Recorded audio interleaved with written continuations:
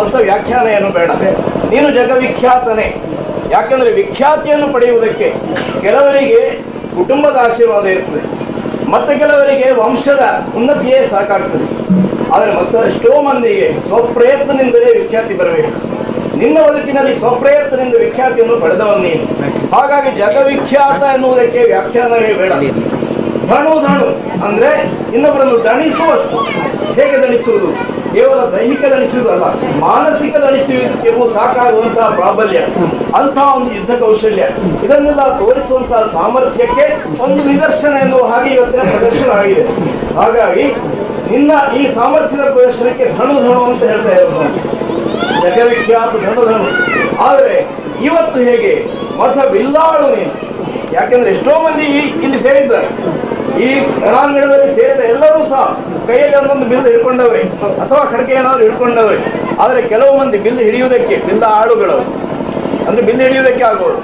ಆದರೆ ನೀನು ಬಿಲ್ಲಾಳು ಅಂದ್ರೆ ಬಿಲ್ಲನ್ನು ಆಳುವ, ಕೈಯಲ್ಲಿ ಬಿಲ್ಲನ್ನು ಹಿಡಿದು ಹೇಗೆ ಉಪಯೋಗಿಸಬೇಕು ಹಾಗೆ ಉಪಯೋಗಿಸುವ ಎಲ್ಲ ಕೌಶಲ್ಯವನ್ನು, ಎಲ್ಲ ಸಾಮರ್ಥ್ಯವನ್ನು ಇಲ್ಲಿ ಪ್ರದರ್ಶಿಸಿದವ. ಹಾಗಾಗಿ ನೀನು ಇವತ್ತು ಬಿಲ್ಲಾಳು. ಅದನ್ನು ನಾನು ಮಹಾರಥಿ ಎನ್ನುವ ಅರ್ಥದಲ್ಲಿ ಹೇಳ್ತಾ ಇದ್ದೇನೆ. ಸಂತೋಷವಾಯಿತು. ಸ್ವಾಮಿ, ಹೊಗಳಿದೆಯಾ? ಇನ್ನು ನನಗೆ ಹೆಚ್ಚು ಗಳಿಗೆ ಬದುಕಬೇಕು ಅಂತಿಲ್ಲ. ಹೌದೇ? ತಗೊಳ್ತಾನೆ.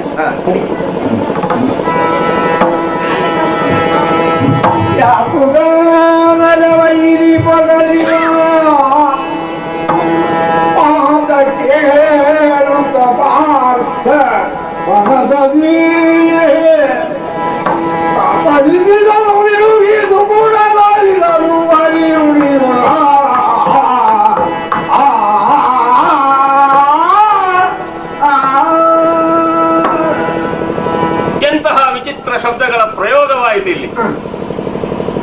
ಕೊನೆಗೆ ಇತ್ಲಾಗೂ ಸ್ವಲ್ಪ ಏನಾದರೂ ಹೊಗಳಿಕೆ ಇರಬಹುದು ಅಂತ ಊಹಿಸಿದ್ದೆ ನಾನು. ಒಂದು ಶಬ್ದ ಬರಲಿಲ್ಲ ಇವನ ಬಾಯಿಂದ. ಇದೆಂತ ವಿಚಿತ್ರ ಮೈತ್ರಿಕೂಟವಾಗಿ ಹೋಯ್ತಲ್ಲ ಇವರು. ನನ್ನ ರಥವನ್ನು ನಡೆಸಿಕೊಂಡು ಬಂದಂತಹ ನನ್ನ ದೇವ, ನನ್ನ ಭಾವ, ನರನಾರಾಯಣ ತತ್ವದಲ್ಲಿ ವ್ಯತ್ಯಾಸವೇ ಇಲ್ಲ. ಹೊಗಳಲ್ಲಿ ಅವನನ್ನು ಹೊಗಳಿದಕ್ಕೆ ನನಗೇನು ಬೇಸರ ಇಲ್ಲ. ಅವನ ಪರಾಕ್ರಮದ ಬಗ್ಗೆ ನನಗೂ ಮೆಚ್ಚುಗೆ ಇದೆ. ಹಾಗಂತ ಅವನಿಗಿಂತ ಉನ್ನತವಾದಂತಹ ಪರಾಕ್ರಮ ತೋರಿಸಿದ ಇವನ ಬಗ್ಗೆ ಒಂದು ಮಾತು ಇವನ ಬಾಯಿಂದ ಬರಲಿಲ್ಲ ಅಂತ ಹೇಳಿದ್ರೆ ಪರೋಕ್ಷವಾಗಿ ನೀನು ಯುದ್ಧವನ್ನು ನಿಲ್ಲಿಸುವಂತ ಸೂಚನೆ ಅಲ್ವಾ ಇದು? ನೀನು ಮುಂದಕ್ಕೆ ಹೋಗುವ, ಇವನು ಹಿಂದಕ್ಕೆ ಹೋಗಲಿ ಅಂತ. ಆಗಲಿ, ಸ್ವಾಮಿ ಕೊಟ್ಟ ಸೂಚನೆಯನ್ನು ಮನಸಾರೆ ಸ್ವೀಕರಿಸಿ ಈ ಶಸ್ತ್ರವನ್ನು ಕೆಳಗಿಟ್ಟು ಅವನನ್ನಾಗಿ ಕೂತು ಬಿಡ್ತೇನೆ. ಏನಿದು? ಬಾಣಗಳ ಸುರಿಮಳೆ ಆಗಬೇಕಿತ್ತು. ನಾನು ಸಾರಥಿಯಾಗಿ ಮುಂದೆ ಕುಳಿತಿದ್ದೇನೆ, ಮಹಾರಥಿಯಾದ ಹಿಂದಿನಿಂದ ಬಾಣ ಪ್ರಯೋಗ ಮಾಡಬೇಕಿತ್ತು. ಬಾಣಗಳೇ ಕಾಣುವುದಿಲ್ವಲ್ಲ. ಹಾಗೆ ಬಾಣಗಳು ಕಾಣುವುದಿಲ್ಲ ಅಂತಾದ ಮೇಲೆ ಬಾಣ ಬಿಡುವವನನ್ನು ನಾನು ನೋಡ್ಬೇಕು.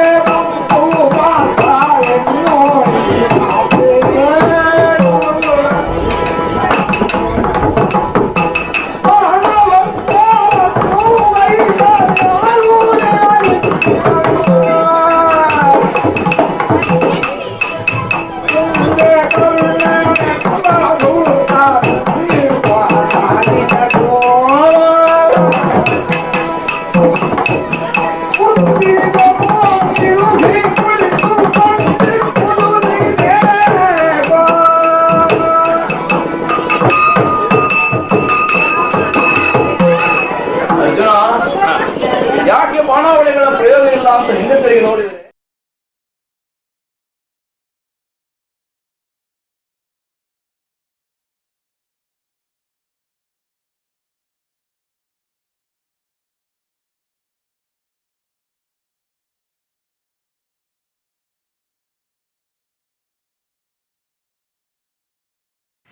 ಸುಳ್ಯ ಎಂದಾಗ ನಮಗೆ ನೆನಪು ಬರುವ ಕೆಲವು ಹೆಸರುಗಳಲ್ಲಿ ಪ್ರಭಾಕರ ಶಿಶಿಲರದ್ದು ಒಂದು.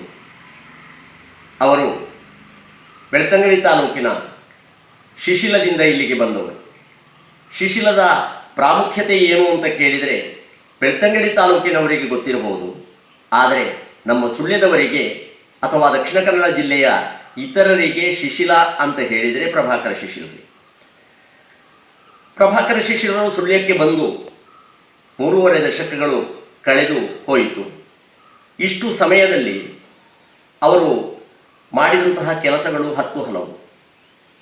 ಅವರ ವಿವಿಧ ಮುಖಗಳಲ್ಲಿ ಪ್ರಧಾನವಾಗಿ ನಾವು 4 ಮುಖಗಳನ್ನು ಗುರುತಿಸುವುದಿದ್ದರೆ, ಒಂದನೆಯದ್ದು ಅಧ್ಯಾಪನ. ಆ ಕ್ಷೇತ್ರದಲ್ಲಿ ಬಹಳ ದೀರ್ಘವಾಗಿ ತಮ್ಮನ್ನು ತೊಡಗಿಸಿಕೊಂಡವರು. ಎರಡನೇ ಕ್ಷೇತ್ರ ಯಕ್ಷಗಾನ. ಯಕ್ಷಗಾನದ ತಾಳಮದ್ದಳೆಗಳಿರ್ಬೋದು, ಆಟಗಳಿರ್ಬೋದು, ಬರವಣಿಗೆಗಳಿರ್ಬೋದು, ಉಪನ್ಯಾಸಗಳಿರ್ಬೋದು, ಇದೆಲ್ಲ ಸೇರಿ ಯಕ್ಷಗಾನದ ಕೆಲಸ. ಆಮೇಲೆ ಮೂರನೆಯದಾಗಿ ಅವರು ಸಾಹಿತ್ಯದಲ್ಲಿ ತೊಡಗಿಸಿಕೊಂಡರು. ಹಲವು ಪ್ರಶಸ್ತಿಗಳನ್ನು ಗಳಿಸಿಕೊಂಡಿದ್ದಾರೆ. ಸಾಹಿತ್ಯದಲ್ಲಿ ಹಲವು ಸೃಜನಶೀಲ ಕೃತಿಗಳನ್ನು ರಚಿಸಿದ್ದಾರೆ. ವ್ಯಕ್ತಿ ಪರಿಚಯವನ್ನು ಬರೆದಿದ್ದಾರೆ. ಹೀಗೆ ಸಾಹಿತ್ಯದಲ್ಲಿ ಮಾಡಿದಂತಹ ಕೆಲಸಗಳು. ಆಮೇಲೆ 4ನೆಯದಾಗಿ ಸಾಮಾಜಿಕವಾದ ಚಟುವಟಿಕೆಗಳಲ್ಲಿ ತೊಡಗಿಸಿಕೊಂಡದ್ದು. ರೋಟರಿ ಕ್ಲಬ್ಬು, ಲಯನ್ಸ್ ಕ್ಲಬ್ ಇತ್ಯಾದಿ ಕ್ಲಬ್ಗಳಲ್ಲೂ ಇದ್ದರು. ಆಮೇಲೆ ಸಾಮಾಜಿಕವಾಗಿ ತುಂಬ ಕಳಕಳಿಯನ್ನು ಹೊಂದಿ ಸುಳ್ಯದ ಮೂಲಕವಾಗಿ ರೈಲು ಸಾಗಬೇಕು ಅಂತ ಹೇಳುವ ವಿಷಯದಲ್ಲೂ ಕೂಡ ಆಸಕ್ತಿಯಿಂದ ಹೊರಟವರು. ಇಂತಹ ಪ್ರಭಾಕರ ಶಿಷ್ಯರ ಕುರಿತು ಹೇಳುವುದಕ್ಕೆ ಬಹಳಷ್ಟಿದೆ. ಅದನ್ನು ಹೇಳುವ ಬದಲಾಗಿ ಅವರ ಜೊತೆ ಸಂವಾದ ಮಾಡುವ ಮೂಲಕ ಆ ವಿಷಯವನ್ನು ಬಿಚ್ಚಿಕೊಳ್ಳುವುದಕ್ಕೆ ಪ್ರಯತ್ನ ಪಡ್ತೀವಿ ನಾವು. ಶಿಷ್ಯರೇ ನಮಸ್ಕಾರ. ನಮಸ್ಕಾರ. ಇವತ್ತು ನಿಮ್ಮ ಜೊತೆ ಮಾತಾಡುವುದಕ್ಕೆ ಬಹಳ ಉತ್ಸಾಹ ಇದೆ ನನಗೆ. ಯಾಕಂದರೆ ನಮ್ಮ ಪರಿಚಯ ಎನ್ನುವುದು 3 ದಶಕಕ್ಕಿಂತ ಹೆಚ್ಚಿನದು. ಹತ್ತಿರ 4 ದಶಕವಾಗುತ್ತಲೇ ಬಂತು. ಇಷ್ಟು ಸಮಯದಲ್ಲಿ ನಾನು ನಿಮ್ಮನ್ನು ಬಹಳ ಹತ್ತಿರದಿಂದ ಕಂಡಿದ್ದೇನೆ. ನಮ್ಮ ಒಡನಾಟ, ನಮ್ಮ ಗೆಳೆತನ ಇಷ್ಟು ದೀರ್ಘಕಾಲದಲ್ಲಿ ಇಷ್ಟೂ ಕೂಡ ಕೆಡದೆ ಬಹಳ ಆಪ್ತವಾಗಿ ನಡೆದು ಬರ್ತಾ ಇತ್ತು. ಕೆಲವೊಂದು ವಿಚಾರಗಳಲ್ಲಿ ನನಗೆ ನಿಮಗೆ ನಾವು ಭಿನ್ನ ವಿಚಾರಗಳನ್ನು ತಾಳಿದ್ದರೂ ಕೂಡ ಪರಸ್ಪರ ವಿಚಾರಗಳನ್ನು ಬಹಳ ಗೌರವಿಸ್ತಾ ಬಂದವು.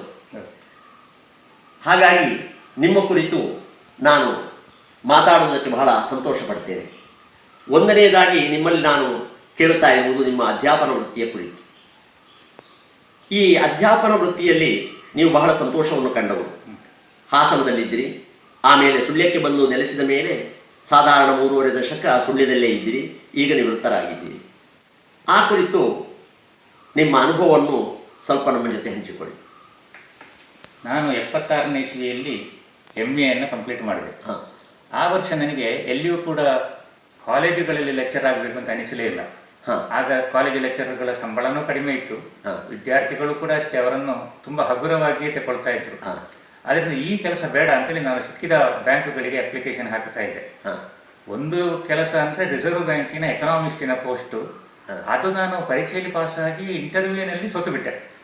ಇಲ್ಲದಿದ್ದರೆ ಬಹುಶಃ ನಾನು ರಿಸರ್ವ್ ಬ್ಯಾಂಕಿನ ಡೆಪ್ಯೂಟಿ ಗವರ್ನರ್ ಆಗಿ ರಿಟೈರ್ ಆಗ್ತಿದ್ನೋ ಏನೋ. ಆದರೆ ಅಲ್ಲಿ ಹೋದದ್ದು ಬೇರೆ ಕಡೆ ಸಿಕ್ಕಿತ್ತು ಬಿಡಿ. ಮರು ವರ್ಷ ನನಗೆ ಹಾಸನದ AVK ಮಹಿಳಾ ಕಾಲೇಜಿನಲ್ಲಿ ಕೆಲಸ ಸಿಕ್ಕಿತು. ಅದು 1 ವರ್ಷ ಅಲ್ಲಿ ತುಂಬ ಕಷ್ಟಪಟ್ಟೆ ನಾನು. ಯಾಕಂದರೆ ಈ ಮಹಿಳಾ ಕಾಲೇಜಿನಲ್ಲಿರುವ ಮಹಿಳೆಯರನ್ನು ನಿಭಾಯಿಸುವುದು ತುಂಬ ಕಷ್ಟದ ಕೆಲಸ. ಅದರ ಬಗ್ಗೆ ಒಂದು ಪುಸ್ತಕ ಬರೆದಿದ್ದೇನೆ, ಆ 1 ವರ್ಷ ಅಂತ ಅದರ ಹೆಸರು. ಅದರಲ್ಲಿ ನಾನು ಇಡೀ ಅನುಭವವನ್ನು ಹೇಳಿಕೊಂಡಿದ್ದೇನೆ. ಆದರೆ ಅಲ್ಲಿ ಸಿಕ್ಕಿದ ಅನುಭವ ನನಗೆ ಮುಂದಿನ ಜೀವನಕ್ಕೆ ಬಹಳ ಮುಖ್ಯ ಅನಿಸಿತು. ಒಂದು ಸೆಕೆಂಡು, ಇಲ್ಲಿ ಮಹಿಳಾ ಇದರಲ್ಲಿ ಅದು ಬಹಳ ಕಷ್ಟ ಅಂತ ನೀವು ಹೇಳಿದ್ರಲ್ಲ, ಅದನ್ನು ಸ್ವಲ್ಪ ಎಕ್ಸ್ಪ್ಲೇನ್ ಮಾಡ್ತೀರಾ? ಅಂದರೆ ಯಾವ ರೀತಿ ಕಷ್ಟ ಅಂತಂದರೆ ಹೇಗೆ ಅದು?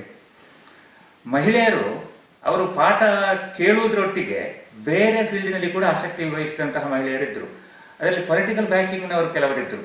ಆವಾಗ 1977-78ರಲ್ಲಿ ಜನತಾ ಪಕ್ಷ ಅಂತೇಳಿ ಒಂದು ಪಕ್ಷ ಇತ್ತು, ಇನ್ನೊಂದು ಕಾಂಗ್ರೆಸ್ ಇತ್ತು.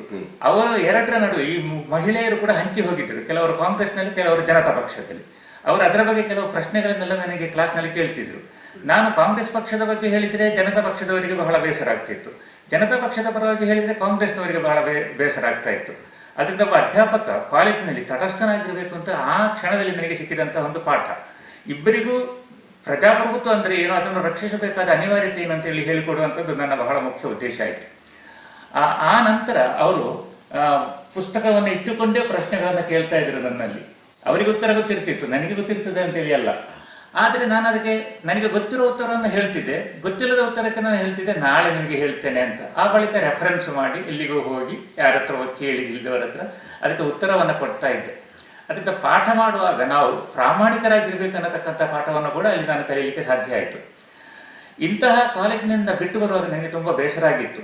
ಅಲ್ಲಿ ಬಿಟ್ಟು ಬರಬೇಕಾಗಿ ಬಂದದ್ದು ಯಾಕಂತ ಹೇಳಿದ್ರೆ, ಇನ್ನು ಮುಂದೆ ಇಲ್ಲಿ ಗಂಡಸರನ್ನು ತೆಕ್ಕೊಳ್ಳುವುದಿಲ್ಲ, ಕೇವಲ ಸ್ತ್ರೀಯರನ್ನು ಮಾತ್ರ ನಾವು ತೆಕ್ಕೊಳ್ಳುವುದು ಅನ್ನತಕ್ಕಂಥ ಒಂದು ತೀರ್ಮಾನವನ್ನು ಮ್ಯಾನೇಜ್ಮೆಂಟ್ ತಾಳಿತ್ತು. ಅಲ್ಲಿಯ ಪ್ರಿನ್ಸಿಪಾಲ್ರು ಮೂಲತಃ ದಕ್ಷಿಣ ಕನ್ನಡದವರು, ಅವರಿಗೆ ಮಕ್ಕಳಿರಲಿಲ್ಲ. ಅವರು ನನ್ನನ್ನು ಮಗನಂತೆ ಪ್ರೀತಿಸ್ತಿದ್ರು. ನನಗೆ ಅದೊಂದು ತುಂಬಾ ಖುಷಿ ಪಟ್ಟಂತಹ ಒಂದು ಅನುಭವ. ಅದಾಗಿ ಅಲ್ಲಿನ 1 ವರ್ಷದ ಎಕ್ಸ್ಪೀರಿಯನ್ಸ್ ಸರ್ಟಿಫಿಕೇಟ್ ತೆಗೆದುಕೊಂಡು ನಾನು ದಕ್ಷಿಣ ಕನ್ನಡದಲ್ಲಿ 2-3 ಕಡೆ ನಾನು ಇಂಟರ್ವ್ಯೂನಲ್ಲಿ ಭಾಗವಹಿಸಿದೆ. ಮೊದಲು ಭಾಗವಹಿಸಿದ್ದೆ ಸುಳ್ಯದಲ್ಲಿ 27 ಮಂದಿ ಇದ್ದರು ಇಂಟರ್ವ್ಯೂನಲ್ಲಿ. ಅದರಲ್ಲಿ ನಾನು ಆಯ್ಕೆಯಾದೆ, ನೇರವಾಗಿ ಆಯ್ಕೆಯಾದೆ. ಅದು ಬಹಳ ಖುಷಿ ಕೊಟ್ಟಿತ್ತು ನನಗೆ. ಆ ನಂತರ ವಿವೇಕಾನಂದ ಕಾಲೇಜಿಗೆ ನಾನು ಹೋಗಿದ್ದೆ, ಅಲ್ಲಿ ಇಂಟರ್ವ್ಯೂನಲ್ಲಿ ಕೂಡ ನಾನು ಆಯ್ಕೆಯಾದೆ. ಮತ್ತೆ ಉಜಿರೆ ಕಾಲೇಜಿಗೆ ಹೋಗಿದ್ದೆ, ಅಲ್ಲಿ ನಾನು ಆಯ್ಕೆ ಆಗಲಿಲ್ಲ. ನಾನು ಇಲ್ಲಿ ಸೇರಿದ 1 ವಾರದ ಬಳಿಕ ವಿವೇಕಾನಂದ ಕಾಲೇಜಿಂದ ನನಗೆ ಇದು ಬಂತು, ಅಪಾಯಿಂಟ್ಮೆಂಟ್ ಲೆಟರ್ ಬಂತು. ಆ ಅಪಾಯಿಂಟ್ಮೆಂಟ್ ಲೆಟರ್ನ ಹಿಡ್ಕೊಂಡು ನಾನು ನಮ್ಮ ಪ್ರೆಸಿಡೆಂಟ್ ಹತ್ರ ಹೋದೆ, ಕುರಿಂಜಿ ವೆಂಕಟರಮಣಗೌಡರ ಹತ್ರ. ಅವರಿಗೆ ಹೇಳಿದೆ, ಸರ್ ನನಗೆ ಫುಲ್ ಟೈಮ್ ಕೆಲಸ ಸಿಗ್ತಾ ಉಂಟು, ಇದು ಎಡೆಡ್ ಕಾಲೇಜ್ ಆದ ಕಾರಣ ನನಗೆ ಸಂಬಳನೂ ಫುಲ್ ಸಿಗುತ್ತೆ, ನಾನು ಹೋಗಿ ಬಿಡಬೇಕಂತ ಕೇಳಿದೆ. ಅದಕ್ಕೆ ಅವರು, ಇಲ್ಲ, ನಿಮ್ಮ ಪ್ರತಿಭೆಯನ್ನು ನೋಡಿ ನಾವು ಆಯ್ಕೆ ಮಾಡಿದ್ದು, ನಿಮಗೊಂದು 2 ವರ್ಷದವರೆಗೆ ಸಂಬಳ ಕಡಿಮೆ ಇರ್ತದೆ, ಅದರ ಮುಂದೆ ಸಂಬಳ ಚೆನ್ನಾಗಿ ಬರ್ತದೆ, ಅದರಿಂದ ನೀವು ಹೆದರಬೇಕಾದ ಅವಶ್ಯಕತೆ ಇಲ್ಲ ಅಂತ ಹೇಳಿದರು. ಅದು ನನ್ನ ಭಾಗ್ಯವನ್ನು ತೆರೆಸಿದಂತಹ ಒಂದು ಭಾಗ್ಯದ ಬಾಗಿಲನ್ನು ತೆರೆಸಿದಂತಹ ಒಂದು ಘಟನೆ ಅಂತ ನಾನು ಈಗ ಅಂದುಕೊಳ್ತೇನೆ. ಇಷ್ಟು ನನಗೆ ಸ್ವಾತಂತ್ರ್ಯ ಬೇರೆ ಎಲ್ಲೂ ಸಿಗಲು ಸಾಧ್ಯ ಇರಲಿಲ್ಲ. ಅದರಿಂದಲೇ ಇಷ್ಟೊಂದು ಕೃತಿಗಳನ್ನು ರಚಿಸಲಿಕ್ಕೂ ಕೂಡ ಸಾಧ್ಯ ಆಯಿತು. ಅಧ್ಯಾಪಕನಾಗಿ ನಾನು 35 ವರ್ಷ ದುಡಿದಿದ್ದೇನೆ, ಬೇರೆ ಬೇರೆ ಬ್ಯಾಚ್ಗಳನ್ನು ನಿಭಾಯಿಸಿದ್ದೇನೆ. ಹಾಗೆ ಕೆಲವು ಮಕ್ಕಳನ್ನು ನಾನು ಬೈಸಿಕಲ್ ಜಾಥಾ, ಆಮೇಲೆ ಚಾರಣ ಇತ್ಯಾದಿಗಳಿಗೆ ಕರ್ಕೊಂಡು ಹೋಗಿ ಅವರ ಆಸಕ್ತಿಯನ್ನೇ ಬದಲಾಯಿಸಲು ಕೂಡ ನನಗೆ ಸಾಧ್ಯ ಆಗಿದೆ. ಹೀಗೆ ಶೈಕ್ಷಣಿಕವಾಗಿ ತೊಡಗಿಸಿಕೊಂಡ ಕಾರಣ ಸುಳ್ಳಿಗಾದ್ಯಂತ ನಾನು ಪರಿಚಿತನಾದೆ. ಆ ಪರಿಚಯ ನನಗೆ ಹಲವು ರೀತಿಯ ಪ್ರಯೋಜನಕ್ಕೆ ಬಂದಿತು. ಹೀಗೆ ಇದರ ಒಟ್ಟಿಗೆ ನಾನು ಸಂಶೋಧನೆಯಲ್ಲಿ ಕೂಡ ನಾನು ಭಾಗವಹಿಸಿಕೊಂಡೆ, ನನ್ನನ್ನು ನಾನು ತೊಡಗಿಸಿಕೊಂಡೆ. ಸಂಶೋಧಕನಾಗಿ ನಾನೊಂದು 5 ವರ್ಷ ಕೆಲಸ ಮಾಡಿ, ಅದು ಸಮುದ್ರ ಮೀನುಗಾರರ ಬಗೆಗೆ ನಾನು ಮಾಡಿದಂತಹ ಸಂಶೋಧನೆ. ಅದರಲ್ಲಿ ನನಗೆ ಡಾಕ್ಟರೇಟ್ ಬಂದ ನಂತರ ನಾನೇ ಒಬ್ಬ ಸಂಶೋಧಕ ಗೈಡ್ ಆಗಿ ಪರಿವರ್ತನೆ ಹೊಂದಿದೆ. ನಾನು ಈವರೆಗೆ 3 PhDಗೆ ನಾನು ಗೈಡ್ ಮಾಡಿದ್ದೇನೆ. ಈಗ ಒಬ್ಬರು ಕೊನೆಯವರು, ಅಂದರೆ ಇನ್ನೂ ಆಗುದಿಲ್ಲ, ರಿಟೈರ್ಡ್ ಆದ ನಂತರ ಆಗುದಿಲ್ಲ ಅನ್ನೋ ಕಾರಣಕ್ಕಾಗಿ ಈಗ ಒಬ್ಬರು ಕೊನೆಯವರು ಇದ್ದಾರೆ. ನಾನು ಸುಮಾರು 8 ಮಂದಿಗೆ MPhil ಅನ್ನು ಕೂಡ ಮಾಡಿದ್ದೇನೆ. ಮತ್ತೆ ಸಾಕ್ಷರತಾ ಆಂದೋಲನದಲ್ಲಿ ಭಾಗವಹಿಸಿದ್ದೇನೆ. ಅಲ್ಲಲ್ಲಿ ಹೋಗಿ ಕಾಲೋನಿಗಳಿಗೆ ಹೋಗಿ ಭಾಷಣವನ್ನು ಕೂಡ ಮಾಡಿದ್ದೇನೆ. ಇದೆಲ್ಲ ನನ್ನ ಅಧ್ಯಾಪನದ ಒಂದು ಭಾಗ ಅಂತ ನಾನು ಭಾವಿಸಿದ್ದೇನೆ. ಇಲ್ಲಿ ನೀವು ಬ್ರಹ್ಮಾನಂದ ಎಕನಾಮಿಸ್ಟ್ ಅಧ್ಯಯನ ಕೇಂದ್ರ, ಬ್ರಹ್ಮಾನಂದ ಅಧ್ಯಯನ ಕೇಂದ್ರವನ್ನು ಸ್ಥಾಪನೆ ಮಾಡಿದ್ರಿ. ಹಾಗೆಯೇ ನೀವು ಬಹಳ ಮೆಚ್ಚಿನ ಶಿಕ್ಷಕ ಅಂತ ನಾವು ಕೇಳಿಬಲ್ಲೆವು. ಪ್ರತಿಯೊಬ್ಬ ವಿದ್ಯಾರ್ಥಿಗಳು ಕೂಡ ನಿಮ್ಮ ಪಾಠದ ಬಗ್ಗೆ ಬಹಳ ಮೆಚ್ಚಿಕೊಳ್ಳುತ್ತಾರೆ.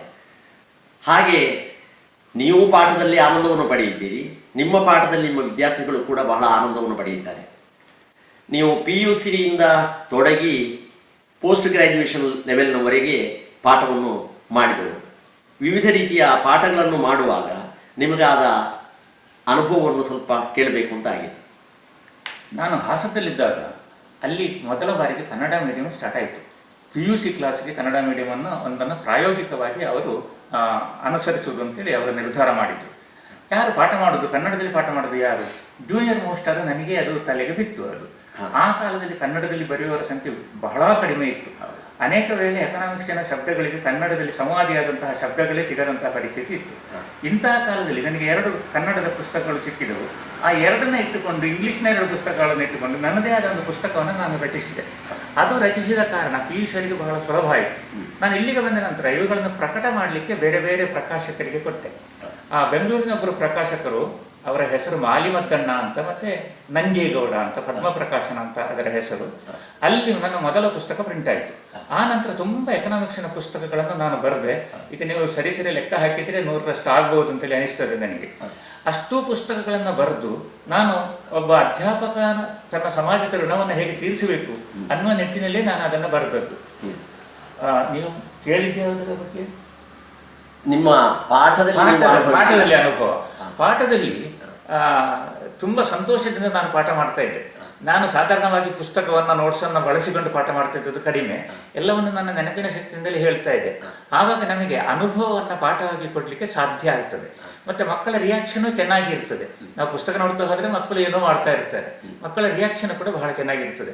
ನನಗೆ ಹಾಸನದಲ್ಲಿ ಸಿಕ್ಕಿದಂತಹ ವಾತಾವರಣ ಸುಳ್ಯದಲ್ಲಿ ಸಿಗಲಿಲ್ಲ. ಸುಳ್ಯದಲ್ಲಿ ಸ್ವಲ್ಪ ಭಿನ್ನವಾದಂತಹ ವಾತಾವರಣ. ಅಲ್ಲಿ ಹಾಸನದಲ್ಲಿ ಹೆಣ್ಣು ಮಕ್ಕಳಲ್ಲಿ ಸುಮಾರು 80-90% ಚೆನ್ನಾಗಿ ಓದಿಕೊಂಡೇ ಬರುವವರು. ಒಂದು 10% ರಾಜಕೀಯವೋ ಕ್ರೀಡೆಯೋ ಅಂತ ಹೇಳಿಕೊಂಡು ಸ್ವಲ್ಪ ಹಿಂದುಳಿಬಹುದು. ಇದು ಕಂಬೈನ್ಡ್, ಹೆಣ್ಣು ಇದ್ದಾರೆ ಗಂಡು ಇದ್ದಾರೆ.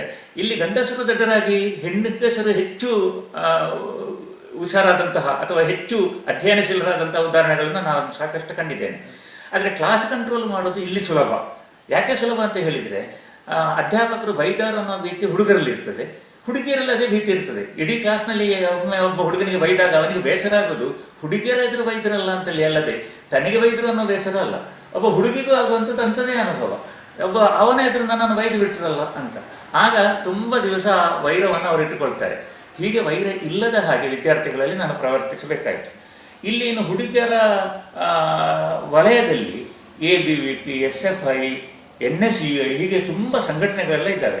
ನಾವು ಯಾವುದಕ್ಕೂ ಸೇರದೆ ಹುಡುಗರು ಕರೆದ್ರೆ ನಾವು ಒಂದು ಕ್ಷಣ ಹೋಗಿ ಅಲ್ಲಿ ಏನು ಹೇಳಬೇಕು ಅಷ್ಟನ್ನು ಹೇಳಿ ಬರ್ತಾ ಇದ್ದೆವು. ಆದ್ದರಿಂದ ಒಂದು ಪಕ್ಷಾತೀತ ವ್ಯಕ್ತಿ ಆಗಿ ಅಧ್ಯಾಪಕ ಇದ್ದರೆ ವಿದ್ಯಾರ್ಥಿಗಳಿಗೆ ತುಂಬ ಖುಷಿ ಆಗ್ತದೆ. ವಿದ್ಯಾರ್ಥಿಗಳನ್ನ ಕೇವಲ ಪಾಠ ಕೇಳುವ ಯಂತ್ರ ಅಂತೇಳಿ ನಾವು ಭಾವಿಸಬಾರದು. ಅವರು ಎಲ್ಲವನ್ನೂ ಕೂಡ ಸ್ವೀಕರಿಸತಕ್ಕಂತಹ ಮನೋಭಾವ ಉಳ್ಳಂತಹ ಒಳ್ಳೆಯ ವಿದ್ಯಾರ್ಥಿಗಳವರು. ಹಸಿಮಣ್ಣಿನ ಹಾಗೆ ನಾವು ಕಲ್ಲು ಬಿಸಾಡಿದರೆ ಅದು ಅಲ್ಲಿಯೇ ಅಂಟಿಕೊಳ್ತದೆ, ಆ ರೀತಿಯವರು. ಒಮ್ಮೆ ಏನಾಯ್ತು ಅಂದರೆ, ಒಂದು ಕ್ಲಾಸಿನ ಹುಡುಗರು ಸುಮಾರು 20-25 ಮಂದಿ ವಿಪರೀತ ಗಲಾಟೆಯವರು. ಎಲ್ಲರ ಪೀರಿಯಡ್ನಲ್ಲಿ ಗಲಾಟೆ ಮಾಡೋದೇ ಅವರದ್ದು ಕೆಲಸ. ನನ್ನ ಪೀರಿಯಡ್ನಲ್ಲಿ ಕಿರಿಕಿರಿ ಸಾಕಷ್ಟು ಇತ್ತು, ಯಾಕಂದರೆ ಅವರಿಗೆ ಪಾಠ ಅರ್ಥ ಆಗ್ತಾ ಇರಲಿಲ್ಲ. ಇದು ಮುಖ್ಯವಾದಂತಹ ಕಾರಣ. ಅಥವಾ ಪಾಠದಲ್ಲಿ ಇಂಟ್ರೆಸ್ಟ್ ಇರಲಿಲ್ಲ. ಹಾಗೆ ನಾನು ಅವರನ್ನು ಪರಿವರ್ತಿಸಲಿಕ್ಕೆ ಬೇಕಾಗಿ ಒಂದು ಚಾರಣದ ಒಂದು ಹವ್ಯಾಸವನ್ನು ಅವರಲ್ಲಿ ಮೂಡಿಸಿದೆ. ನಾವೊಂದು 4-5 ಕಡೆಗೆ ಹೋಗಿ ಬಂದೆವು. ಸುಳ್ಯ, ಮಡಿಕೇರಿ ಈ ವಲಯದ ಸುತ್ತಮುತ್ತ ಇರುವ ಜಲಪಾತಗಳಿಗೆ ಹೋಗಿ ಬಂದೆವು. ಬೆಟ್ಟಗುಡ್ಡಗಳಿಗೆ ನಾವು ಹತ್ತಿ ಬಂದೆವು. ಸಂಪಾಜೆಯಿಂದ ಬೆಟ್ಟಗಳ ತುದಿಯ ಮೇಲೆ, ಅದನ್ನು ರಿಡ್ಜ್ ವಾಕ್ ಅಂತ ಹೇಳ್ತಾರೆ, ಬೆಟ್ಟಗಳ ತುದಿಯ ಮೇಲೆಯೇ ನಡ್ಕೊಂಡು ಹೋಗಿ ಮಡಿಕೇರಿವರೆಗೆ ನಾವು ಹೋಗಿ ಬಂದೆವು. ಇದೆಲ್ಲ ಅವರಲ್ಲಿ ಕಲಿಬೇಕನ್ನುವಂತಹ ಒಂದು ಛಲವನ್ನು ಮೂಡಿಸಿತ್ತು. ಆ ಹುಡುಗರು ಪಾಸಾದರು ಅಂತ ನಾವು ಯಾರು ನಾವು ಅಂದುಕೊಂಡೇ ಇರಲಿಲ್ಲ. ಅದರ ಪುಣ್ಯಕ್ಕೆ ಅವರೆಲ್ಲರೂ ಪಾಸಾದರು. ಇದೊಂದು ಹವ್ಯಾಸದ ಮೂಲಕ ಒಬ್ಬರನ್ನು ಬದಲಾಯಿಸಿ ಶಿಕ್ಷಣದತ್ತ ಎಳೆದು ತರತಕ್ಕಂಥದ್ದು ಅಧ್ಯಾಪಕನ ಹೊಣೆ ಅಂತೇಳಿ ನಾನು ಭಾವಿಸಿದ್ದೇನೆ. ಆದ್ದರಿಂದ ಅದನ್ನು ನಾನು ಮಾಡಿದ್ದೇನೆ. ಅದನ್ನೇ ಆಧರಿಸಿ 2 ಪುಸ್ತಕ ಬರೆದೆ. ಒಂದು ಜಲಧಾರೆ ಅಂತ, ಇನ್ನೊಂದು ನಿಸರ್ಗ ನಿನಾದ ಅಂತ 2 ಪುಸ್ತಕಗಳನ್ನು ನಾನು ಬರೆದೆ. ಹೇಳಲೇಬೇಕಾದ್ದು ಏನಂತ ಹೇಳಿದರೆ, ನನ್ನ ಮಿಸೆಸ್ಸಿನ ಬಗ್ಗೆ. ನಾನು ಹೊರಗೆ ಹೋದಾಗಲೆಲ್ಲ ಇವಳು ಅಬ್ಜೆಕ್ಷನ್ ಮಾಡ್ತಾ ಇದ್ದರೆ ಪ್ರಾಯಶಃ ಇದೆಲ್ಲ ಸಾಧ್ಯ ಆಗ್ತಾ ಇರಲಿಲ್ಲ. ನಾನು ಹೊರಗೆ ಹೋದಾಗ ಅದಕ್ಕೆ ಪ್ರೋತ್ಸಾಹ ಕೊಟ್ಟು, ನೀವು ಹೋದರೂ ಪರವಾಗಿಲ್ಲ, ನಾನು ನಿಭಾಯಿಸ್ತೇನೆ ಮನೆಯನ್ನು ಅನ್ನತಕ್ಕಂಥ ಒಂದು ಗ್ಯಾರಂಟಿಯನ್ನು ಕೊಟ್ಟ ಕಾರಣ ನನಗೆ ಇದನ್ನೆಲ್ಲ ಮಾಡಲಿಕ್ಕೆ ಸಾಧ್ಯ ಆಯಿತು. ಸರ್, ಇಲ್ಲಿ ಒಂದು ಪ್ರಶ್ನೆ ಉಂಟು. ಈಗ ನೋಡಿ, ನೀವು ಇಕನಾಮಿಕ್ಸ್ ಟೀಚಿಂಗ್ ಮಾಡ್ತಾ ಇದ್ದಂಥವು. ಹೌದು. ಇಕನಾಮಿಕ್ಸ್ ಅಂತಂದರೆ ಯೂಶ್ವಲಿ ಅದೊಂದು ರೀತಿ ಬೋರಿಂಗ್ ಸಬ್ಜೆಕ್ಟ್ ಅಂತ ಹೇಳಿ ಈಗಲೂ ಮಕ್ಕಳು ಅದನ್ನೇ ಹೇಳುದು. ಅದು ಅಂಥ ಒಂದು ಸಬ್ಜೆಕ್ಟಲ್ಲಿ ಮಕ್ಕಳಲ್ಲಿ ಇಂಟ್ರೆಸ್ಟನ್ನು ಕ್ರಿಯೇಟ್ ಮಾಡೋದು ಅಂತಂದರೆ ಅದು ಯಾವ ರೀತಿಯಲ್ಲಿ, ಈಗ ಚಾರಣದ ಮುಖಾಂತರ ಅಂತ ನೀವು ಹೇಳಿದ್ರಿ, ಅದು ಯಾವ ರೀತಿಯಲ್ಲಿ ಪರಿಣಾಮ ಬೀಳ್ತದೆ? ಅಂದರೆ ಯಾವುದೋ ಎಕ್ಸ್ಟ್ರಾ ಕರಿಕ್ಯುಲರ್ ಆ್ಯಕ್ಟಿವಿಟಿಯಲ್ಲಿ ನಾವು ತೊಡಗಿಸಿ ಅವರನ್ನು ಪಾಠದತ್ತ ಸೆಳೆಯುವ ಒಂದು ತಂತ್ರ ಏನಿದೆ ಅದು ಯಶಸ್ವಿಯಾಗಿದ್ದಿರ್ಬೋದು. ಆದರೆ ಆ ಯಶಸ್ಸಿಗೆ ಕಾರಣ ಆಗುವಂಥದ್ದು ಯಾವುದು? ಮನಸ್ಸಿನ ಮೇಲೆ ಪರಿವರ್ತನೆಗೆ ಕಾರಣ ಆಗುವಂಥದ್ದು ಯಾವುದು? ಯಾವಾಗಲೂ ಕೂಡ ನಾವು ಚಾರಣದಲ್ಲಿಯೇ ತೊಡಗಿಸಿಕೊಳ್ಳುವುದಲ್ಲ. ಹೌದು, ಕೆಲವೊಮ್ಮೆ ಮಾತ್ರ. ಆಗ ನಮ್ಮ ಮನಸ್ಸಿಗೆ ಬೇಕಾದ ಬದಲಾವಣೆ ಸಿಗ್ತದೆ. ಪ್ರಕೃತಿಯನ್ನು ಅಧ್ಯಯನ ಮಾಡಲಿಕ್ಕೆ ಸಾಧ್ಯ ಆಗ್ತದೆ. ಪ್ರಕೃತಿಯ ವೈಶಿಷ್ಟ್ಯ ಏನಂತ ಹೇಳಿದರೆ, ನಮ್ಮ ಬೋರ್ಡಮನ್ನು ಹೋಗಲಾಡಿಸೋದು. ಹೀಗೆ ಅಲ್ಲಿಗೆ ಹೋದಾಗಲೆಲ್ಲ ಅವರು ಮರಳಿ ಬರುವಾಗ ನಾವು ಇನ್ನೇನಾದರೂ ಮಾಡಬೇಕು, ಏನಾದರೂ ಜನರಿಗೆ ಹೇಳಲಿಕ್ಕೆ ಸಾಧ್ಯ ಆಗುವಂತಹ ಕೆಲಸಗಳನ್ನು ಮಾಡಬೇಕು ಅನ್ನುವಂತಹ ಒಳ್ಳೆಯ ಮನೋಭಾವನೆ ಮೂಡ್ತದೆ. ಅದಕ್ಕೆ ಮುಖ್ಯವಾಗಿ ಅವರಿಗೆ ಡಿಗ್ರಿ ಆಗಬೇಕು. ಡಿಗ್ರಿ ಆಗದಿದ್ದರೆ ಇದನ್ನೆಲ್ಲ ಮಾಡಲಿಕ್ಕೆ ಸಾಧ್ಯ ಆಗುತ್ತಿಲ್ಲ. ಹಾಗಾಗಿ ಡಿಗ್ರಿ ಮಾಡಿಕೊಂಡ ಕಾರಣ ಅವರು ಡಿಗ್ರಿ ಮಾಡಿಕೊಳ್ಳುವ ಆಸೆಯಿಂದ ಓದುವಂತಹ ಒಂದು ವಲಯಕ್ಕೆ ಅವರು ಬಂದು ಬಿಟ್ಟರು. ಅದರಿಂದ ಅವರು ತುಂಬ ಕಲಿತುಕೊಳ್ಳಲಿಕ್ಕೆ ಕೂಡ ಸಾಧ್ಯ ಆಯಿತು. ಹಿರಿಯರನ್ನು ಗೌರವಿಸುವಂತಹ ಒಂದು ವಿಧಾನವೂ ಕೂಡ ಅವರಲ್ಲಿ ಮೂಡಿ ಬಂತು. ಇದು ಬಹಳ ಮುಖ್ಯವಾದ. ನೀವು ಆರಂಭದಲ್ಲಿ ಕೇಳಿದ್ದು ಮಾಡ್ತಾ ಇದ್ದೀವಿ. ಅದೇ ಎಕನಾಮಿಕ್ಸ್ ಅನ್ನುವಂಥ ಸಬ್ಜೆಕ್ಟ್, ಎಕನಾಮಿಕ್ಸ್ ಅನ್ನು ಹೇಗೆ ಟೀಚ್ ಮಾಡ್ತಾ ಇದ್ದೆ ಅಂತ ಹೇಳಿದ್ರೆ, ಎಕನಾಮಿಕ್ಸ್ ಅನ್ನೋದು ಮೂಲತಃ ನಾವು ಕೌಟಿಲ್ಯನ ಹೆಸರನ್ನು ಹೇಳ್ತೇವೆ, ಅರ್ಥಶಾಸ್ತ್ರವನ್ನು ಬರೆದವನು ಅಂತ. ಅದು ಹೆಚ್ಚಾಗಿ ರಾಜನೀತಿಯ ಒಂದು ಅರ್ಥಶಾಸ್ತ್ರ, ಅದು ಕೇವಲ ಅರ್ಥಶಾಸ್ತ್ರ. ಕರೆಕ್ಟ್, ಹೌದು. ಹಾಗೆ ನಾನು ಹೇಳುವಾಗ ಸ್ಥಳೀಯ ಉದಾಹರಣೆಗಳನ್ನು ಕೊಡ್ತಾ ಇದ್ದೆ.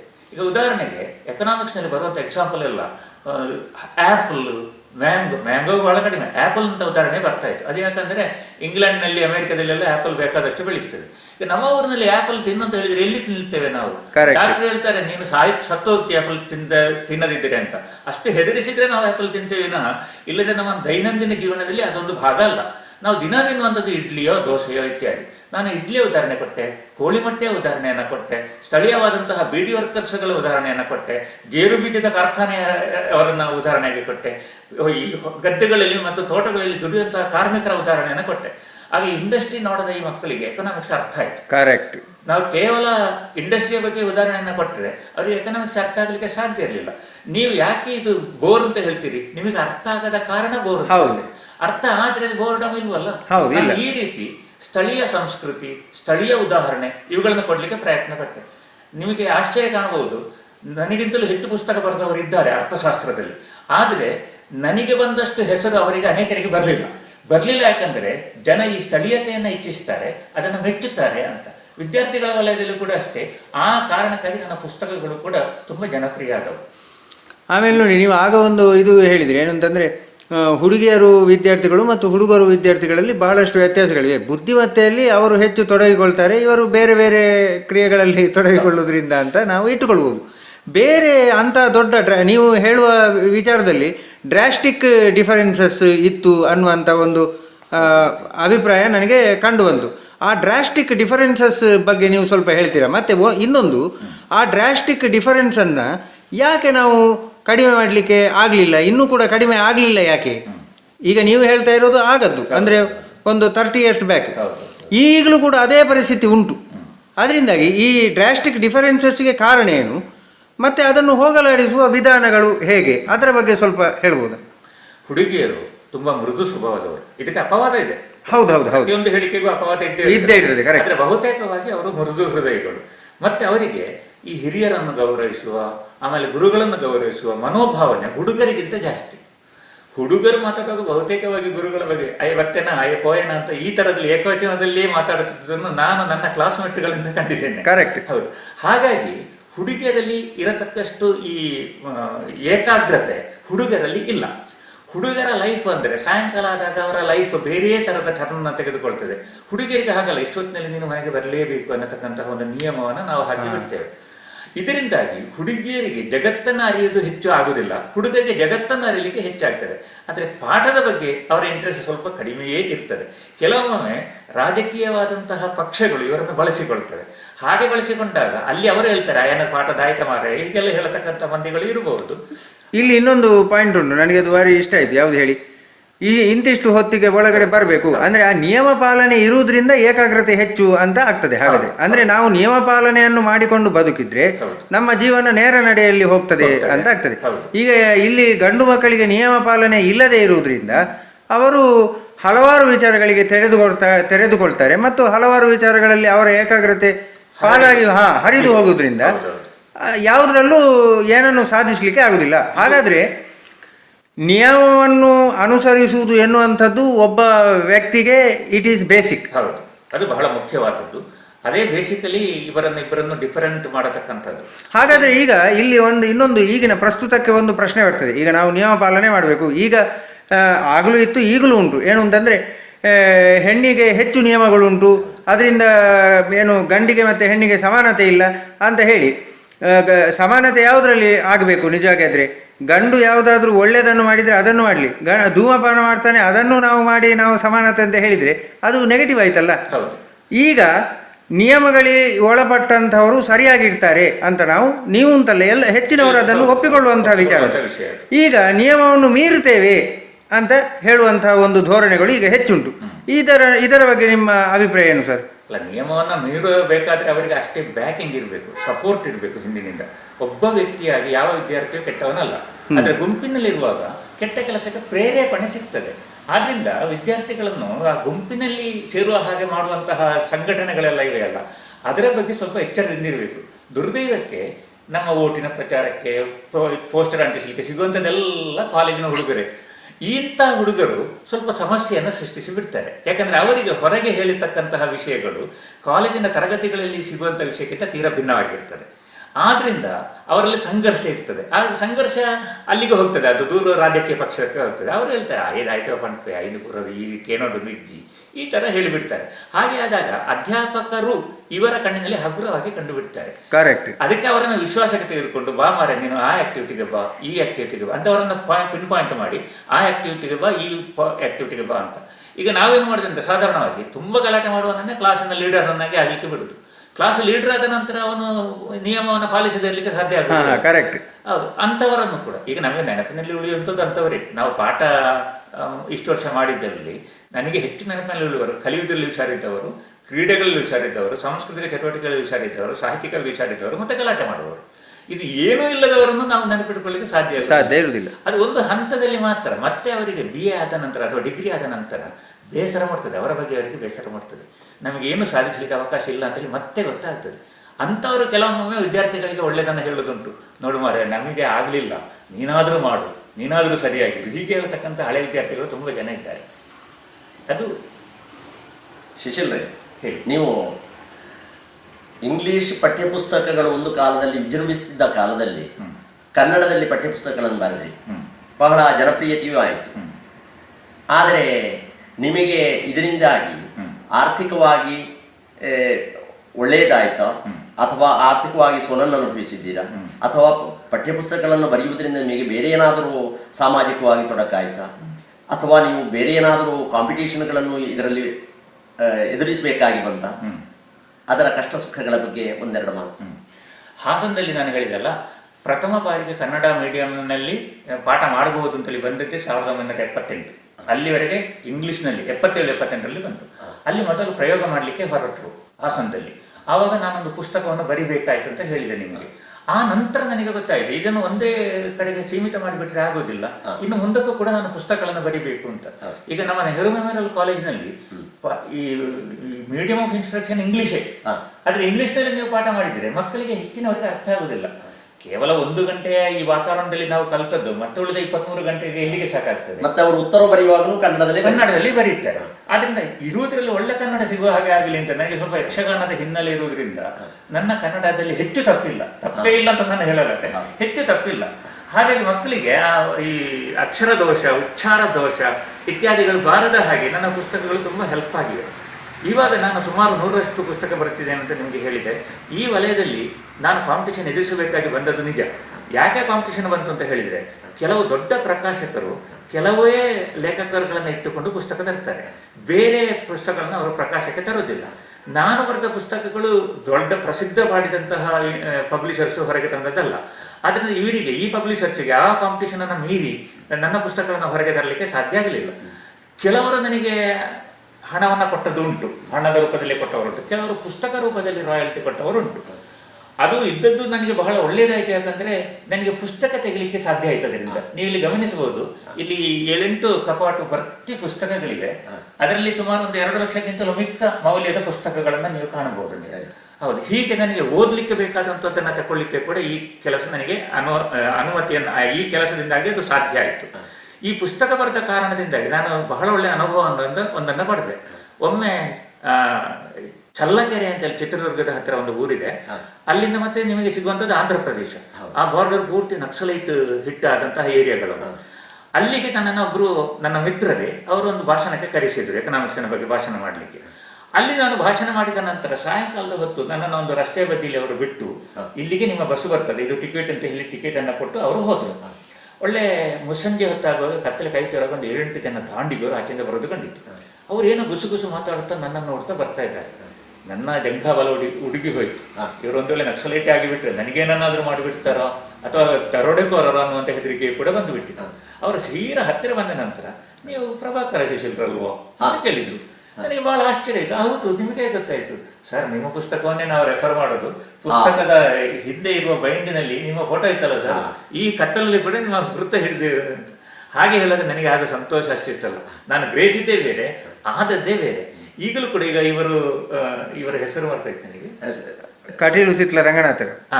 ಅವರು ಎಂತ ನಿಮ್ಮ ಪುಸ್ತಕವನ್ನು ನಾನು ಓದಿದ್ದೇನೆ ಅಂತ ಹೇಳಿದ್ರು. ತುಂಬಾ ಜನ ಹಾಗೆ ಹೇಳುವವರುಂಟು. ಈಗ ಮೊನ್ನೆ ಒಬ್ಬರು ಕೆಸೆಟ್ ಪರೀಕ್ಷೆಯಲ್ಲಿ ಪಾಸ್ ಆಗಿ ಇಂಟರ್ವ್ಯೂ ಲೆಕ್ಚರ್ಶಿಪ್ನಲ್ಲಿ ಕೂಡ ಅವರಿಗೆ ಲೆಕ್ಚರ್ಶಿಪ್ ಸಿಕ್ಕಿತ್ತು.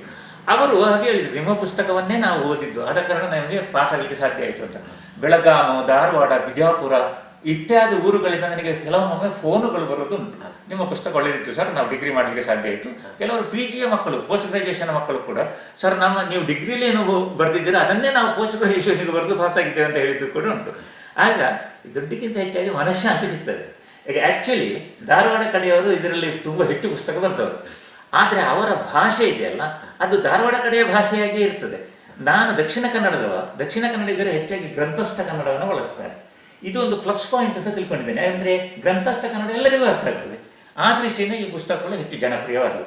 ಹಾಗಂತ ತುಂಬ ನನಗೆ ಫೈನಾನ್ಷಿಯಲಿ ಬಂದಿದೆ ಅಂತ ಅರ್ಥ ಅಲ್ಲ. ಒಬ್ಬರು ಪಬ್ಲಿಷರ್ ಇನ್ನೂ ಕೂಡ 1-2 ಲಕ್ಷ ರೂಪಾಯಿ ಕೊಡ್ಲಿಕ್ಕೆ ಉಂಟು, ಲೆಕ್ಕ ಹಾಕಿದ್ದು. ಅದು ಬರ್ತದೆ ಅಂತ ನಾನು ಅಂದುಕೊಳ್ಳಿಲ್ಲ. ಹೋಗಲಿ, ಪುಸ್ತಕ ಬಂತಲ್ಲ, ಮಕ್ಕಳಿಗೆ ಪ್ರಯೋಜನ ಆಯ್ತಲ್ಲ, ಈ ಮನೋಭಾವದಿಂದ ನಾನಿದ್ದೇನೆ. ನೀವು ವಿದ್ಯಾರ್ಥಿಗಳನ್ನು ತಯಾರು ಮಾಡುವಾಗ ಎಕ್ಸಾಮಿನೇಷನ್ ಓರಿಯೆಂಟೆಡ್ ಆಗಿ ಮಾಡುವುದಲ್ಲ. ಕೇವಲ ಪರೀಕ್ಷೆಗೆ ತಯಾರಾದ ವಿದ್ಯಾರ್ಥಿಗಳು ಸಾಕು ಅಂತ ನಿಮಗೆ ಅನ್ನಿಸುವುದಿಲ್ಲ. ಸರ್ವತೋಮುಖವಾಗಿ ಅವರು ಬೆಳೆಯಬೇಕು, ವಿಚಾರಗಳನ್ನು ಬೆಳೆಸಿಕೊಳ್ಬೇಕು, ಅವರಿಗೆ ಜನರಲ್ ನಾಲೆಜ್ ಇರಬೇಕು, ಅವರು ಯಾವುದೇ ವಿಷಯವನ್ನು ನೋಡುವಾಗ ವಿಶ್ಲೇಷಣಾತ್ಮಕವಾಗಿ ನೋಡಬೇಕು ಎನ್ನುವ ದೃಷ್ಟಿಯಿಂದ ನೀವು ಮಕ್ಕಳನ್ನು ತಯಾರು ಮಾಡ್ತೀರಿ. ಹಾಗಾಗಿ ನೀವು ಸೆಮಿನಾರ್ಗಳನ್ನು ಏರ್ಪಡಿಸಿದ್ದೀರಿ, ಸೆಮಿನಾರ್ಗಳಲ್ಲಿ ಭಾಗವಹಿಸಿದ್ದೀರಿ, ಬೇರೆ ಬೇರೆ ರೀತಿಯಲ್ಲಿ ವಿದ್ಯಾರ್ಥಿಗಳು ಬೆಳೆಯುವುದಕ್ಕೆ ಕಾರಣರಾಗಿದ್ದೀರಿ. ಈ ಕುರಿತು ಒಂದೆರಡು ಮಾತು. ಶಿಕ್ಷಣ ಅಂದರೆ ಸರ್ವಾಂಗೀಣ ವಿಕಸನ ಅಂತ ಡಾಕ್ಟರ್ ಎಸ್ ರಾಧಾಕೃಷ್ಣನ್ ಅವರು ಹೇಳ್ತಾ ಇದ್ರು, ನಮ್ಮ ರಾಷ್ಟ್ರಪತಿಯಾಗಿದ್ದವರು ಅವರು. ಕೇವಲ ಪುಸ್ತಕದ ಬದನೆಕಾಯಿ ಅಥವಾ ನಾವು ಕೊಟ್ಟ ನೋಟ್ಸನ್ನು ಬಾಯಿಪಾಠಗಳು ಮಾಡಿ 4 ವಾಕ್ಯಗಳನ್ನು ಉದುರಿಸಿದರೆ ಅದು ಶಿಕ್ಷಣ ಆಗುವುದಿಲ್ಲ.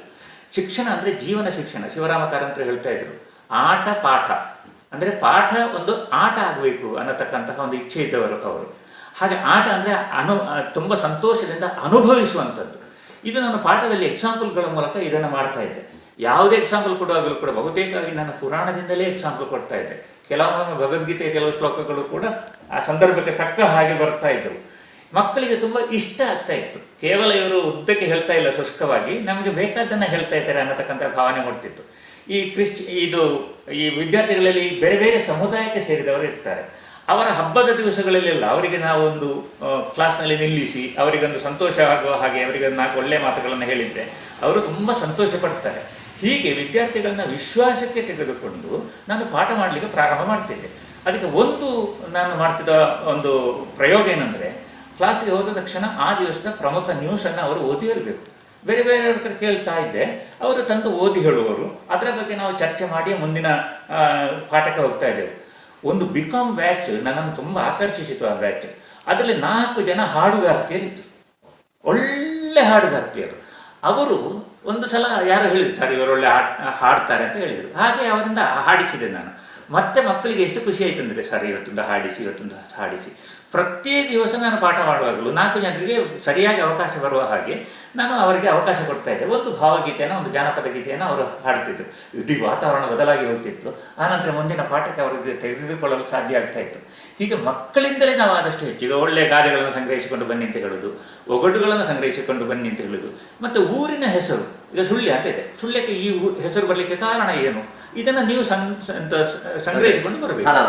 ಹೇಗೆ ಸಂಗ್ರಹಿಸೋದು ಹೇಗೆಂದರೆ ತುಂಬ ಪ್ರಾಯದವರಿಗೆ ಗೊತ್ತಿರ್ತದೆ ಸಾಧಾರಣವಾಗಿ, ಹಾಗೆ ಸಂಗ್ರಹಿಸಿಕೊಂಡು ಬನ್ನಿ ಅಂತ. ಆದರೂ ಅವರಿಗೆ ಸಾಧ್ಯ ಆಗಲಿಲ್ಲ. ಯಾರೋ ಒಬ್ಬ ಸಂಗ್ರಹಿಸಿಕೊಂಡು ಬಂದ, ಸರ್ ಸುಳ್ಯ ಅನ್ನೋದಕ್ಕೆ 2-3 ಅರ್ಥ ಇದೆ ಸರ್, ಒಬ್ಬರು ನನಗೆ ಹಿರಿಯರು ಹೇಳಿದರು ಅಂತ. ಎಂಥದ್ದು? ಒಂದು ಸೂಳು ಪಡೆಯುವುದು ಅಂದರೆ ಪಾಲು ಪಡೆಯುವುದು ಅಂತ. ಇಲ್ಲಿ ತೆರಿಗೆ, ಟ್ಯಾಕ್ಸ್, ಸುಂಕ ಈ ಹಳೆ ಪೇಟೆ ಅಂತಲ್ಲ, ಸುಂಕವನ್ನು ವಸೂಲು ಮಾಡೋ ಕೇಂದ್ರ ಆಗಿತ್ತು ಸರ್, ಅದಕ್ಕೆ ಆ ಹೆಸರು. ಮತ್ತೆ ಇನ್ನೊಂದು ಹೇಳ್ತಾರೆ ಸರ್, ಇಲ್ಲಿ ನದಿಯಲ್ಲಿ ಇಲ್ಲಿ ಹತ್ತಿರದಲ್ಲಿ 2-3 ಸುಳಿಗಳಿವೆ, ಆ ಸುಳಿಗಳಿಂದಾಗಿ ಸುಳ್ಯ ಅಂತೇಳಿ ಬಂತು ಅಂತ ಹೇಳಿದ ಅವನು. ಇನ್ನೂ ಒಂದುಂಟು ಸರ್, ಅದು ನನಗೆ ಹೇಳಲಿಕ್ಕೆ ಬೇಸರ ಆಗ್ತದೆ ಅಂತ. ಇಲ್ಲಪ್ಪ, ನೀನು ಬೇಸರ ಮಾಡಬೇಕಾದ ಅಗತ್ಯ ಏನೇ ಕೂಡ ಇಲ್ಲ ಸರ್. ಅದು ಇಲ್ಲಿಂದ ತುಂಬ ಮಂದಿ ವೇಶ್ಯೆಯರು ರಾಜನಲ್ಲಿಗೆ ಹೋಗ್ತಾ ಇದ್ದಾರೆ ಅಂತೆ, ಕೊಡಗಿನ ರಾಜನಲ್ಲಿಗೆ. ಹಾಗೆ ಆ ಶಬ್ದದಿಂದಾಗಿ ಸುಳ್ಯ ಅಂತೇಳಿ ಬಂತು ಅಂತ ಹೇಳಿದ. ಹಾಗೆ ಒಂದು ಊರಿಗೆ 3 ವಿಭಿನ್ನ ಆಯಾಮಗಳಿರುವುದನ್ನು ಗುರುತಿಸಿದರೆ ಪ್ರತಿ ಊರಿಗಂಥದ್ದೊಂದು ಹಿನ್ನೆಲೆ ಇದ್ದೇ ಇರಬೇಕಲ್ಲ. ಇನ್ನು ನೀವು ದೇವಸ್ಥಾನಗಳನ್ನು ನೋಡಿ, ಅಲ್ಲಿ 2 ಥರದ ಅದಕ್ಕೆ ಇದು ಬರ್ತದೆ ಅಂಥದ್ದು, ಅದರ ಇತಿಹಾಸ. ಒಂದು ಪೌರಾಣಿಕ ಇತಿಹಾಸ, ಇನ್ನೊಂದು ಜಾನಪದೀಯ ಇತಿಹಾಸ. ಹೆಚ್ಚು ಸತ್ಯ ಆಗಿರುವಂಥದ್ದು ಜಾನಪದೀಯ ಇತಿಹಾಸವೇ. ಪೌರಾಣಿಕ ಇತಿಹಾಸ ಏನೇನೋ ಹೇಳಿ ಹೋಗ್ತಾ ಇದೆ. ಇಂಥದ್ರಲ್ಲಿ ತೊಡಗಿಸಿದಾಗ ಅವರಿಗೆ ತಮ್ಮ ಊರಿನ ಬಗ್ಗೆ ಅಭಿಮಾನ ಮೂಡ್ತದೆ, ತುಂಬ ಅಭಿಮಾನ ಮೂಡ್ತದೆ, ಪ್ರೀತಿ ಮೂಡ್ತದೆ. ನಿಮ್ಮ ಊರಿನ ದೊಡ್ಡ ಮನುಷ್ಯರನ್ನು ಹೋಗಿ ಭೇಟಿ ಮಾಡಿಕೊಂಡು ಬನ್ನಿ, ಅವರೊಂದು ಲಿಸ್ಟ್ ಮಾಡಿ, ಅವರು ಮಾಡಿದ ಸಾಧನೆ. ಈ ಥರ ನಾನು ಕೊಡದಂತಹ ಒಂದು ಹೋಮ್ವರ್ಕ್ ಇಲ್ಲವೇ ಇಲ್ಲ. ಹಾಗಾಗಿ ಅವರಿಗೆ ಪುಸ್ತಕ ತೆರೆದು ಓದು ಅಂತೇಳಿ ಅಲ್ಲ, ಓದು ಒಂದು ಇಷ್ಟ ಆಗುವ ಕ್ರಿಯೆ ಹಾಗೆ ಮಾಡಲಿಕ್ಕೆ ಸಾಧ್ಯ ಆಗ್ತಾ ಇತ್ತು. ಅದಕ್ಕೆ ಅವರು ನನ್ನನ್ನು ಪ್ರೀತಿಸ್ತಾ ಇದ್ರು ಅಂತೇಳಿ ಕಾಣ್ತದೆ. ಇಲ್ಲದಿದ್ದರೆ ಬೇರೆ ಅಧ್ಯಾಪಕರುಗಳಿಂದ ಭಿನ್ನವಾಗಿದ್ದಾನೇನೂ ಇಲ್ಲ. ಈ ಚಟುವಟಿಕೆಯ ಮೂಲಕವಾಗಿ ಮಕ್ಕಳಿಗೆ ಒಂದು ಭಿನ್ನ ಅಂತ ಕಂಡಿರಬಹುದು ಅಷ್ಟೇ. ನೀವು ಯಕ್ಷಗಾನದಲ್ಲಿ ತುಂಬ ಕೆಲಸ ಮಾಡಿದ್ದೀರಿ. ಈ ಕೆಲಸ ಅಂತ ಹೇಳಿದರೆ ಕೇವಲ ವೇಷಧಾರಿಯಾಗಿ ಅಥವಾ ಕೇವಲ ಅರ್ಥಧಾರಿಯಾಗಿ ಅಲ್ಲ, ಬರವಣಿಗೆ ಇರ್ಬೋದು, ಬೇರೆ ಬೇರೆ ಕಡೆಯಲ್ಲಿ ಭಾಷಣ ಮಾಡಿದ್ದಾಗಿರ್ಬೋದು, ವಿಚಾರ ಮಂಡಿಸಿದ್ದಾಗಿರ್ಬೋದು, ಹೀಗೆ ಬೇರೆ ಬೇರೆ ರೀತಿಯಲ್ಲಿ ನೀವು ತುಂಬ ತೊಡಗಿಸಿಕೊಂಡಿದ್ದೀರಿ ಯಕ್ಷಗಾನದಲ್ಲಿ. ನಿಮಗೆ ಯಕ್ಷಗಾನದ ನಾಟ್ಯವೂ ಗೊತ್ತಿದೆ, ಸ್ವಲ್ಪ ಪ್ರಮಾಣದಲ್ಲಿ ಮದ್ದಳೆ ವಾದನವೂ ಗೊತ್ತಿದೆ, ಯಕ್ಷಗಾನದ ಕಲಾವಿದರ ತುಂಬ ಒಡನಾಟ ನಿಮಗಿದೆ. ನಿಮ್ಮ ಯಕ್ಷಗಾನದ ಹಿನ್ನೆಲೆಯ ಬಗ್ಗೆ ಸ್ವಲ್ಪ ಹೇಳಿ, ಯಾಕಂದರೆ ನಿಮ್ಮ ಸೋದರ ಮಾವಂದಿರೆಲ್ಲ ಒಳ್ಳೊಳ್ಳೆಯ ಯಕ್ಷಗಾನ ಕಲಾವಿದರು, ಕುರುಪರು, ಗೋಪಾಲಕೃಷ್ಣ ಕುರುಪರಾಗಲಿ, ಜನಾರ್ದನ ಕುರುಪರಾಗಲಿ, ಅಥವಾ ಅವರ ತಮ್ಮಂದಿರು ಶಿವರಾಮ ಕುರುಪರು, ಇವರೆಲ್ಲ ಒಳ್ಳೆಯ ಕಲಾವಿದರು. ಹಾಗಾಗಿ ಆ ಹಿನ್ನೆಲೆ ಮತ್ತು ಯಾವುದು ನಿಮಗೆ ಪ್ರೇರಣೆಯನ್ನು ನೀಡ್ತಿ ಯಕ್ಷಗಾನಕ್ಕೆ ಬರಲಿಕ್ಕೆ ಅಂತ ಸ್ವಲ್ಪ ಹೇಳಿ.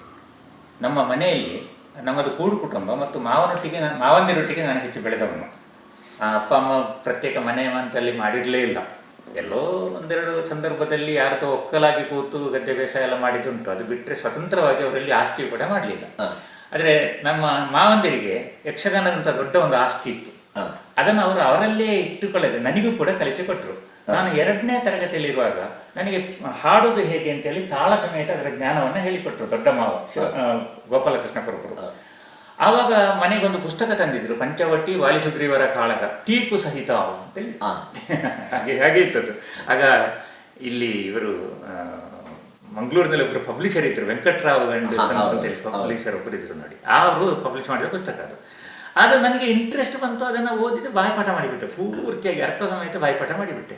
ಮತ್ತೆ ಈ ಕೇಳಿ ಬಡಿಯುವುದು ಮನೆಯಲ್ಲಿ ದಿನ ನಡೀತಾ ಇತ್ತು. ಅದಕ್ಕೆ ಚೆಂಡೆಗೆ ತಾಳವನ್ನು ಬಾರಿಸುವಂಥದ್ದು, ಮತ್ತೆ ಒತ್ತು ಮೊದಲೇ ಕೊಡುವಂಥದ್ದು, ಇದೆಲ್ಲ ನನಗೆ ಹೇಳಿಕೊಟ್ರು. ಅದು ನನಗೆ ತುಂಬ ಇಂಟ್ರೆಸ್ಟನ್ನು ಉಂಟು ಮಾಡಿತ್ತು. ಕಾಲೇಜಿಗೆ ಬಂದಾಗ ಕಾಲೇಜಿನಲ್ಲಿ ಯಕ್ಷಗಾನ ಪ್ರದರ್ಶನ ಇತ್ತು, ಅಲ್ಲಿ ನಾನು ಭಾಗವತ ಆಗಿದ್ದೆ. ನಮ್ಮ ಮೊದಲ ಸಲಕ್ಕೆ ಒಂದು ಟೀಮ್ ನಾವು ಮಾಡಿದೆವು.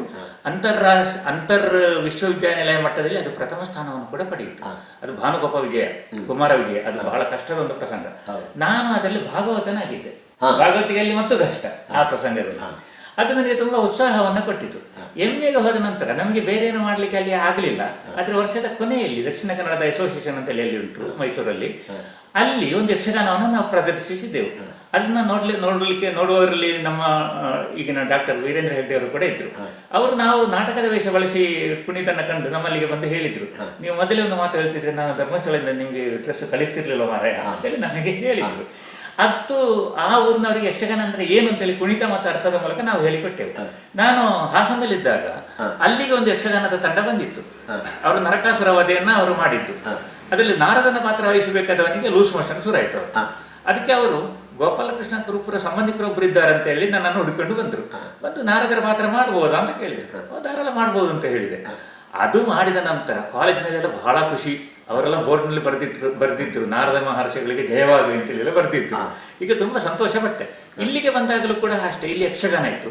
ಆಗಲೇ ಚಂದ್ರಶೇಖರ ದಾಮ್ಲೆ ಅವರು ಹೆಸರನ್ನ ಗಳಿಸಿದ್ರು, ಒಬ್ಬ ಕಲಾವಿದನಾಗಿ, ಒಬ್ಬ ಸಂಘಟಕನಾಗಿ. ಅವರೊಂದು ಮಹಿಳೆಯರ ತಂಡವನ್ನು ರೂಪಿಸಿದ್ರು, ನಾನೊಂದು ಮಹನೀಯರ ಅಂದ್ರೆ ಗಂಡಸರ ಒಂದು ತಂಡವನ್ನು ರೂಪಿಸಿದೆ. ಹಾಗೆ ಎರಡೂ ಕೂಡ ಅನೇಕ ವರ್ಷಗಳವರೆಗೆ ಕಾಲೇಜ್ ಡೇಯಲ್ಲಿ ಒಂದು ಯಕ್ಷಗಾನ ಮಹಿಳೆಯರದ್ದು, ಒಂದು ಗಂಡಸರದ್ದು, ಇದು ಬೇರೆಯೇ ಇತ್ತು. ಇವರೊಟ್ಟಿಗೆ ನಾನು ಕೂಡ ಬೆರೆತುಕೊಳ್ತಿದ್ದೆ. ಮತ್ತೆ ಇಲ್ಲಿ ಕಾಲೇಜಿನಲ್ಲಿ ಅದು ಈಗಲೇ ಹೇಳಬೇಕು ಅಂತೇಳಿ ಮತ್ತೆ ಬರುವಂತ ಸಂದರ್ಭ ಅದು. ಆಕ್ಚುಲಿ ಒಂದು ಸಲ ನಾನು ಒಂದು ವೇಷಕ್ಕೆ ಕೋಡ್ಲ ಗಣಪತಿ ಭಟ್ರನ್ನ ಕರೆಸಿದ್ದೆ. ನನಗೆ ಆ ಸಂದರ್ಭದಲ್ಲಿ ಸೌಖ್ಯ ಇರಲಿಲ್ಲ, TB ಅಟ್ಯಾಕ್ ಆಗಿತ್ತು. ನನಗೆ ಕುಣಿಲಿಕ್ಕೆ ತುಂಬಾ ಕಷ್ಟ ಆಗ್ತಾ ಇತ್ತು.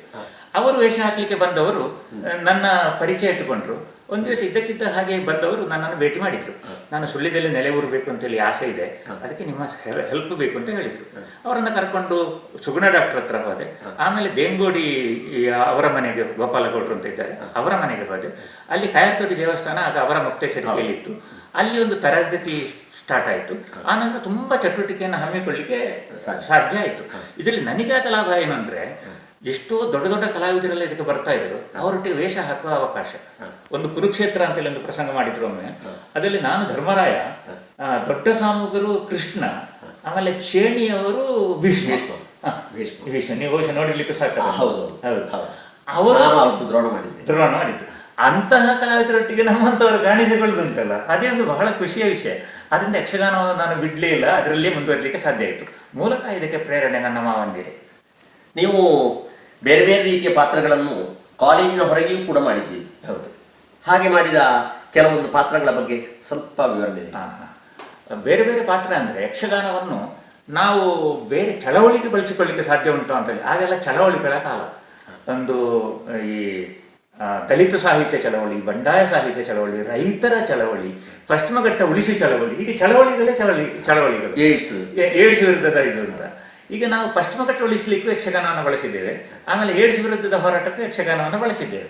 ಇದು ಪಶ್ಚಿಮಘಟ್ಟ ಉಳಿಸಲಿಕ್ಕೆ ದೊಡ್ಡ ಒಂದು ತಂಡ ಕೇರಳದಿಂದಾಗಿ ಇಲ್ಲಿಗೆ ಸಂಪಾಜೆಗೆ ಬಂತು. ಅದಾದ ನಂತರ ಇನ್ನು ಮುಂದುವರೆದು ಅದು ಮಹಾರಾಷ್ಟ್ರದ ಒಂದು ಪ್ರದೇಶದಲ್ಲಿ ಹೋಗಿ ಮುಕ್ತಾಯ ಆಯಿತು. ಹಾಗೆ ಬಂದಾಗ ಅವರನ್ನು ಇಲ್ಲಿ ಸ್ವಾಗತಿಸಲಿಕ್ಕೆ ಡಾಕ್ಟರ್ ವೀರೇಂದ್ರ ಹೆಗ್ಡೆ ಅವರು ಬಂದಿದ್ದರು, ನಾವೆಲ್ಲ ಇದ್ದೇವಲ್ಲಿ. ಅಲ್ಲಿ ಒಂದು ಯಕ್ಷಗಾನ ಆಯಿತು, ಪಂಚವಟಿ ಪ್ರಸಂಗವನ್ನೇ ಹಾಕಿದ್ರು. ಆಗ ಶೂರ್ಪನಖೆಯ ಪಾತ್ರವನ್ನು ನಾನು ಮಾಡಿದ ಶೂರ್ಪನಖೆಯ ಪಾತ್ರವನ್ನು ಭಿನ್ನವಾಗಿ ಮಾಡಿದೆ. ಈ ಋಷಿಮುನಿಗಳ ಯಾಗಕ್ಕೆ ಮಾಂಸ ಹಾಕುವ ಶೂರ್ಪನಖೆಯ ಉದ್ದೇಶ ಅವರು ಹಾಳಾಗಲಿ ಅಂತಲ್ಲ. ಈ ಋಷಿಮುನಿಗಳು ಒಂದು ಕಾಡು ಕಡಿತ ಪ್ರಾರಂಭ ಆಗ್ತದೆ, ಇಲ್ಲೆಲ್ಲ ಜನವಸತಿಯಾಗಿ ಮಾರ್ಪಡ್ತದೆ. ಆವಾಗ ಯಾವ ಈ ಪರಿಸರ ಉಂಟು ಅದು ಹಾಳಾಗ್ತದೆ. ಪರಿಸರ ಮಾಲಿನ್ಯವೇ ಅವಳ ಕಾಳಜಿ ಆಗಿತ್ತು ಅಂತೇಳಿ ಚಿತ್ರಿಸಿದೆ. ಕೆಲವರಿಗೆ ಖುಷಿ ಆಯ್ತು, ಕೆಲವರಿಗೆ ಸಿಟ್ಟು ಬಂತು. ಅದು ಎರಡು ಇದ್ದೇ ಇರ್ತದೆ ಬಿಡಿ. ಆದ್ರೆ ನನಗೆ ಯಾಕೆ ಈ ತರದ ಒಂದು ಟರ್ನ್ ಅನ್ನು ಕೊಡಬಾರ್ದು ಅವಳಿಗೆ ಅಂತೇಳಿ ಅನಿಸಿತು. ಆದ್ರಿಂದ ಆ ನಂತರ ನಾನು ರಕ್ಕಸಿಗೆ ಶೂರ್ಪನಖೆ ಅಂತ ಪಾತ್ರ ಬಂದ್ರೆ ಅದನ್ನೇ ಕೊಡ್ತಾ ಇದ್ದೆ. ಆಮೇಲೆ ಮತ್ತೆ ಆಟಕ್ಕೆ ವೇಷ ಹಾಕ್ಲಿಕ್ಕೆ ಒಂದು ಅವಕಾಶ ಉಜಿರೆಯಲ್ಲಿ ಸಿಕ್ಕಿತು. ಅದು ವೀರೇಂದ್ರ ಹೆಗ್ಡೆ ಅವರೇ ಏರ್ಪಡಿಸಿದಂತ ಒಂದು ಆಟ ಅದು. ಅದು ಇಡೀ ದಕ್ಷಿಣ ಕನ್ನಡ ಜಿಲ್ಲೆಯ ಅಧ್ಯಾಪಕರುಗಳನ್ನ ಸೇರಿಸಿ, ಅಧ್ಯಾಪಕರುಗಳಿಂದಲೇ ಯಕ್ಷಗಾನ. ಡಾಕ್ಟರ್ ಮೋಹನ್ ಆಳ್ ಅವರು ಕೂಡ ಬಂದಿದ್ರು. ಅವರದ್ದು ಸಿಂಹ ನೃತ್ಯವನ್ನೆಲ್ಲ ಅವತ್ತು ಪ್ರದರ್ಶಿಸಿದ್ರು. ಅಲ್ಲಿ ತಾಟಕಿ ಮಾಡುವಾಗ ನಾನು ಒಂದು ಮಾತನ್ನ ಹೇಳಲಿಕ್ಕೆ ಉಂಟು ಅದರಲ್ಲಿ. ರಾಮನಿಗೆ, ರಾಮ ನಾನೊಬ್ಬಳು ಹೆಣ್ಣು, ನಿನಗೇನು ತೊಂದರೆ ಮಾಡದೇ ಇದ್ರೂ ಕೂಡ ನೀನು ನನ್ನನ್ನು ಕೊಲ್ಲಿಕ್ಕಾಗಿ ಬರ್ತಾ ಇದ್ದೆ. ಒಂದು ವೇಳೆ ನೀನು ನನ್ನನ್ನು ಕೊಂದದ್ದೇ ಆದರೆ ನಿನಗೆ ಹೆಣ್ಣಿನಿಂದಲೇ ಅತ್ಯಂತ ಘೋರವಾದಂತಹ ಒಂದು ಅನುಭವ ಸಿಗ್ಲಿಕ್ಕುಂಟು ಅನ್ನೋ ಒಂದು ಶಾಪದ ರೀತಿಯ ಮಾತನ್ನೇ ಹೇಳಿದೆ. ಅದು ಮುಂದೆ ಒಂದು ಮುಂದಾಲೋಚನೆಗೆ ನಿಮ್ಗೆ ಗೊತ್ತಾಗ್ತದೆ. ಶೂರ್ಪನಖೆ ಮೂಲಕ ಅವನು ಪಟ್ಟಂತಹ ಹಾಡುಗಳೆಲ್ಲ ಗೊತ್ತಾಗ್ತದೆ ಅಲ್ಲ. ಹಾಗೆ ವಿಭಿನ್ನವಾದಂತಹ ನೆಲೆಯಲ್ಲಿ ನಾವು ಯಕ್ಷಗಾನವನ್ನು ತಗೊಂಡೆವು. ಇನ್ನೊಂದು ಸಾಕ್ಷರತಾ ಆಂದೋಲನದಲ್ಲಿ ಯಕ್ಷಗಾನ ಪ್ರದರ್ಶನ. ನಾವು ಮುಖ್ಯವಾಗಿ ಆವಾಗ ದಲಿತರ ಕೇರಿಗಳಲ್ಲಿಯೇ ಹೋಗಿ ಯಕ್ಷಗಾನ ಪ್ರದರ್ಶನದ ಮೂಲಕ ಸಾಕ್ಷರತೆಗೆ ಅವರನ್ನು ಎಳೆಯುವಂಥ ಪ್ರಯತ್ನ ಮಾಡಿದೆವು. ಇವತ್ತು ನೀವು ಸುಳ್ಯದಲ್ಲಿ ಆಸುಪಾಸಿನಲ್ಲಿ ತುಂಬಾ ಜನ ದಲಿತ ವಿದ್ಯಾರ್ಥಿಗಳು ಕಾಲೇಜಿಗೆ ಬರ್ತಾ ಇದ್ರೆ ಅದಕ್ಕೆ ಒಂದು ಕಾರಣ ಈ ಸಾಕ್ಷರತಾ ಆಂದೋಲನ. ಅಲ್ಲಿ ಅವರ ಕಾಲೋನಿಗಳಲ್ಲಿ ಹೋಗಿ ಪಾಠಶಾಲೆಯನ್ನು ತೆರೆದು ಪಾಠ ಮಾಡಿದ್ದು ಕೂಡ ಉಂಟು. ಹೀಗೆ ಯಕ್ಷಗಾನವನ್ನು ಬೇರೆ ಬೇರೆ ವಿಷಯಕ್ಕೆ ನಾನು ಬಳಸಲಿಕೊಳ್ಳಿಕ್ಕೆ ಸಾಧ್ಯ ಆಯಿತು. ಆಮೇಲೆ ನಾನೊಂದು 7-8 ರಾಷ್ಟ್ರಗಳ ಪ್ರವಾಸ ಮಾಡಿದೆ. ಆವಾಗ ಫ್ರಾನ್ಸ್ನಲ್ಲಿ ಕೆಲವರ ಮನೆಯಲ್ಲೇ ಉಳ್ಕೊಳ್ಳುವಂಥ ಸಂದರ್ಭ ಇತ್ತು. ಆಗ ಅವರು ಭಾರತದ ಸಂಸ್ಕೃತಿಯನ್ನು ತೋರಿಸು ಅಂತೇಳಿ ಕೇಳ್ತಾ ಇದ್ರು ನನ್ನಲ್ಲಿ. ಭಾರತೀಯ ಸಂಸ್ಕೃತಿಯ ಬಗ್ಗೆ ವಿವರ ಬೇಡ ಅವರಿಗೆ, ಏನಾದ್ರೂ ಆಕ್ಷನ್ ಬೇಕು. ಆಕ್ಷನ್ ಅನ್ನು ತೋರಿಸ್ತಾ ಇರೋದು ಒಂದು ಯಕ್ಷಗಾನ, ಇನ್ನೊಂದು ಯೋಗಾಸನ. ಸ್ವಲ್ಪ ಯೋಗಾಸನ ಬರ್ತದೆ, ಅದನ್ನು ಅವರಿಗೆ ತೋರಿಸಿದ್ರೆ ಅವರಿಗೆ ಅತಿ ದೊಡ್ಡ ವಿಷಯ ಆಗಿ ಬರ್ತದೆ. ಯಕ್ಷಗಾನ ಸ್ವಲ್ಪ ಬರ್ತದೆ, ಅದನ್ನು ತೋರಿಸಿದಾಗ ಅವರ ನಾಟ್ಯ ಪ್ರಕಾರವನ್ನು ನನಗೆ ತೋರಿಸಿಕೊಟ್ರು. ಆಮೇಲೆ ಯಕ್ಷಗಾನ ಅದು ನಿನ್ನ ರಾಷ್ಟ್ರೀಯ ಕಲೆಯ ಮಾರೆ ಅಂತೇಳಿ ಬಹಳ ಖುಷಿಯಲ್ಲಿ ನೋಡಿದರು. ಯಾಕಂದ್ರೆ ಫೋಟೋಗಳನ್ನು ಕೊಂಡೋಗಿದೆ, ಕಲರ್ ಫೋಟೋಗಳೆಲ್ಲ ಇದ್ದವಲ್ಲ, ಅದನ್ನು ನೋಡಿದ್ರೆ ಭಾರಿ ಆಶ್ಚರ್ಯ ಆಯಿತು. ನಿನ್ನ ರಾಷ್ಟ್ರೀಯ ಕಲೆಯ ಅದು ನನಗೆ ತುಂಬ ವಿಷಾದ ಕಾಡಿತು ನನ್ನನ್ನು. ಯಾಕಂದ್ರೆ ನಮ್ಮ ರಾಜ್ಯದ ಕಲೆ ಅಂತಲೂ ರಾಜ್ಯ ಸರ್ಕಾರ ಇನ್ನೂ ಅದನ್ನು ಅಂಗೀಕಾರ ಮಾಡಲಿಲ್ಲ. ಈಗ ನಾವು ರಾಷ್ಟ್ರ ಕಲೆ ಅಂತ ಹೇಗೆ ಅಂತ ಹೇಳುದು. ಹಾಗೆ ವಿಷಾದದ ಒಂದು ಅನುಭವ ಆಯಿತು. ಆದ್ರೆ ಯಕ್ಷಗಾನ ಇಲ್ಲದಿದ್ರೆ ನನ್ನನ್ನು ಅವರು ಒಂದು ಲೆಕ್ಕಕ್ಕೆ ತೆಗೆದುಕೊಳ್ಳಲೇ ಇರ್ತಿರ್ಲಿಲ್ಲ ಅಂತಲೇ ನನಗೆ ಈಗ ಅನಿಸ್ತಾ ಉಂಟು.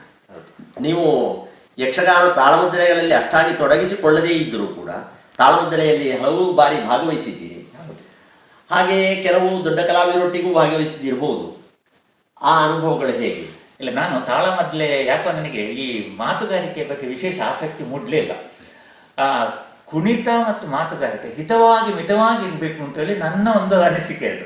ಆದ್ರೆ ಕೂತುಕೊಂಡೇ ಅರ್ಥ ಹೇಳುವಂಥದ್ದು ನನಗೆ ಅಷ್ಟು ಇಷ್ಟ ಆಗಿರ್ಲಿಲ್ಲ. ಈ ಅಧ್ಯಾಪಕ ನೋಡಿ, ನಾನು ನಿಂತು ಪಾಠ ಮಾಡಿ ರೂಢಿ, ಈ ಕೂತುಕೊಂಡೇ ಮಾಡುವಂಥದ್ದು ಬಹಳ ಕಷ್ಟದ ಕೆಲಸ ಅದು. ಹಾಗೆ ನನಗೆ ಯಕ್ಷಗಾನ ವೇಷಭೂಷಣ ತೊಟ್ಟೇ ಕುಣಿಯುವಂಥದ್ದು ಬಹಳ ಖುಷಿ ಅಂತೇಳಿ ಅನಿಸಿತು. ಅಲ್ಲದೆ ಜನಸಾಮಾನ್ಯರನ್ನ ಈ ತಾಳಮದ್ದಳೆಗಿಂತ ಹೆಚ್ಚಾಗಿ ಯಕ್ಷಗಾನ ಸೆಳೆಯುತ್ತದೆ. ನಾನು ನನ್ನ ಆದರ್ಶ ಅಂತೇಳಿ ಯಕ್ಷಗಾನದಲ್ಲಿ ಕೆಲವರನ್ನು ಆಯ್ದುಕೊಂಡದ್ದುಂಟು. ಒಂದು ಗೋವಿಂದ ಭಟ್ರು, ಇನ್ನೊಂದು ಕದ್ರಿ ವಿಷ್ಣು, ಆಮೇಲೆ ಇನ್ನೊಂದು ಒಳ್ಳೆ ಅಳಿಕೆ ರಾಮಯ್ಯ ರೈಗಳು. ಇವರು ಯಾರೂ ಕೂಡ ಮಾತನ್ನು ಕಂಡವಟ ಆಡುವವರಲ್ಲ. ಎಷ್ಟು ಬೇಕೋ ಆ ಪಾತ್ರಕ್ಕೆ ಅಷ್ಟೇ. ನಾನು ಹಾಗೆ ಮಾಡುವಾಗ ತುಂಬ ಜನ ಮೆಚ್ಚಿಕೊಂಡ್ರು, ಅದು ಸರಿ ಮಾರೆ, ನೀನು ಹೇಗೆ ಮಾಡ್ತಿದ್ದೆ ಹಾಗೆ ಮಾಡಿದರೆ ಒಳ್ಳೆಯದು ಅಂತ. ಇದರಿಂದಾಗಿ ನಾನು ಅರ್ಥಗಾರಿಕೆಯಲ್ಲಿ ನನ್ನನ್ನು ನಾನು ತೊಡಗಿಸಿಕೊಳ್ಳಿಕ್ಕೆ ಹೆಚ್ಚು ಅವಕಾಶ ನನಗೆ ಸಿಗಲಿಲ್ಲ. ಪ್ರಾಯಶಃ ಅದನ್ನೇ ಗಟ್ಟಿಯಾಗಿ ಹಿಡಿತಿದ್ರೆ ನಿಮಗೆಲ್ಲ ಸರಿಸಮಾನವಾಗಿ ಕೂತುಕೊಂಡು ಅರ್ಥ ಹೇಳಲಿಕ್ಕೆ ಸಾಧ್ಯ ಆಗ್ತಿತ್ತು. ಈಗ ಹಿಂಜರಿಕೆ ಇದೆ. ಯಾರಾದರೂ ನೀನು ಇಂಥ ಅರ್ಥ ಹೇಳು ಮಾರೆ ಅಂತ ಹೇಳಿದ್ರೆ ಹಿಂಜರಿಕೆ ಇದೆ. ಆದರೆ ನೀನು ವೇಷ ಮಾಡಿ ಕುಣಿ ಅಂತ ಹೇಳಿದರೆ ಕಾಲು ನೋವಿದೆ, ಆದರೂ ಕೂಡ ಅದಕ್ಕೆ ನನ್ನ ಮನಸ್ಸು ಒಪ್ಪುತ್ತದೆ, ಇದಕ್ಕೆ ಅಷ್ಟು ಮನಸ್ಸು ಒಪ್ಪುತ್ತಾ ಇಲ್ಲ. ನೀವು ಮಾಡಿದ ಬಹಳ ದೊಡ್ಡ ಮತ್ತೊಂದು ಸಾಧನೆ ಅಂದರೆ ಯಕ್ಷಗಾನಕ್ಕೆ ಸಂಬಂಧಪಟ್ಟು ಬರೆದಂತಹ ಲೇಖನಗಳು. ಒಂದು ಪುಸ್ತಕವನ್ನೇ ಬರೆದಿದ್ದೀರಿ ಗೋವಿಂದ ಭಟ್ರ ಕುರಿತು. ಆಮೇಲೆ ಹಲವಾರು ಲೇಖನಗಳನ್ನು ಬರೆದಿದ್ದೀರಿ.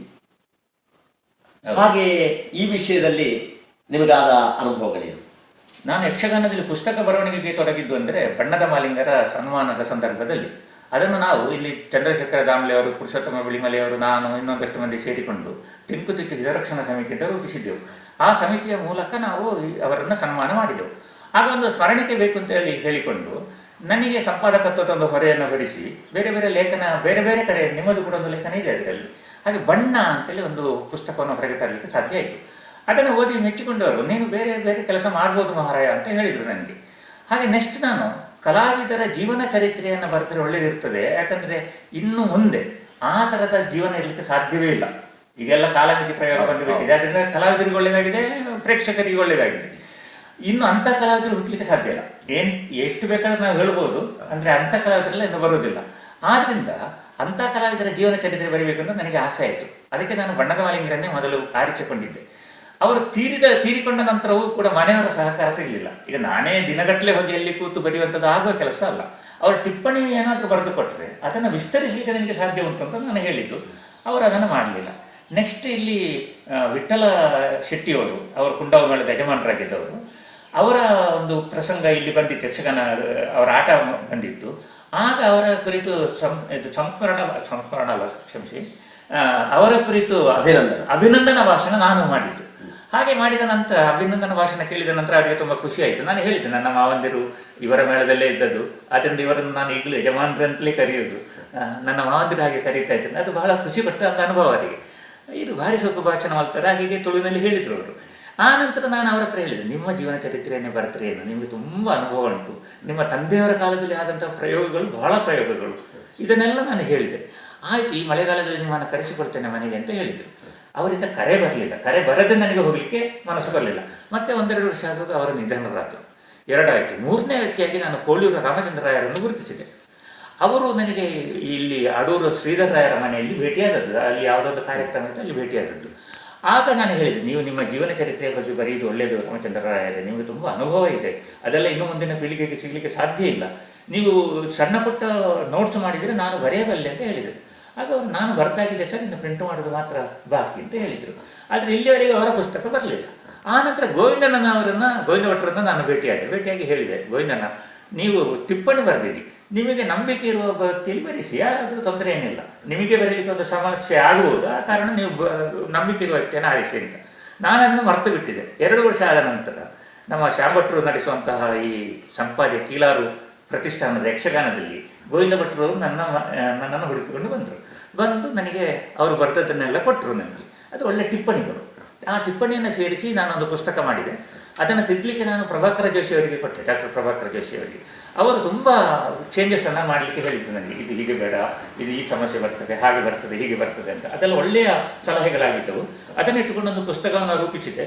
ಆ ಪುಸ್ತಕ ತುಂಬ ಚೆನ್ನಾಗಿ ಬಂದಿದೆ ಅಂತ ಓದಿದವರು ನನಗೆ ಫೋನ್ ಮಾಡಿ, ಯಾವ್ಯಾವ ಊರಿನ ಅಪರಿಚಿತ ವ್ಯಕ್ತಿಗಳು ಫೋನ್ ಮಾಡಿ ತಿಳಿಸಿದ್ದು ಉಂಟು.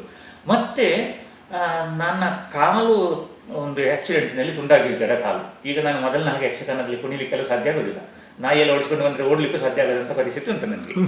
ಇದು ಆ ಕಾಲದಲ್ಲಿ ನಾನು 10 ತಿಂಗಳಲ್ಲಿ 10 ಪುಸ್ತಕ ಬರ್ತದೆ. ಅದು 10-10-10ಕ್ಕೆ ಬಿಡುಗಡೆ ಆಯಿತು 10 ಜನರಿಂದ. ಒಂದು ದಾಖಲೆ ಹಾಗೆ, ಅದೆಲ್ಲ ಗಮ್ಮತ್ತಿಗೆ ಬೇಕಾಗಿ ಮಾಡುವಂಥ ಒಂದು ಕ್ರಿಯೆಗಳು ಅವು. ಅದರಲ್ಲಿ ಒಂದು ಪುಸ್ತಕ ಯಕ್ಷಗಾನಕ್ಕೆ ಸಂಬಂಧಪಟ್ಟದ್ದು. ಅದರ ಹೆಸರು ಯಕ್ಷಗಾನ ಕಲಾವಲೋಕನ ಅಂತ. ಯಕ್ಷಗಾನವನ್ನು ಪಾಠವಾಗಿ ಹೇಗೆ ಯೂನಿವರ್ಸಿಟಿಗಳಲ್ಲಿ, ಕಾಲೇಜುಗಳಲ್ಲಿ ಕೊಡ್ಬೋದು ಅನ್ನೋದರ ಬಗ್ಗೆ ಅಲ್ಲಿ ವಿಶ್ಲೇಷಣೆಯನ್ನು ನಡೆಸಿದ್ದೇನೆ. ಅದೇ ಕಾಲದಲ್ಲಿ ಸರ್ಟಿಫಿಕೇಟ್ ಕೋರ್ಸ್ ಅಂತ ಆರಂಭಿಸಿದೆ ನಮ್ಮ NMCಯಲ್ಲಿ, ಯಕ್ಷಗಾನ ಸರ್ಟಿಫಿಕೇಟ್ ಕೋರ್ಸ್ ಅಂತ. 2 ಅವಧಿಯ ಕೋರ್ಸ್, 3 ತಿಂಗಳಿದ್ದು ಒಂದು, 3 ತಿಂಗಳದ್ದು ಮತ್ತೊಂದು. ಆಗ ಪಾರ್ಟ್ 1, ಪಾರ್ಟ್ 2, ಅದರಲ್ಲಿ ಹಿಮ್ಮೇಳವೂ ಬರ್ತದೆ, ಅರ್ಥಗಾರಿಕೆ ಬರ್ತದೆ, ನೃತ್ಯವೂ ಬರ್ತದೆ, ಎಲ್ಲವೂ ಕೂಡ ಬರ್ತದೆ. ಅದರಲ್ಲಿ ತುಂಬ ಜನ 48-50 ಜನ ಏನು ಕೂತ್ಕೊಂಡು ಅದರಲ್ಲಿ ಪಾಸ್ ಮಾರ್ಕನ್ನು ತೆಗೆದುಬಿಟ್ರು.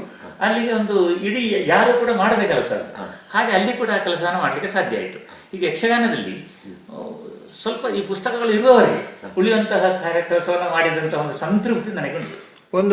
ಒಂದು ಪ್ರಶ್ನೆ ಇದೆ, ಏನಂತಂದರೆ ಯಕ್ಷಗಾನ ಎನ್ನುವಂಥದ್ದು ಜಾನಪದ ಕಲೆ, ಶಾಸ್ತ್ರೀಯ ಅಂಶಗಳನ್ನು ಒಳಗೊಂಡಿರುವಂತಹ ಜಾನಪದ ಕಲೆ. ಅದು ಅದರದ್ದೇ ಆದಂತಹ ವೈಶಿಷ್ಟ್ಯವನ್ನು ಹೊಂದಿದೆ. ಅದನ್ನು ಪ್ರಸ್ತುತ ಸಮಾಜದ ಯಾವುದೇ ಒಂದು ಅವೇರ್ನೆಸ್ಸಿಗೆ ಅದನ್ನು ಉಪಯೋಗ ಮಾಡುವಾಗ ಯಕ್ಷಗಾನೇತರವಾದಂತಹ ಬದಲಾವಣೆಗಳನ್ನು ನಾವು ಮಾಡಬೇಕಾಗ್ತದೆ. ಆಗ ಅದು ಯಕ್ಷಗಾನವಾಗಿ ಉಳಿಯುವುದಿಲ್ಲ. ಈ ಈ ರೀತಿಯಾಗಿ ನಾವು ಬಳಸುವುದರಿಂದ ಒಂದು ಜಾನಪದೀಯ ಕಲೆಯ ಮೂಲ ಸ್ವರೂಪಕ್ಕೆ ಭಂಗ ತಂದ ಹಾಗೆ ಆಗುದಿಲ್ವಾ? ಈಗ ಅವೇರ್ನೆಸ್ ಕ್ರಿಯೇಟ್ ಮಾಡೋದು ಭಾರಿ ಒಳ್ಳೆಯ ಕೆಲಸ ಅಲ್ಲಂತಲ್ಲ, ಆದರೆ ನಮ್ಮ ಒಂದು ಸಂಸ್ಕೃತಿ ಒಂದು ಕಲೆಯನ್ನು ಮೂಲ ಸ್ವರೂಪವನ್ನು ಏನು ಕಳೆದುಕೊಂಡು ಅವೇರ್ನೆಸ್ ಅದರಿಂದನೇ ಮಾಡಬೇಕು ಎನ್ನುವಂಥ ಹಠ ನಮಗೆ ಯಾಕೆ? ಟೆಲಿವಿಷನ್ ಉಂಟು, ಪತ್ರಿಕೆಗಳುಂಟು, ಬೇರೆ ಹಲವಾರು ಮಾಧ್ಯಮಗಳುಂಟು. ಯಕ್ಷಗಾನ ಎನ್ನುವಂಥ ಒಂದು ಅದ್ವಿತೀಯ ಕಲೆಯ ಮೂಲ ಸ್ವರೂಪ ಕೆಡಿಸಿ ಅವೇರ್ನೆಸ್ ಕ್ರಿಯೇಟ್ ಮಾಡುವಂಥ ಅವಶ್ಯಕತೆ ಏನು? ನಾವು ಅವೇರ್ನೆಸ್ ಕ್ರಿಯೇಟ್ ಮಾಡುವಾಗ ನಿಮ್ಮ ಟಿವಿ ಬಂದಿರಲಿಲ್ಲ, ಆವಾಗ ನಾವು ಯಾವುದೋ ಬೇರೆ ಮಾಧ್ಯಮಗಳ ಮೂಲಕ ಜನರನ್ನು ತಲುಪಬೇಕಿತ್ತು. ಹಾಗೆ ನಾವು ಯಕ್ಷಗಾನವನ್ನು ಬಳಸಿದ್ದು. ಆಗ ನಿಮಗೆ ನಾನು ಹೇಳಿದೆ, ಅದರಲ್ಲಿ ಮೂಲ ಸ್ವರೂಪಕ್ಕೆ ತೊಂದರೆ ಆಗದ ಹಾಗೆ ವೇಷಭೂಷಣ ಅದುವೇ ಆಯ್ತಾ.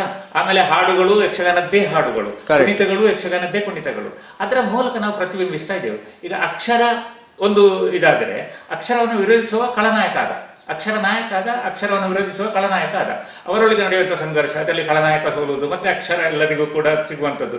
ಹೀಗೆ ನಾವು ಯಕ್ಷಗಾನದ ಚೌಕಟ್ಟು ಅಂತ ಒಂದಿದೆಯಲ್ಲ, ಅದನ್ನು ಬಿಡದೆ ನಾವು ಮಾಡಿದ್ದೇವೆ, ಅದನ್ನು ಬಿಡದೆ ಮಾಡಿದ್ದೇವೆ. ಒಂದು ವೇಳೆ ತುಳುವಿನಲ್ಲಿ ತೀರಾ ಸಾಮಾಜಿಕ ಕಥಾವಸ್ತುವನ್ನೇ ತಗೊಳ್ತಿದ್ರೆ ನಾವು ಆ ಬದಲಾವಣೆಯನ್ನು ಮಾಡಬೇಕಿತ್ತೇನೋ, ಅಂಥದ್ದನ್ನು ತಗೊಳ್ಳಿಕ್ಕೆ ನಾವು ಹೋಗದೆ ಯಕ್ಷಗಾನ ಚೌಕಟ್ಟಿನಲ್ಲಿಯೇ ಅವರಿಗೆ ಅದನ್ನು ಮುಟ್ಟಿಸಲಿಕ್ಕೆ ಪ್ರಯತ್ನ ಪಟ್ಟಿದ್ದೇವೆ. ಅಲ್ಲಲ್ಲ, ಹಾಗಾದ್ರೆ ಅದರಲ್ಲಿ ಯಾವುದೇ ಆಕ್ಷೇಪಣೆ ಇಲ್ಲ. ಬರಲಿಲ್ಲ. ಹಾಗೆ ಹೇಳಿದ್ರೆ ನೀವು ತುಳು ತಿಟ್ಟಿಗಾಗಿ ಬೇರೆ ಕೆಲವು ಕಿರೀಟಗಳನ್ನೆಲ್ಲ ನಮ್ಮ ಅಮೃತ ಸೋಮೇಶ್ವರೆಲ್ಲ ಮಾಡಿದ್ದುಂಟು. ಕೋಟೆಕಾರಿನಲ್ಲಿ ಒಂದು ಯಕ್ಷಗಾನ ಸಂಘ ಉಂಟು ಅವರದ್ದು, ಅದರ ಮೂಲಕ ಅವರು ತುಂಬ ಪ್ರಯೋಜನ ಮಾಡಿದ್ರು, ತುಂಬ ಪ್ರಯೋಗಗಳನ್ನು. ಕರೆಕ್ಟ್. ಆ ಪ್ರಯೋಗದಲ್ಲಿ ಈ ಕಿರೀಟಗಳಲ್ಲಿ ಬದಲಾವಣೆ ಕೂಡ ಇತ್ತು. ಬೇಡರಿಗೆ ಉದಾಹರಣೆಗೆ ಏಕಲವ್ಯನಿಗೆ ಎಂತಹ ಕಿರೀಟ, ಅದೆಲ್ಲ ಬೇರೆ ಬೇರೆ ತರದನ್ನು ಮಾಡಿ ಅದು ಸರಿ ಅಂತೇಳಿ ಹೇಳುವವರು ಕೂಡ ಇದ್ದಾರೆ ಕೆಲವರು. ಮತ್ತೆ ತೀರಾ ಆವಿಷ್ಕಾರ ಇಲ್ಲದೆ ನಾವೊಂದು ಕಲೆಯನ್ನು ಬೆಳೆಸಲಿಕ್ಕೂ ಆಗುದಿಲ್ಲ. ಹೌದು, ಆವಿಷ್ಕಾರ ಬೇಕಾಗ್ತದೆ. ಅಲ್ಲಲ್ಲ, ಆವಿಷ್ಕಾರ ಬೇಕಾಗ್ತದೆ, ಆದ್ರೆ ಆ ಮೂಲ ತತ್ವದ ಒಂದಿಗೆ ಆವಿಷ್ಕಾರ ಬೇಕಾಗ್ತದೆ. ಮೂಲಕ್ಕೆ ಭಂಗ ಬಾರದ ಹಾಗೆ. ಈಗ ಸಾಹಿತ್ಯ, ಯಾಕೆಂತಂದ್ರೆ ನನಗೆ ಅದು ವಿಚಾರ ಗೊತ್ತಿರ್ಲಿಲ್ಲ. ಯಾವ್ದು ಹೇಳಿ, ಗೋಪಾಲಕೃಷ್ಣ ಕುರುಪ್ಪರ ನೀವು ಅಳಿಯ ಅಂತ ನನಗೆ ಗೊತ್ತಿರಲಿಲ್ಲ. ಯಾಕೆಂತಂದ್ರೆ ಅವರು ಯಕ್ಷಗಾನದ ಆ ಮೂಲ ಒಂದು ಇದಕ್ಕಾಗಿ ಬಹಳಷ್ಟು ಶ್ರಮ ಪಟ್ಟವರು, ಬಹಳಷ್ಟು ಕೆಲಸ ಮಾಡಿದವರು. ನಂಬ್ಯಾರ ಅವರ 2-3 ಪುಸ್ತಕ ಬರೆದಿದ್ದಾರೆ. ನಂಬ್ಯಾರ ಜೊತೆ ಬಹಳಷ್ಟು ಒಡನಾಟ ಇದ್ದು, ಅಂದ್ರೆ ಕೊನೆಯ ಇವತ್ತಿನವರೆಗೂ ಅವರ ಒಂದು ಏನು ಹೇಳುದು, ಆ ಯಕ್ಷಗಾನದ ಮೂಲ ಸತ್ವವನ್ನು ಒಂದು ಸ್ವಲ್ಪವನ್ನು ಅವರು ಬಿಟ್ಟವರಲ್ಲ. ಅದಕ್ಕೆ ನಾನು ಕೇಳಿದ್ದಷ್ಟೇ. ಅಷ್ಟಲ್ಲದೆ ನೀವು ಕೆಲವು ಸೆಮಿನಾರ್ಗಳಲ್ಲಿ ಭಾಗವಹಿಸಿದ್ದೀರಿ, ಪ್ರಬಂಧ ಮಂಡನೆಯನ್ನು ಮಾಡಿದ್ದೀರಿ, ಭಾಷಣ ಮಾಡಿದ್ದೀರಿ. ಈ ಕುರಿತು ನೀವು ಮಾಡಿದ ವಿಶಿಷ್ಟವಾದಂತಹ ಕೆಲವೊಂದು ನೆನಪುಗಳನ್ನು ಯಕ್ಷಗಾನದ ವೇದಿಕೆಗಳಲ್ಲಿಯೇ ಇಂಥ ಕೆಲವನ್ನು ನಾನು ಮಾಡಿದ್ದಿದೆ. ಅವಾಗ ಮಂದಾರ ಕೇಶವ ಭಟ್ರು ಅಂತ ಒಬ್ಬರು, ಮಂದಾರ ಪ್ರಭಾಕರ ಜೋಶಿಯವರು, ಶೇಣಿಯವರು, ಲಕ್ಷ್ಮೀಶ ತೋಳ್ಪಾಡಿ ಅವರು, ಹೀಗೆ ತುಂಬಾ ಜನ ದೊಡ್ಡವರೀಗ ರಾಘವ ನಂಬಿಯಾರು, ಅವರು ಹಿಮ್ಮೇಳ ಅಂತ ಭಾರಿ ಒಳ್ಳೆಯ ಒಂದು ಪುಸ್ತಕವನ್ನು ಕೊಟ್ಟಿದ್ದಾರೆ. ಅಮೃತ ಸೋಮೇಶ್ವರರು, ಇನ್ನೊಬ್ಬರು ಕೇಶವ ಉಚ್ಚಿಲ ಅಂತ ಉಚ್ಚಿಲದಲ್ಲಿ ಒಬ್ಬರಿದ್ದಾರೆ ಅವರು, ಹೀಗೆ ತುಂಬಾ ಜನ ಅಂತ ಸಭೆಗಳಲ್ಲಿ ಭಾಗವಹಿಸುವ ಅವಕಾಶ ನನಗೆ ಸಿಕ್ಕಿದೆ. ಅದು ಯಕ್ಷಗಾನ ಅಲ್ಲದಿದ್ದರೆ ಸಿಗ್ತಿರ್ಲಿಲ್ಲ. ಸುಬ್ರಹ್ಮಣ್ಯ ಷಷ್ಠಿಯ ಒಂದು ಸಂದರ್ಭದಲ್ಲಿ ಒಬ್ರು ಯಾರೋ ಹೇಳಿದವರು ಬಾರದ ಕಾರಣ ನನಗೆ ತಕ್ಷಣ ಅವರು ಫೋನ್ ಮಾಡಿ ಹೇಳಿದರು, ನೀವು ಬರಲೇಬೇಕು, ನೀವು ತಪ್ಪಿಸಬಾರದು ಅಂತ. ಅಲ್ಲಿ ಹೋಗಿ ನೋಡಿದ್ರೆ ಸ್ವಾಮೀಜಿಯವರು, ಆಮೇಲೆ ಶೇಣಿಯವರು, ಆಮೇಲೆ ಡಾಕ್ಟರ್ ರಮಾನಂದ ಬನಾರಿ ಅವರು, ಮತ್ತೆ ಪ್ರಭಾಕರ ಜೋಶಿಯವರು, ತೋಳ್ಪಾಡಿಯವರು, ಇವರು 5 ಜನ, 6ನೇವ ನಾನೇ. ಅವರೆಲ್ಲರ ಎದುರು ಎಲ್ಲರೂ ಸಹಿ ಅನ್ನುವ ರೀತಿಯಲ್ಲಿ ನಾನು ಮಾತಾಡಬೇಕಾದ್ರೆ ಅದಕ್ಕೆ ಯಕ್ಷಗಾನದ ಹಿನ್ನೆಲೆ ಕಾರಣ, ಅದನ್ನು ಬೇರೆ ರೀತಿಯಲ್ಲಿ ನಾನು ಯೋಚಿಸಿದ್ದು ಕಾರಣ. ಇಂತಹ ಅನುಭವಗಳು ಬೇರೆ ಬೇರೆ ಕಡೆ ಆಗಿವೆ. ನಾನು ಅವುಗಳನ್ನೆಲ್ಲ ಪ್ರಸ್ತುತಪಡಿಸಿದ್ದೇನೆ. ಆದರೆ ನಾನು ಕಂಡುಕೊಂಡ ಹಾಗೆ ಇಂತಹ ಸೆಮಿನಾರ್ಗಳಲ್ಲಿ ಕಲಾವಿದರು ಭಾಗವಹಿಸುವುದಿಲ್ಲ. ಯಕ್ಷಗಾನವನ್ನು ಕುಣಿದು ತೋರಿಸುವಂತಹ ಕಲಾವಿದರಿದ್ದಾರಲ್ಲ, ಅವರು ಭಾಗವಹಿಸುವುದಿಲ್ಲ. ವಿದ್ವಾಂಸರು ಭಾಗವಹಿಸ್ತಾರೆ, ಹಿಮ್ಮೇಳದವರು ಸ್ವಲ್ಪ ಭಾಗವಹಿಸ್ತಾರೆ. ಆದರೆ ವೇಷ ಹಾಕಿ ಯಾರಿಗೆ ಅದನ್ನು ಮುಟ್ಟಿಸಬೇಕೋ ಅವರಿಗೂ ಭಾಗವಹಿಸುವುದಿಲ್ಲ. ಆದ್ರಿಂದ ಏನಾಗಿದೆ ಅಂದರೆ, ಇಂಥ ಗೋಷ್ಠಿಗಳಲ್ಲಿ ನಾವು ಮಾಡಿಕೊಂಡ ಒಂದು ನಿರ್ಣಯದ ಬಗ್ಗೆ ಅದು ಅನುಷ್ಠಾನಕ್ಕೆ ಬರುತ್ತದೆ. ಇದೊಂದು ದುಃಖಕರವಾದಂತಹ ಒಂದು ವಿಷಯ. ಅದನ್ನು ಸೆಮಿನಾರ್ ಸಂಘಟನೆ ಮಾಡುವವರು ಕಲಾವಿದರು ಬರುವ ಹಾಗೆ, ಅವರಿಗೊಂದು ಸಾಮಾಜಿಕ ಜವಾಬ್ದಾರಿ ಇರುವ ಹಾಗೆ ಅದನ್ನು ಮಾಡಿದ್ರೆ ಈ ಸೆಮಿನಾರ್ಗಳಿಂದ ಪ್ರಯೋಜನ ಉಂಟು. ಇಲ್ಲದಿದ್ದರೆ ದೊಡ್ಡ ಪ್ರಯೋಜನ ಇದೆ ಅಂತ ನನಗೆ ಅನಿಸುತ್ತೆ. ಯಾಕಂದ್ರೆ ಕಲಾವಿದರಿಗೆ ಎಷ್ಟೋ ಸಲ ಉಂಟು ಇಂತಹ ಸೆಮಿನಾರ್ಗಳೆಲ್ಲ ನಮಗೆ ಸಂಬಂಧಪಟ್ಟದ ಅಲ್ಲ, ಅವರಷ್ಟಕ್ಕೆ ಅವರು ಮಾತಾಡಿಕೊಂಡು ಮತ್ತೆ ಅವರಷ್ಟಕ್ಕೆ. ಯಕ್ಷಗಾನ ವಲಯದಲ್ಲಿ ಮುಖ್ಯವಾಗಿ ನಾವು ಈಗ ದೊಡ್ಡ ತೊಡಕೆ ಅದು ಏನು ಅಂತಂದ್ರೆ, ಕಲಾವಿದರು ಬೇರೆ, ಪ್ರೇಕ್ಷಕರು ಬೇರೆ, ವಿದ್ವತ್ ಜನ ಅಂದ್ರೆ ವಿಮರ್ಶಕರು ಬೇರೆ, ಅವರು ಮೂರು ಕೂಡ ಅವರವರ ಹಠವನ್ನು ಹಿಡ್ಕೊಂಡು ಕೂತಿದ್ದಾರೆ. ಎಲ್ಲೂ ಒಂದು ಕಡೆ ಒಂದು ಪಾಯಿಂಟ್ ಅಲ್ಲಿ ಯಾರು ಒಟ್ಟಿಗೆ ಆಗ್ತಾ ಇಲ್ಲ. ಆ ಒಂದು ಸಮಸ್ಯೆ ಇವತ್ತಿಗೂ ಹಾಗೆ ಉಂಟು. ಸಮನ್ವಯದ ಕೊರತೆ ಕಾಡ್ತದೆ. ಹೌದು, ಈಗಂತೂ ಗೋಷ್ಠಿಗಳು ನಡೆಯುವುದು ಬಹಳ ಕಡಿಮೆ ಆಗಿದೆ. ನೀವು ಮೊದಲನೇ ಇದಕ್ಕೆ ಹೋಲಿಸಿದರೆ ತುಂಬ ಕಡಿಮೆ ಆಗಿದೆ. ಹೇಳಿಕೊಳ್ಳೋದಕ್ಕೆ ಒಂದು ಯಕ್ಷಗಾನ ಅಕಾಡೆಮಿ ಅಂತ ಇದೆ. ಅದು ಇತ್ತೀಚೆಗೆ ಏನೂ ಚಟುವಟಿಕೆ ಮಾಡುವುದು ಕಾಣುದಿಲ್ಲ. ಕುಂಬಳೆ ಸುಂದರರಾಯರಿದ್ದಾಗ ಸ್ವಲ್ಪ ಸ್ವಲ್ಪ ಇತ್ತು, ಹೌದೌದು, ಸ್ವಲ್ಪ ಇತ್ತು, ಆಮೇಲೆ ಇಲ್ಲ. ಇದು ದೊಡ್ಡ ಸಮಸ್ಯೆ ಏನಂದ್ರೆ, ಯಕ್ಷಗಾನ ಅಂತೇಳಿ ಆಚೆ ಕಡೆಯ ಘಟ್ಟದ ಮೇಲಿನ ಘಟ್ಟದ ಕೋರೆ ಮತ್ತೆ ಮೂಡಲಪಾಯ ಇದನ್ನೆಲ್ಲವನ್ನು ಒಟ್ಟಿಗೆ ಸೇರಿಸಿ ಯಾವ್ದು ಯಕ್ಷಗಾನ ಅಂತೇಳಿ ಅಲ್ಲ, ಅದನ್ನಾದ್ರೂ ಗೊತ್ತಾಗಲ್ಲ. ಹೌದು, ಅದನ್ನಾದ್ರೂ ಸರಿ. ಬೊಂಬೆ ಆಟ ಕೂಡ ಉಂಟು, ಹೌದು, ಎಲ್ಲವೂ ಉಂಟು ಅದರಲ್ಲಿ. ಬೊಂಬೆ ಆಟ ಅದೆಲ್ಲ ಯಕ್ಷಗಾನ ಅಂತೇಳಿ ಮಾಡಿಕೊಂಡು ನಿಜವಾದ ಯಕ್ಷಗಾನದ ಮಹತ್ವ ಇವರಿಗೆ ಅರ್ಥ ಆದ ಹಾಗೆ ಇಲ್ಲ. ಅದನ್ನು ಮಹತ್ವವನ್ನು ಕಡಿಮೆ ಮಾಡಿದ ಹಾಗೆ. ಸರ್, ಆಮೇಲೆ ಇನ್ನೊಂದು ಸಣ್ಣ ಪ್ರಶ್ನೆ ಏನಂತಂದ್ರೆ, ನೀವು ಏನು ಸಾಹಿತ್ಯ ಕೃತಿಗಳಲ್ಲಿ ತೊಡಗಿಕೊಂಡವರು, ಆಮೇಲೆ ಏನು ಪಠ್ಯ ಪುಸ್ತಕಗಳನ್ನು ಅನೇಕ ವಿಚಾರಗಳನ್ನು ಬರೆದವರು ನೀವು. ಈಗ ಯಕ್ಷಗಾನದ ವಿಚಾರಕ್ಕೆ ಬಂದಾಗ ಆತ್ಮಚರಿತ್ರೆ ಎನ್ನುವಂಥ ಒಂದು, ಅಂದರೆ ಯಕ್ಷಗಾನದ್ದು ಅಂತಲ್ಲ, ಯಾರದ್ದೇ ಒಂದು ಆತ್ಮಚರಿತ್ರೆ ಅಂತ ಹೇಳಿದರೆ ಅದು ಎಲ್ಲಿಯೇ ಒಂದು ಪಾಯಿಂಟಲ್ಲಿ ಅದು ಆತ್ಮರತಿಯೇ ಆಗಿ ಹೋಗುವಂಥ ಸಂಭವಗಳು ಜಾಸ್ತಿ. ಅಂದರೆ ತನ್ನನ್ನು ತಾನು ಹೊಗಳಿರುವ ಒಂದು ಇದನ್ನೇ ಆಗ್ತದೆ, ಅಥವಾ ಅದು ಏನು ಅದರಿಂದ ಸಮಾಜಕ್ಕೆ ಒಳಿತು ಆಗುವಂತಹ ವಿಚಾರಗಳು ಅದರಿಂದ ಬಹಳಷ್ಟು ಕಡಿಮೆ. ಈಗ ನೀವು ಕನ್ನಡ ಸಾಹಿತ್ಯದಲ್ಲಿ, ಇಕಾನಮಿಕ್ಸಲ್ಲಿ ಅಂತ ಒಂದು ಒಳ್ಳೆಯ ಒಂದು ಸ್ಟ್ಯಾಂಡರ್ಡನ್ನು ಮೇಂಟೈನ್ ಮಾಡಿಕೊಂಡಿದ್ದವರು. ಈಗ ಒಂದು ಆತ್ಮಕಥೆಯನ್ನು ಬರೆಯುವುದಕ್ಕೆ ನಿಮಗೆ ಪ್ರೇರೇಪಣೆ ಏನಾಯಿತು? ಈಗ ಆತ್ಮಕಥೆಯಲ್ಲಿ ಯಾಕೆಂತಂದರೆ, ಈ ಪ್ರಶ್ನೆ ಯಾಕೆಂತಂದರೆ, ಈಗ ಯಾರೇ ಒಬ್ಬ ವ್ಯಕ್ತಿ ನನಗೆ ಇಂಥ ಸಂದರ್ಭದಲ್ಲಿ ಕೋಪ ಬಂದಿತ್ತು ಅಂತ ಇದ್ದರೆ ಅವನದನ್ನು ಇಲ್ಲ ನನಗೆ ಅಂಥ ಸಂದರ್ಭದಲ್ಲಿ ಖುಷಿಯಾಗಿತ್ತು ಅಂತ ಬದಲಾವಣೆ ಮಾಡಿ ಹೇಳಿದರೆ ನಮಗೆ ಅದರ ಯಾವುದೇ ಆಧಾರ ಇಲ್ಲ. ನಾವು ಅವರು ಹೇಳಿದ್ದನ್ನಷ್ಟನ್ನು ಮಾತ್ರ ನಂಬಬೇಕು. ಆ ವ್ಯಕ್ತಿ ಸತ್ಯವೇ ಹೇಳಿದ್ದಾರೆ ಅಂತ ನಾವು ನಂಬಬೇಕು ಮೊದಲು. ಆಮೇಲೆ ನಾವು ಓದುಗರ ಮೇಲೆ ಆ ನಂಬಿಕೆಯನ್ನು ಹೇರಿದ ಹಾಗೆ ಆಗ್ತದೆ, ಅವರಿಗೆ ನಂಬಿಕೆ ಮೂಡಿಸಿದ ಹಾಗೆ ಆಗುವುದಿಲ್ಲ. ಇಂಥ ಒಂದು ಇದರಲ್ಲಿ ನೀವು ಅದನ್ನು ಹೇಗೆ ಸಮರ್ಥಿಸ್ತೀರಿ? ಅಂದರೆ ಕಥೆಯನ್ನು ನೀವು ಹೇಗೆ ಸಮರ್ಥಿಸ್ತೀರಿ? ಈಗ ನಾನು ಮಾಡಿಕೊಂಡದ್ದು ಆತ್ಮಚರಿತ್ರೆ ಒಂದೇ ನಾನು ಬರ್ತದ್ದು. ಹೌದು, ಬಿಟ್ಟರೆ ಆತ್ಮಚರಿತ್ರೆ ಯಕ್ಷೋಪಾಸನೆ ಅಂತ, ಅದನ್ನು ಮೂಲವಾಗಿ ಅವರಿಂದಲೇ ನಾನು ಆ ಟಿಪ್ಪಣಿಗಳನ್ನು ಸಂಗ್ರಹಿಸಲಿಕ್ಕೆ ಹೇಳಿದ್ದೆ. ಆದ್ದರಿಂದ ಅನೇಕ ವಿಷಯಗಳನ್ನು ಅವರೇ ನನಗೆ ಸಂಗ್ರಹಿಸಿ ಕೊಟ್ಟರು. ಕರೆಕ್ಟ್. ಅದಕ್ಕೆ ನಾನು ಒಂದು ಸಾಹಿತ್ಯಿಕವಾದ ಟಚ್ ಅನ್ನು ಕೊಟ್ಟದ್ದು, ಯಕ್ಷಗಾನೀಯ ಟಚ್ ಮತ್ತು ಶಾಸ್ತ್ರೀಯವಾದ ಇದು ಸಾಹಿತ್ಯಿಕ ಟಚ್ ಅನ್ನು ನಾನು ಕೊಟ್ಟದ್ದು. ನನಗೆ ಇವರಲ್ಲಿ ಪ್ರಾಮಾಣಿಕತೆ ಕಂಡಿತ್ತು. ಅವರು ಬರೆದದ್ರಲ್ಲಿ ನನಗೆ ಯಾವುದೇ ಅತಿಶಯೋಕ್ತಿ ಇರಲಿಲ್ಲ. ಅವರ ಬಡತನವನ್ನು ನೇರವಾಗಿ ಹೇಳಿಕೊಂಡಿದ್ದಾರೆ. ಅನೇಕ ವೇಳೆ ಬಡವರಾಗಿದ್ದ ಮೇಲಕ್ಕೆ ಬಂದವರು ತಮ್ಮ ಬಡತನವನ್ನು ನೆನಪಿಸಿಕೊಳ್ಳಿಕ್ಕೆ ಇಷ್ಟಪಡುವುದಿಲ್ಲ. ಇವರು ಹಾಗೆ ಅಲ್ವೇ ಅಲ್ಲ. ಆ ಪ್ರಾಮಾಣಿಕತೆಯನ್ನು ನಾವು ಸುಲಭವಾಗಿ ಗುರುತಿಸಲಿಕ್ಕೆ ಸಾಧ್ಯ ಆಗ್ತದೆ. ಆದ್ದರಿಂದಲೇ ಅಂತಹ ಪ್ರಾಮಾಣಿಕರನ್ನೇ ನಾನು ಹುಡುಕುತ್ತಾ ಹೋದದ್ದು. ಈಗ ಬಣ್ಣದ ಮಾಲಿಂಗನಂತಹ ಪ್ರವೇಶಧಾರಿ ಆಗಲಿ, ಅಥವಾ ರಾಮಚಂದ್ರ ರಾಯರಾಗಲಿ ಕೋಳೂರು, ಅಥವಾ ಕಲ್ಲಾಡಿ ವಿಠ್ಠಲ ಶೆಟ್ಟರಾಗಲಿ, ಇವರೆಲ್ಲ ಅವರಲ್ಲಿ ಪ್ರಾಮಾಣಿಕತೆ ಬಹಳ ಮುಖ್ಯವಾಗಿ ನಾನು ಕಂಡುಕೊಂಡಂತಹ ಗುಣಗಳು. ಆದ್ದರಿಂದ ಅದರಲ್ಲಿ ವೈಭವೀಕರಣ ಆಗಲಿ ಆತ್ಮರತಿ ಆಗಲಿ ಇರುವ ಹಾಗೆ ಕಾಣುವುದಿಲ್ಲ ನನಗೆ. ಆದರೆ ಯಾರು ಆತ್ಮರತಿ ಹೇಳಿಕೊಳ್ಬಹುದು ಅಂತ ಹೇಳಿದರೆ ಪ್ರಾಯಶಃ ಅರೆಬರೆ ಜ್ಞಾನ ಇರುವವರು ಹಾಗೆ ಮಾಡಬಹುದು. ಅದನ್ನು ಸಮಾಜ ಒಪ್ಪಿಕೊಳ್ಳುವುದಿಲ್ಲ ಬಿಡಿ. ಈ ಯಕ್ಷಗಾನ ಅಂತ ಹೇಳಿದ ಕೂಡಲೇ ಸಮಾಜ ಎಲ್ಲವನ್ನು ಕೂಡ ಒಪ್ಪಿಕೊಳ್ಳುವುದಿಲ್ಲ. ಕರೆಕ್ಟ್. ಹೌದು. ಹಾಗಾಗಿ ಸಮಾಜವೇ ಅದನ್ನು ತಿರಸ್ಕರಿಸ್ತದೆ. ಇದೀಗ ಈ ಪುಸ್ತಕ ಬರೆದದಕ್ಕೆ ಅದಕ್ಕೆ 2ನೇ ಮುದ್ರಣವನ್ನು ಕಾಣೋದ್ರಲ್ಲಿ ಈಗ ಮುಗಿದು ಹೋಗಿದೆ. ಬೇಕು ಅಂತ ಹೇಳುವವರು ತುಂಬ ಜನ ಇದ್ದಾರೆ. ಆದ್ದರಿಂದ ನೀವು ಪ್ರಾಮಾಣಿಕತೆಯನ್ನು ಗುರುತಿಸಲಿಕ್ಕೆ ನಿಮಗೆ ಸಾಧ್ಯ ಆದರೆ ಈ ಆತ್ಮಹತ್ಯೆಯ ಸಮಸ್ಯೆಯನ್ನು ಹೋಗಲಾಡಿಸಲಿಕ್ಕೆ ಸಾಧ್ಯ ಆಗ್ತದೆ. ಅಂದರೆ ಅದೇ, ಆದರೂ ಕೂಡ ಕೊನೆಗೂ ಉಳಿಯುವಂಥದ್ದು ಒಂದೇ, ಅಂದರೆ ಅವರು ಹೇಳಿದ್ದನ್ನು ನಾವು ನಂಬಬೇಕು, ಯಾವುದೇ ಆಧಾರ ಇಲ್ಲದೆ. ಈಗಿನ ಕಾಲದಲ್ಲಿ ಆಧಾರ ಇಲ್ಲದೆ ಯಾವುದನ್ನು ನಂಬುವ ಪರಿಸ್ಥಿತಿ ಇಲ್ಲ.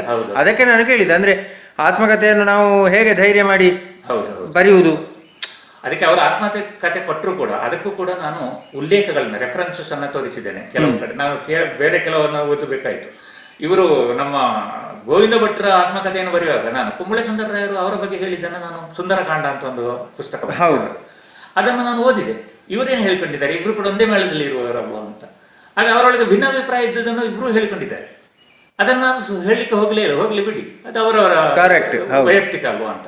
ವೈಯಕ್ತಿಕವನ್ನು ನಾವು ಬಿಟ್ಟು ಸಾಮಾನ್ಯವಾಗಿ ಸಮಾಜಕ್ಕೆ ಅವರ ಕೊಡುಗೆ ಏನು ಅನ್ನೋದು ಬಹಳ ಮುಖ್ಯ ಆಗ್ತದೆ ಅಂತ. ಒಬ್ರು ಕಲಾವಿದರು ಹೇಳಿದರು, ನಾನು ಆತ್ಮಚರಿತ್ರೆ ಬರೀಲಿಕ್ಕೆ ಆಗುದಿಲ್ಲ ಮಾರ್ಯಾರೆ. ಏನು, ನಾನು ಇಬ್ಬರನ್ನು ಮದುವೆ ಆಗಿದ್ದೇನೆ, ಆದ ಕಾರಣ ಒಬ್ರು ಕೊಟ್ಟರು ನನಗೆ. ಅದನ್ನು ಹೇಳ್ಬೋದಲ್ಲ, ಅದ್ರಲ್ಲಿ ಅಷ್ಟು ನಾಚಿಕೆ ಇಲ್ಲ. ಇವಳದ್ದು ಹೇಳಿದ್ರೆ ಅವಳಿಗೆ ಬೇಸರ ಆಗ್ತದೆ, ಅವಳದ್ದು ಹೇಳಿದ್ರೆ ಇವಳಿಗೆ ಬೇಸರ ಆಗ್ತದೆ. ಮನೆಯಲ್ಲಿ ಗಲಾಟೆ ಆಗಿಕೊಂಡು ನಾನು ಆತ್ಮಚರಿತ್ರೆ ಬರೀದೆ ಯಾಕೆ ಅಂತ ಹೇಳಿದರು. ಸಾಹಿತ್ಯದಲ್ಲಿ ನೀವು ಮಾಡಿದ ಕೆಲಸ ಸಣ್ಣದಲ್ಲ, ಅದಕ್ಕಾಗಿ ನಿಮಗೆ ಹಲವಾರು ಪ್ರಶಸ್ತಿಗಳು ಬಂತು, ಸಮಾಜ ನಿಮ್ಮನ್ನು ಗುರುತಿಸ್ತದೆ. ನೀವು ಸುಳ್ಯ ತಾಲೂಕು ಸಾಹಿತ್ಯ ಸಮ್ಮೇಳನ ಅಧ್ಯಕ್ಷರು ಕೂಡ ಆಗಿದ್ದೀರಿ. ನಿಮ್ಮ ಸಾಹಿತ್ಯ ಕೃತಿಗಳು ಅಂತ ಹೇಳಿದರೆ ನಮ್ಮ ನಾಡಿನಲ್ಲಿ ಹಲವು ಜನ ಮೆಚ್ಚಿಕೊಳ್ತಾರೆ. ಅದು ಬೇರೆ ಭಾಷೆಗಳಿಗೆ ಭಾಷಾಂತರ ಹೊಂದಿದೆ. ಹಾಗೆ ಸಾಹಿತ್ಯದಲ್ಲಿ ನೀವು ಮಾಡಿದ ಕೆಲಸ ಬಹಳ ಮುಖ್ಯವಾದದ್ದು. ಹೀಗೆ ಮಾಡಿದ ಸಾಹಿತ್ಯದ ಕೆಲಸದಲ್ಲಿ ಎರಡು ರೀತಿಯ ಸಾಹಿತ್ಯ ಕಾಣುತ್ತದೆ. ಒಂದು ಸೃಜನಶೀಲವಾದದ್ದು, ಅಂದರೆ ನಿಮ್ಮದು ಕಥೆಗಳು, ಕಾದಂಬರಿಗಳು ಇತ್ಯಾದಿಗಳು.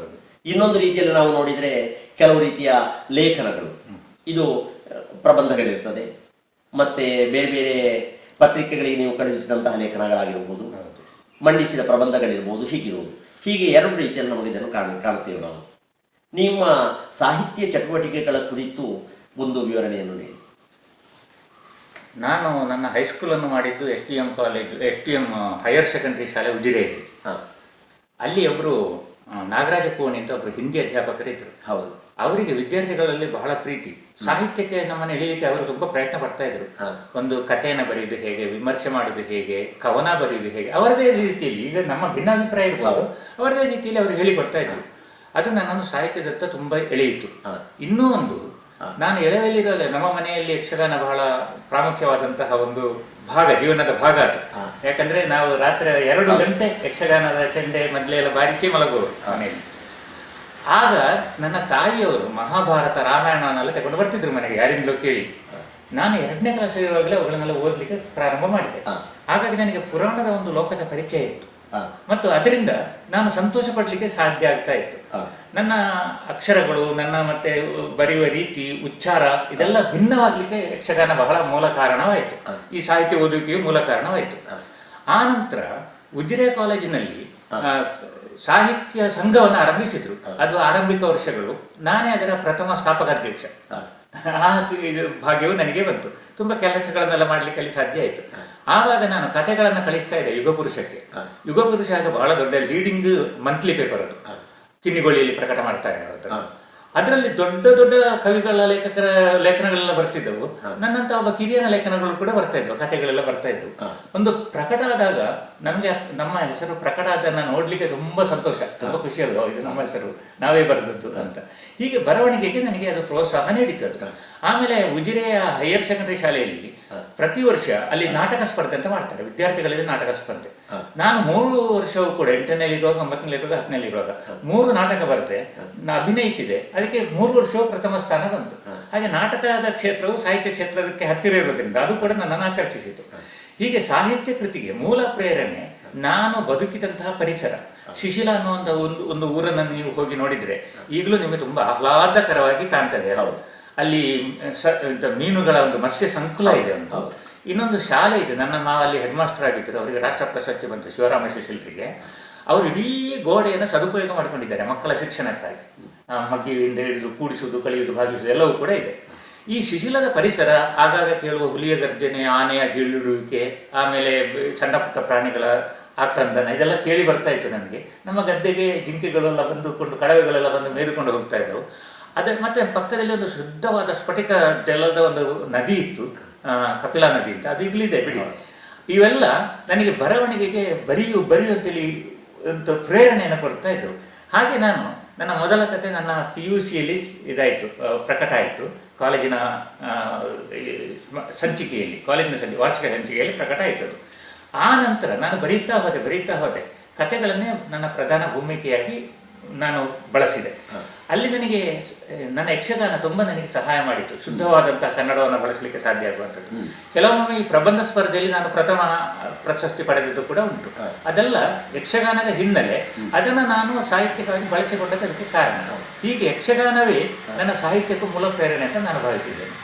ಅಷ್ಟು ಮಾತ್ರ ಅಲ್ಲದೆ ನೀವು ಆಯ್ದುಕೊಂಡಂತಹ ಕೆಲವು ವಿಷಯಗಳು ಪುರಾಣದ್ದು ಕೂಡ ಇದೆ. ಉದಾಹರಣೆಗೆ ಪುಂಸ್ತ್ರೀ ನೀವು ಬರೆದದ್ದು. ಹಾಗೆಯೇ ಪುರಾಣದ ವಸ್ತುಗಳನ್ನೇ ಆಯ್ದುಕೊಂಡು 2-3 ಪುಸ್ತಕಗಳನ್ನು ಬರೆದಿರಿ. ಆಗ ನಿಮಗೆ ಅದರಲ್ಲಿ ಯಕ್ಷಗಾನದ ಪ್ರೇರಣೆ ಇರುವುದು ನಮಗೆ ಪುಸ್ತಕವನ್ನು ಓದಿರಬೇಕಾಗ್ತದೆ. ಅದು ಸಂಸ್ಕೃತ ಭಾಷೆಗೂ ಭಾಷಾಂತರ ಹೊಂದಿತ್ತು, ಅನುವಾದವಾಯಿತು, ತೆಲುಗಿಗೆ ಆಗಿದೆ. ಇದೆಲ್ಲ ನಾವು ನೋಡಿದ್ದೇವೆ. ಇದನ್ನು ಬರೆಯುವಾಗ ನಿಮಗೆ ಸಾಮಾಜಿಕ ಕಾದಂಬರಿಗಳನ್ನು, ಕಥೆಗಳನ್ನು ಬರೆಯುವುದಕ್ಕಿಂತ ಭಿನ್ನವಾದ ಅನುಭವ ಹೇಗಾಯಿತು? ನನಗೆ ತುಂಬ ಖುಷಿ ಕೊಟ್ಟ ಅನುಭವ ಅದು. ನನ್ನ ಜೀವನದ ಉದ್ದಕ್ಕೂ ಯಕ್ಷಗಾನ ಬೀರಿದಷ್ಟು ಪ್ರಭಾವ ಸಾಹಿತ್ಯ ಬೀರಲಿಲ್ಲ. ಆ ಯಕ್ಷಗಾನವನ್ನು ಸಾಹಿತ್ಯಕ್ಕೆ ತರಲಿಕ್ಕೆ ನಾನು ಪ್ರಯತ್ನ ಪಟ್ಟದ್ದಷ್ಟೇ.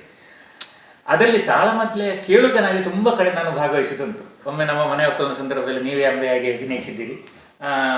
ನಮ್ಮ ಜಬ್ಬಾರ್ ಸಮ ಅವರು ಭೀಷ್ಮ ಆಗಿದ್ದರು, ಎಲ್ಲ ನೆನಪಾಗ್ತದೆ. ದಾಮಲೆಯವರು ಸಾಲು ಆಗಿದ್ದರು, ಮತ್ತೆ ಸತ್ಯಮೂರ್ತಿ ದೇರಾಜಿಯವರು ಪರಶುರಾಮ್ ಆಗಿದ್ದರು. ಹೀಗೆ ಎಲ್ಲರನ್ನೂ ಕೂಡ ಇನ್ವಾಲ್ವ್ ಮಾಡಿ ಯಾವತ್ತು ಮಾಡಿದಂಥದ್ದು. ನನಗೆ ಅಂಬೆಯ ಬಗ್ಗೆ ತುಂಬಾ ಬೇಸರ ಅನಿಸ್ತಿತ್ತು. ಆ ಕುಮಾರವ್ಯಾಸನು ಕೂಡ ಮೂಳಿ ಅಂತೇಳಿ ಎಲ್ಲ ಬೈತಾನೆ ಅಂಬೆಗೆ. ನನಗೆ ತುಂಬಾ ಆಶ್ಚರ್ಯ ತಂದಂತ ಒಂದು ವಿಷಯ, ಅಂಬೆಯ ತಪ್ಪೇನಿದೆ? ತಪ್ಪು ಎಲ್ಲಿಯೂ ಇಲ್ಲದೆ ಅವಳು ಸುಮ್ಮನೆ ಅಗ್ನಿಯಲ್ಲಿ ಬೆಂದು ಹೋಗ್ಬೇಕಾದಂತ ಒಂದು ಪರಿಸ್ಥಿತಿ ನಿರ್ಮಾಣ ಆಯಿತು. ನಾವು ಮೌಲ್ಯಗಳನ್ನೆಲ್ಲ ಹೇಳುದು ಯಾರಿಗೆ? ಮಹಿಳೆಯರಿಗೆ ಅಂತೇಳಿ ಅನಿಸ್ತದೆ ಅನೇಕ ವೇಳೆ, ಮಹನೀಯರಿಗೆಲ್ಲ ಈ ಮೌಲ್ಯಗಳು ಇರುವಂಥದ್ದು. ಆದ್ರಿಂದ ಅಂಬೆಯ ಪರವಾಗಿ ಒಂದು ಕೃತಿ ಬರೀಬೇಕು ಅಂತೇಳಿ ನಾನು ಆಲೋಚನೆ ಮಾಡಿದ್ದೆ. ಅದಕ್ಕಿಂತ ಮೊದಲು ನಾನು ಆಲೋಚನೆ ಮಾಡಿದ್ದು ಶೂರ್ಪನಖಿಯ ಬಗ್ಗೆ ಒಂದು ಪುಸ್ತಕ ಬರೀಬೇಕು ಅಂತ. ನನಗೆ ಅನೇಕ ವೇಳೆ ಅನಿಸಿದ್ದು ಶೂರ್ಪನಖಿ ಕೂಡ ಅನ್ಯಾಯ ಆಗಿದೆ ಅಂತೇಳಿ. ಈಗ ನೀವು ನಿಮ್ಮಂತಹ ಅರ್ಥ ಕಲಾವಿದರು ಅದನ್ನು ಪುರುಷಾತಿಕ್ರಮಣ ಹಾಗೆ ಹೀಗೆ ಅಂತ ಹೇಳ್ಬೋದು. ದಕ್ಷಿಣದವರನ್ನೆಲ್ಲ ನೀವು ದ್ರಾವಿಡರು ಅಂತೇಳಿ ತಗೊಂಡ್ರೆ ವಿಧವೆಯರು ಮರುವಿವಾಹ ಆಗುವುದು ಆಗಲೂ ನಿಷಿದ್ಧ ಆಗಿರ್ಲಿಲ್ಲ, ಆ ಕಾಲದಲ್ಲಿ ಕೂಡ ನಿಷಿದ್ಧ ಆಗಿರ್ಲಿಲ್ಲ. ಆದ್ರಿಂದ ಅವಳು ಕೇಳಲಿಕ್ಕೆ ಬಂದಿರಲಿ ತಪ್ಪೇನು? ಮತ್ತೆ ಮೂಲ ರಾಮಾಯಣದಲ್ಲಿ ಇರುವ ಹಾಗೆ ಅವಳು ನೇರವಾಗಿ ತಾನು ಶೂರ್ಪನಖಿಂತಲೇ ಹೇಳ್ಕೊಳ್ತಾಳೆ. ಮೂಲ ರಾಮಾಯಣದಲ್ಲಿ ಪರಿಚಯ ಹೇಳಿಕೊಂಡೇ ನನ್ನ ಮದುವೆ ಆಗುವಂತ ಒತ್ತಾಯಿಸಿದ್ರು. ಹಾಗಿರುವಾಗ ಅವಳಲ್ಲಿ ತಪ್ಪುಗಳನ್ನು ಕಾಣಲಿಕ್ಕೆ ಸಾಧ್ಯ ಆಗುದಿಲ್ಲ. ಹಾಗಿದ್ದಾಗ ಆ ಪಾತ್ರಕ್ಕೆ ಅನ್ಯಾಯ ಆಗ್ಲಿಲ್ವೇ ಅಂತ ನನಗೆ ನೋವು ಬಂದದ್ದುಂಟು. ಈಗ ರೇಣುಕೆ ಅಂತ ಪಾತ್ರ ಭಾರ್ಗವ ಇದರಲ್ಲಿ, ಆ ರೇಣುಕೆಗೆ ಕಂಡವಟ ಹೊಡಿತಾನೆ ಜಮದಗ್ನಿ, ಕೊಲೆ ಆಗ್ತದೆ. ಆದ್ರೆ ಅವಳ ತಪ್ಪೇನು ಅಂತ ಕೇಳಿದ್ರೆ ತಪ್ಪು ನಮಗೆ ಗೊತ್ತರ ಆಗುದಿಲ್ಲವಲ್ಲ. ಹಾಗಾಗಿ ನನ್ನ ಮನಸ್ಸು ಈ ಪೌರಾಣಿಕ ಸ್ತ್ರೀಯರಿಗೆ ಅನ್ಯಾಯ ಮಾಡಿದೆ, ಪುರಾಣಗಳು ಅನ್ಯಾಯ ಮಾಡಿವೆ ಅಥವಾ ಸ್ಥಾಪಿತ ಮೌಲ್ಯಗಳು ಅನ್ಯಾಯ ಮಾಡಿವೆ ಅಂತೇಳಿ ನಾನು ಅಂದುಕೊಂಡೆ. ಅದಕ್ಕೆ ಪುರಾಣವನ್ನೇ ಬಳಸಿ ಒಂದು ಪುಂಸ್ತ್ರೀ ಬರುತ್ತೆ, ಮತ್ಸ್ಯಗಂಧಿ ಬರುತ್ತೆ, ತೀರಾ ಇತ್ತೀಚೆಗೆ ಶೂರ್ಪನಖಿಯನ್ನು ಕೇಂದ್ರ ಬಿಂದುವಾಗಿ ಇಟ್ಟುಕೊಂಡು ಮೂಗು ಅನ್ನೋ ಒಂದು ಕಾದಂಬರಿಯನ್ನು ಕೂಡ ಬರುತ್ತೆ. ಆ ಮೂಗು ಇಡೀ ರಾಮಾಯಣಕ್ಕೆ ಕಾರಣ ಆಯ್ತು. ಅವಳ ಮೂಗನ್ನ ಛೇದ ಮಾಡದೇ ಇರ್ತಿದ್ರೆ ಪ್ರಾಯಶಃ ರಾಮಾಯಣ ನಡೀತಾನೆ. ಹೌದು, ಆ ಮೂಗು ಹೋದ ಕಾರಣ ಅದನ್ನೊಂದು ಮೂಲ ಕಾರಣವಾಗಿ ಇಟ್ಟುಕೊಂಡು ರಾವಣ ಸೀತೆಯನ್ನು ಅಪಹರಿಸಿದ. ಅವ ಕಾಮುಕನೇ ಆಗಿರ್ತಿದ್ರೆ ಏನೇನೋ ಆಗಿ ನಡೆದು ಹೋಗ್ತಿತ್ತು. ಹೌದು, ಆದ್ರೆ ಅವನಿಗಿದ್ದದ್ದು ವೈರವನ್ನ ತೀರಿಸಬೇಕನ್ನತಕ್ಕಂಥ ಒಂದು ಗುಣ. ಹೀಗೆ ಭಿನ್ನವಾಗಿ ಯಕ್ಷಗಾನವನ್ನು ಚಿಂತಿಸಲಿಕ್ಕೆ ಕಲಿಸಿದವರು ಶ್ರೇಣಿಯವರು, ಭಿನ್ನವಾದಂಥ ನೋಟ. ಅದು ನನ್ನ ಮೇಲೆ ತುಂಬಾ ಪ್ರಭಾವ ಬೀರಿದಾಗ ನನಗೆ ಅನಿಸ್ತದೆ. ಇನ್ನೂ ಕೂಡ ಒಂದಷ್ಟು ಪೌರಾಣಿಕ ನೆಲೆಯಲ್ಲಿ ಕಾದಂಬರಿಗಳನ್ನ ಬರಿಬೇಕು ಅಂತ ಮಾಡಿದ್ದೇನೆ. ಸ್ವಲ್ಪ ಸಮಯ ಹಿಡಿತದೆ, ಹೆಚ್ಚಿನ ಓದಬೇಕು, ಕನ್ನಡದಲ್ಲಿ ನಿಮಗೆ ಸ್ವಲ್ಪ ಹಿಡಿತ ಬೇಕು, ಚಿಂತನಾ ಕ್ರಮ ಸರಿ ಇರಬೇಕು. ಹಾಗೆಲ್ಲ ಇದ್ರೆ ಪೌರಾಣಿಕ ಪ್ರಸಂಗಗಳನ್ನ ಕಥಾ ಪ್ರಸಂಗ ಸಾಮಾಜಿಕವಾಗಿ ಮಾಡ್ಲಿಕ್ಕೆ ಸಾಧ್ಯ ಆಗ್ತದೆ. ಇಲ್ಲಿ ಒಂದು ಪ್ರಶ್ನೆ ಏನು ಅಂತಂದ್ರೆ, ಸ್ಥಾಪಿತ ಮೌಲ್ಯಗಳು ಎನ್ನುವಂಥದ್ದು ಕೇವಲ ಹೆಣ್ಣಿಗೆ ಮಾತ್ರ ಸೀಮಿತ ಆಗಿದೆಯಾ ಅಂತ? ಅಲ್ಲ, ಆ ತರ ನಿಮ್ಗೆ ಅನ್ನಿಸಿದೆ ಅಂತ ಹೇಳ್ತೀವಿ. ಹೌದು, ಇಲ್ಲಿ ಮೌಲ್ಯಗಳು ಈಗ ಶ್ರೀರಾಮನ ವಿಚಾರವನ್ನು ನೋಡಿದಾಗ ಅವನು ಕೂಡ ಯಾವುದೋ ಒಂದು ಮೌಲ್ಯಕ್ಕೆ ಆದರ್ಶಕ್ಕೆ ಕಟ್ಟು ಬಿದ್ದು ಅವನ ಜೀವನವನ್ನೇ ಅವನು ಅದಕ್ಕಾಗಿ ವ್ಯಯಿಸಿದ್ದು ಕಂಡು ಬರ್ತದೆ. ಈಗ ಸ್ಥಾಪಿತ ಮೌಲ್ಯಗಳು ಪುರುಷರಿಗೂ ಇತ್ತು, ಸ್ತ್ರೀಯರಿಗೂ ಇತ್ತು. ಸ್ತ್ರೀಯರು ಇದು ಪುರುಷ ಪ್ರಧಾನ ಸಮಾಜ ಆಗಿರುವುದರಿಂದ ಪುರುಷರು ಅದನ್ನು ಸ್ತ್ರೀಯರಿಗಿಂದ ಅದನ್ನು ಮಾಡಿಸಿಕೊಂಡ್ರು, ಪುರುಷರು ಅತಿಕ್ರಮಣ ಮಾಡಿದ್ರು ಅಂತ ಆಗ್ತದೆ ಹೊರತು ಪುರುಷರಿಗೆ ನಿಯಮವೇ ಇಲ್ಲ ಅಂತ ನಾವು ಹೇಗೆ ಹೇಳಲಿಕ್ಕೆ ಬರ್ತದೆ? ನಿಯಮವೇ ಇಲ್ಲ ಅಂತ ನಾನು ಹೇಳಿಲ್ಲ. ಆದ್ರೆ ನಾವು ಎಲ್ಲ ಮೌಲ್ಯಗಳು ಸ್ತ್ರೀಯರು ಸ್ಟ್ರಿಕ್ಟ್ ಆಗಿ ಅನುಸರಿಸಬೇಕು ಅಂತೇಳಿ ಬಯಸ್ತೇವೆ ನಾವು. ಹೌದೌದು, ಅದು ಕರೆಕ್ಟ್. ಅದನ್ನೇ ನಾನು ಹೇಳಿದ್ದು, ಪುರುಷ ಅತಿಕ್ರಮಣ ಅಂತ ಮಾಡುದಿಲ್ಲ ಅಂತ. ಅದನ್ನ ಮೀರ್ಲಿಕ್ಕೆ ಪುರುಷರಿಗೆ ಸಾಧ್ಯ ಆಗ್ತದೆ. ಆಗ ಪುರುಷರಿಗೆ ಶಿಕ್ಷೆ ಸಿಕ್ಕುವುದಿಲ್ಲ, ಸ್ತ್ರೀಯರು ಶೋಷಣೆಗೊಳಗಾಗ್ತಾರೆ. ಹೌದು, ಅಲ್ಲಿ ಇನ್ನೊಂದು ಪುರುಷ ಮತ್ತೆ ಸ್ತ್ರೀ ಎನ್ನುವ ಭೇದವೂ ಇಲ್ಲ ಅಲ್ಲಿ. ಈಗ ಪೌರಾಣಿಕವಾಗಿ ನೋಡಿದ್ರು ಕೂಡ ಅಥವಾ ಬೇರೆ ಇದರಲ್ಲಿ ನೋಡಿದ್ರು ಕೂಡ ಶೋಷಣೆಗೆ ಒಳಗಾಗುವುದು ಯಾರು? ಬಲಹೀನ ಮಾತ್ರ. ಬಲವಂತ ಶೋಷಣೆಗೆ ಎಲ್ಲಿ ಒಳಗಾಗ್ತಾನೆ? ಸ್ತ್ರೀಯರು ಬಲಹೀನರೇ, ಹಾಗಾಗಿ ಆ ಬಲೆ ಅಂತ ಕರೆಯುವುದು. ಹೌದು, ನೀವು ಬರೆದ ಹಾಗೆ ಬೇರೆ ವಿ.ಸ. ಖಾಂಡೇಕರ್ ಮುಂತಾದವರೆಲ್ಲ ಬರೆದಿದ್ದಾರೆ ಭಾರತ ದೇಶದಲ್ಲಿ. ಆದರೆ ನಿಮ್ಮ ಕಾದಂಬರಿ ಬರೆಯುವಾಗ ಯಕ್ಷಗಾನದ ಪ್ರಭಾವ ದಟ್ಟವಾಗಿ ಬಂತು. ಹಾಗಾಗಿ ಅದಕ್ಕೊಂದು ಪ್ರತ್ಯೇಕವಾದಂತಹ ನೋಟ ಸಿಕ್ಕಿತು. ಆ ಕಾದಂಬರಿಯಲ್ಲಿ ಒಂದು ವಿಶೇಷತೆ, ಒಂದು ಹೊಸ ತಿರುವುಗಳು ಸಿಗುವುದಕ್ಕೆ ನಮಗೆ ಕಾರಣವಾಯಿತು. ಹಾಗೆ ಪೌರಾಣಿಕ ಅಲ್ಲದೆಯೂ ನೀವು ಬರೆದಿದ್ದೀರಿ. ಆ ಕಾದಂಬರಿಗಳು ಇವೆ. ಅಷ್ಟಲ್ಲದೆ ನೀವು ಬರೆದಂತಹ ಇನ್ನೂ ಕೆಲವು ಜಲಧಾರಿಯಂತಹ ಬಹಳ ಲಲಿತ ಪ್ರಬಂಧದ ರೂಪದಲ್ಲಿ ಬರೆದಂತಹ ಕೃತಿಗಳು ಇವೆ. ಅದು ಬಹಳ ಒಳ್ಳೆಯ ರೀತಿಯಲ್ಲಿ ಓದಿಸಿಕೊಂಡು ಹೋಗ್ತದೆ. ಅಂತಹದ್ದನ್ನೆಲ್ಲ ಬರೆಯುವಾಗ ನಿಮ್ಮ ಮೂಡ್ ಹೇಗಿರ್ತದೆ? ಜಲಧಾರೆ ಅದನ್ನು ವಿಸ್ತೃತವಾಗಿ ನಾನು ನಿಸರ್ಗ ನಿನಾದ ಅನ್ನುವಂತಹ ಒಂದು ಕೃತಿಯಾಗಿ ಮಾರ್ಪಡಿಸಿದ್ದೇನೆ. ನಾನು ಸಾಹಿತ್ಯಕ್ಕೆ ಬಂದದ್ದೇ ಒಂದು ವಿಶಿಷ್ಟ ಸನ್ನಿವೇಶದಲ್ಲಿ. ಇಲ್ಲಿ ನಾನು 1981ರಲ್ಲಿ ಕೆದಂಬಾಡಿ ಜತಪರಾಯಿಗಳನ್ನು ಕರೆಸಿ ಒಂದು ಭಾಷಣ ಮಾಡಿಸಿದೆ ಕಾಲೇಜಲ್ಲಿ. ಆಗ ಅವರ ಕೃತಿಗಳು ತುಂಬಾ ಜನಪ್ರಿಯ ಆಗಿದ್ದವು. ಬೇಟೆಯ ಈಡೊಂದು ಹುಲಿ ಎರಡು ಇತ್ಯಾದಿ ಕೃತಿಗಳು. ಆದರೆ ಅವರ ಭಾಷಣವನ್ನು ಕೇಳಿದಾಗ ನಮ್ಮ ಪಿ ಡಿ ಅವರು ರಾಧಾಕೃಷ್ಣ ಮಾಡಿಬಿಟ್ಟು ಅಂತ ಇದ್ದಾರೆ. ಅವರು ಹೇಳಿದ್ರು, ಮಹಾರಾಯ ಸುಳ್ಯದಲ್ಲಿ ಕೂಡ ತುಂಬಾ ಬೇಟೆಗಾರ ಇದ್ದಾರೆ, ಬಡ್ಡಡಿ ಕಪ್ಪೇಗೌಡರನವರು ಭಾರಿ ದೊಡ್ಡ ಬೇಟೆಗಾರ. ಹಾಗೆ ಇಲ್ಲಿಂದ ಅಲ್ಲಿಗೆ ನಡ್ಕೊಂಡು ಹೋಗಿ ತುಂಬಾ ಸಲ ಅವರು ಸುತ್ತಿದ ಕಾಡನ್ನೆಲ್ಲ ಸುತ್ತಿ ಶಿಕಾರಿ ಒಂದು ಕೃತಿಯನ್ನು ಬರುತ್ತೆ. ಆ ಕೃತಿ ಬರೆದದ್ದು ಅದು ಪ್ರಥಮ ಆಯಿತು. ಆ ನಂತರ ಕಥೆ ಪುಸ್ತಕಗಳನ್ನು ಸ್ಟಾರ್ಟ್ ಮಾಡಿದೆ ನಾನು. ಕಥೆಗಳು ಕೂಡ ಬಹಳ ಸಕ್ಸಸ್ ಆಯಿತು, ಜನಗಳಿಗೆ ಇಷ್ಟ ಆಯಿತು. ಅದು ಬಹಳ ದೊಡ್ಡ ಮಟ್ಟಿನಲ್ಲಿ ಹೋಗಲಿಲ್ಲ. ಹಾಗೆ ನೋಡಿದರೆ ನಮ್ಮ ದಕ್ಷಿಣ ಕನ್ನಡದ ಸಾಹಿತಿಗಳಿಗೆ ಮೇಲಿನ ಸಾಹಿತಿಗಳಷ್ಟು ಇದಿಲ್ಲ, ಖ್ಯಾತಿ ಇಲ್ಲ. ಹೌದು, ಪ್ರಚಾರವೂ ಸಿಗಲಿಲ್ಲ. ಪರಿಶ್ರಮ ಉಂಟು, ಖ್ಯಾತಿ ಇಲ್ಲ. ಕೆಲವೊಮ್ಮೆ ಅವರಿಗಿಂತ ಒಳ್ಳೆ ಕೃತಿಯನ್ನು ಇವರು ಬರೆದವರು ಉಂಟು. ಉದಾಹರಣೆಗೆ ನಿಮಗೆ ಅಮೃತ ಸೋಮೇಶ್ವರರನ್ನು ಹೇಳ್ತೇನೆ. ಅಮೃತ ಸೋಮೇಶ್ವರಿಗೆ ಯಾವಾಗಲೂ ಕನ್ನಡ ಸಾಹಿತ್ಯ ಇದು ಅಕಾಡೆಮಿ ಅಲ್ಲ, ಕನ್ನಡ ಸಾಹಿತ್ಯ ಪರಿಷತ್ತಿನ ಪ್ರತಿ ವರ್ಷ ಸಮ್ಮೇಳನ ನಡೆಸ್ತಾರಲ್ಲ, ಕನ್ನಡ ಸಮ್ಮೇಳನ, ಅದರ ಅಧ್ಯಕ್ಷರು ಯಾವಾಗಲೂ ಆಗ್ಬೇಕಿತ್ತು. ಅಷ್ಟು ಕೆಲಸ ಮಾಡಿದ್ದಾರೆ ಅವರು. ಸಿಗ್ಲಿಲ್ಲ ಯಾಕಂತ ಹೇಳಿದ್ರೆ ಅವರು ದಕ್ಷಿಣ ಕನ್ನಡದವರು, ಅವರ ಪರವಾಗಿ ಮಾತಾಡುವವರು ಇಲ್ಲ. ಹಾಗಾಗಿ ಅವರು ತುಳು ಸಾಹಿತ್ಯ ಅಂತ ಗುರುತಿಸ್ತಾರೆ. ಅವರಿಗೆ ಅದು ವಿಷಾದ ಉಂಟು ಮನಸ್ಸಿನಲ್ಲಿ. ಈಗ ಪ್ರಾಯ ಆಯ್ತು, ಅದನ್ನು ಹೇಳಿಕೊಳ್ಳಿಕ್ಕೆ ಸಾಧ್ಯ ಆಗುದಿಲ್ಲ. ಆದ್ರಿಂದ ನನ್ನ ಕಥೆಗಳಿಗೂ ಕೂಡ ಅಂಥದ್ದೇ ಬಂದದ್ದು. ಬಹುಶಃ ಬೇರೆ ಕಡೆ ಇರ್ತಿದ್ರೆ, ಹಾಸನದಲ್ಲಿ ಇದ್ದು ನಾನು ಇದನ್ನೆಲ್ಲ ಬರೀತಿದ್ರೆ ಅದು ಬೇರೆ ಇದಕ್ಕೆ ಹೋಗ್ತಿತ್ತು ಅದು. ಕಥೆಗಳಾಯ್ತು. ಆನಂತರ ಮಕ್ಕಳನ್ನ ಕರ್ಕೊಂಡು ಯಾವ ಊರಿಗೆ ಹೋಗೋದಾಯ್ತು, ಆವಾಗ ಆ ಪುಸ್ತಕಗಳನ್ನು ಬರೆದೆ. ಮತ್ತೆ ಅನುಭವ ಕಥನಗಳನ್ನು ಬರೆದೆ. ಈಗ ನಾನು ಹೆಚ್ಚಾಗಿ ಕಾದಂಬರಿಯನ್ನೇ ಮುಖ್ಯವಾಗಿ ಪ್ರೇರಣೆಯಾಗಿ ಇಟ್ಟುಕೊಳ್ಳುತ್ತಿದ್ದೇನೆ. ಅದರಲ್ಲಿ ಹೆಚ್ಚು ಕೃಷಿ ಮಾಡಬೇಕು ಅಂತ ಇದ್ದೇನೆ ನಾನು. ನಿಮಗೆ ಟೆಕ್ಸ್ಟ್ ಪುಸ್ತಕಗಳನ್ನು ಬರೆಯುವಾಗ ಹೆಚ್ಚು ಸಂತೋಷ ಆಗ್ತದ, ಕಾದಂಬರಿ ಕಾವ್ಯ ಸಾಹಿತ್ಯವನ್ನು ಬರೆಯುವಾಗ? ಟೆಕ್ಸ್ಟ್ ಪುಸ್ತಕ ಎಷ್ಟು ಬರೆದ್ರೂ ಖುಷಿ ಆಗುದಿಲ್ಲ. ಒಂದು ಸಾಹಿತ್ಯದ ನೀವು ಬರೆದ್ರೆ ನಿಮಗೆ ಸಿಗುವಷ್ಟು ಖುಷಿ 10 ಕೃತಿಗಳನ್ನ ಮಾಡಿದ್ರು ಕೂಡ ಇಲ್ಲಿ ಸಿಗುದಿಲ್ಲ. ಇದು ನಿಜವಾಗಿ ನೀರಸವಾದಂತಹ ಒಂದು ಕೆಲಸ. ಕರೆಕ್ಟ್. ಪಠ್ಯ ಕ್ರಮಗಳನ್ನೆಲ್ಲ ಬರೆದು, ಯಾಕಂದ್ರೆ ಯಾವ ರಸವೂ ಇಲ್ಲ, ಬರೀ ಬುದ್ಧಿ ಮಾತ್ರ. ಹೌದು, ಅಷ್ಟೇ. ಸ್ವಲ್ಪ ಇದ್ರೆ ಆರ್ಥಿಕವಾಗಿ ಪ್ರಯೋಜನ ಆಗ್ಬೋದು, ಅದು ಬಿಟ್ಟರೆ ಬಹಳ ದೊಡ್ಡದೇನಿಲ್ಲ. ಅದೇ ಒಂದು ಕೃತಿ ಬರೆದಾಗ ಸಿಗುವ ಸಂತೋಷ ಬೇರೆಲ್ಲಿ ಸಿಗ್ಲಿಕ್ಕೆ ಸಾಧ್ಯ ಆಗೋದಿಲ್ಲ. ಆ ಪುಂಸ್ತ್ರೀ ಹೇಳಿದ್ರೆ ನೀವು ಪ್ರಥಮ ಕೃತಿ, ಅದು ಬೆಂಗಳೂರಿನ ರೂಪಾಂತರ ತಂಡದವರು ನಾಟಕ ಮಾಡಿದ್ರು. ಬೆಂಗಳೂರಿನಲ್ಲಿ 2 ಪ್ರಯೋಗ ಆಯಿತು, ಸುಳ್ಯದಲ್ಲಿ 1 ಪ್ರಯೋಗ ಆಯಿತು. ಮತ್ಸ್ಯಗಂಧಿಯನ್ನು ಇದೇ ರೂಪಾಂತರ ತಂಡದವರು ನಾಟಕ ಮಾಡಿದ್ರು. ಅವರು ನಾಟಕ ಮಾಡುವಾಗಲೂ ಕೂಡ ಇದ್ದಿರಲ್ಲಿರುವ ಸಂಭಾಷಣೆಯನ್ನೇ ಬಳಸಿಕೊಂಡ್ರು, ಅವರದ್ದೇನು ದೊಡ್ಡ ಇರಲಿಲ್ಲ. ಅದ್ರ ನನ್ನನ್ನು ಕರೆಸಿ ಸನ್ಮಾನ ಎಲ್ಲ ಮಾಡಿದ್ರು. ಆಗ ನನಗೆ ಸಿಕ್ಕಿದಂತಹ ಸಂತೋಷವೇ ಭಾರಿ ದೊಡ್ಡ ಸಂತೋಷ ಅಂತ ಹೇಳಿ ಅಂದುಕೊಂಡಿದ್ದೇನೆ ನಾನು. ಅಲ್ಲಿ ಅವರು ಗುರುತಿಸಿದ್ರಲ್ಲ ಅಂತ. ಇನ್ನೊಂದು ಕೊಡಗು ಸುಳ್ಯದ ಇತಿಹಾಸದ ಬಗ್ಗೆ ನಾನು ಒಂದು ನದಿ 2ರ ನಡುವೆ ಅಂತ ಹೇಳಿ ಕೃತಿ ಬರೆದಿದ್ದೇನೆ. ಅದಕ್ಕೆ ಮಾಸ್ತಿ ಪ್ರಶಸ್ತಿ ಎಲ್ಲ ಬಂತು, ಅತ್ಯುತ್ತಮ ಕಾದಂಬರಿ ಅಂತ ಹೇಳಿಕೊಂಡು. ಅಲ್ಲಿ ಸುಳ್ಯದ ಇತಿಹಾಸವನ್ನು ಕೊಡ್ಲಿಕ್ಕೆ ಸಾಧ್ಯ ಆಯಿತು, ಅಲ್ಲಿಯ ಇತಿಹಾಸವನ್ನು ಕೊಡ್ಲಿಕ್ಕೆ ಸಾಧ್ಯ ಆಯಿತು. ನೀವು ಪೌರಾಣಿಕ ಮತ್ತು ಐತಿಹಾಸಿಕ ಕೃತಿಯನ್ನು ಬರೆಯುವಾಗ ಸುಮ್ಮನೆ ಕೂತ್ಕೊಂಡು ಆಲೋಚನೆ ಮಾಡಿ ಬರೀಲಿಕ್ಕೆ ಆಗುದಿಲ್ಲ. ಸಾಮಾಜಿಕ ಆದ್ರೆ ಆಗ್ತದೆ. ಇದು ನೀವು ಓದ್ಲೇಬೇಕು, ವಿಮರ್ಶೆ ನಡೆಸಬೇಕು, ರೆಫರೆನ್ಸ್ ಮಾಡಬೇಕು, ಕೆಲವೊಮ್ಮೆ ಸಂಶೋಧನೆ ಮಾಡಬೇಕು. ನನ್ನ ಈ ಕೃತಿಯೆಲ್ಲ ಸಂಶೋಧನಾಧಾರಿತ ಕೃತಿ ಅಂತ ಹೇಳಿ ನಾನು ಅನೇಕ ವೇಳೆ ಅಂದುಕೊಂಡದ್ದು ಉಂಟು. ಹೌದು. ನಿಮಗೆ ಬಂದಂತಹ ಪ್ರಶಸ್ತಿಗಳೆಲ್ಲ ಯಾವುದು? ಪ್ರಶಸ್ತಿಗಳು ಪ್ರಸಿದ್ಧವಾದದ್ದು. ಹೌದು. ಇದು ದೇಶ ಯಾವುದಾದ್ರೇನು ಅಂತ ನಾನು ಒಂದು ಕೃತಿ ಬರೆದೆ. ಯುರೋಪಿನ 8 ದೇಶಗಳನ್ನು ನೋಡಿಕೊಂಡು ಬಂದ ನಂತರ ಬರೆದಂಥ ಒಂದು ಕೃತಿ. ಅದಕ್ಕೆ ಗೋರೂರು ಪ್ರಶಸ್ತಿ ಬಂತು, ವಿಶ್ವೇಶ್ವರಯ್ಯ ಪ್ರಶಸ್ತಿ ಬಂತು. ಅದು ತುಂಬ ನನಗೆ ಸಂತೋಷ ಪಟ್ಟಂಥ ಒಂದು ಕಥೆ.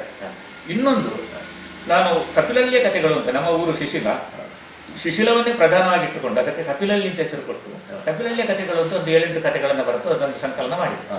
ಅದಕ್ಕೆ ದಾವಣಗೆರೆಯಿಂದ ಅತ್ಯುತ್ತಮ ಕಥಾ ಸಂಕಲನ ಅಂತ ಹೇಳಿ ಒಂದು ಪ್ರಶಸ್ತಿ ಬಂತು. ಆಮೇಲೆ ಪುಂಸ್ತ್ರೀಗೆ ಶಿವಮೊಗ್ಗದ ಕರ್ನಾಟಕ ತಂಡದವರೊಂದು ಪ್ರಶಸ್ತಿ ಕೊಟ್ಟರು. ಪಂಡಿತ ಪುಟ್ಟರಾಜ ಗವಾಯಿ ಅಂತೇಳಿ ಗದಗದಲ್ಲಿ ಅವರು ಕೂಡ ಒಂದು ಪ್ರಶಸ್ತಿಯನ್ನು ಕೊಟ್ಟರು.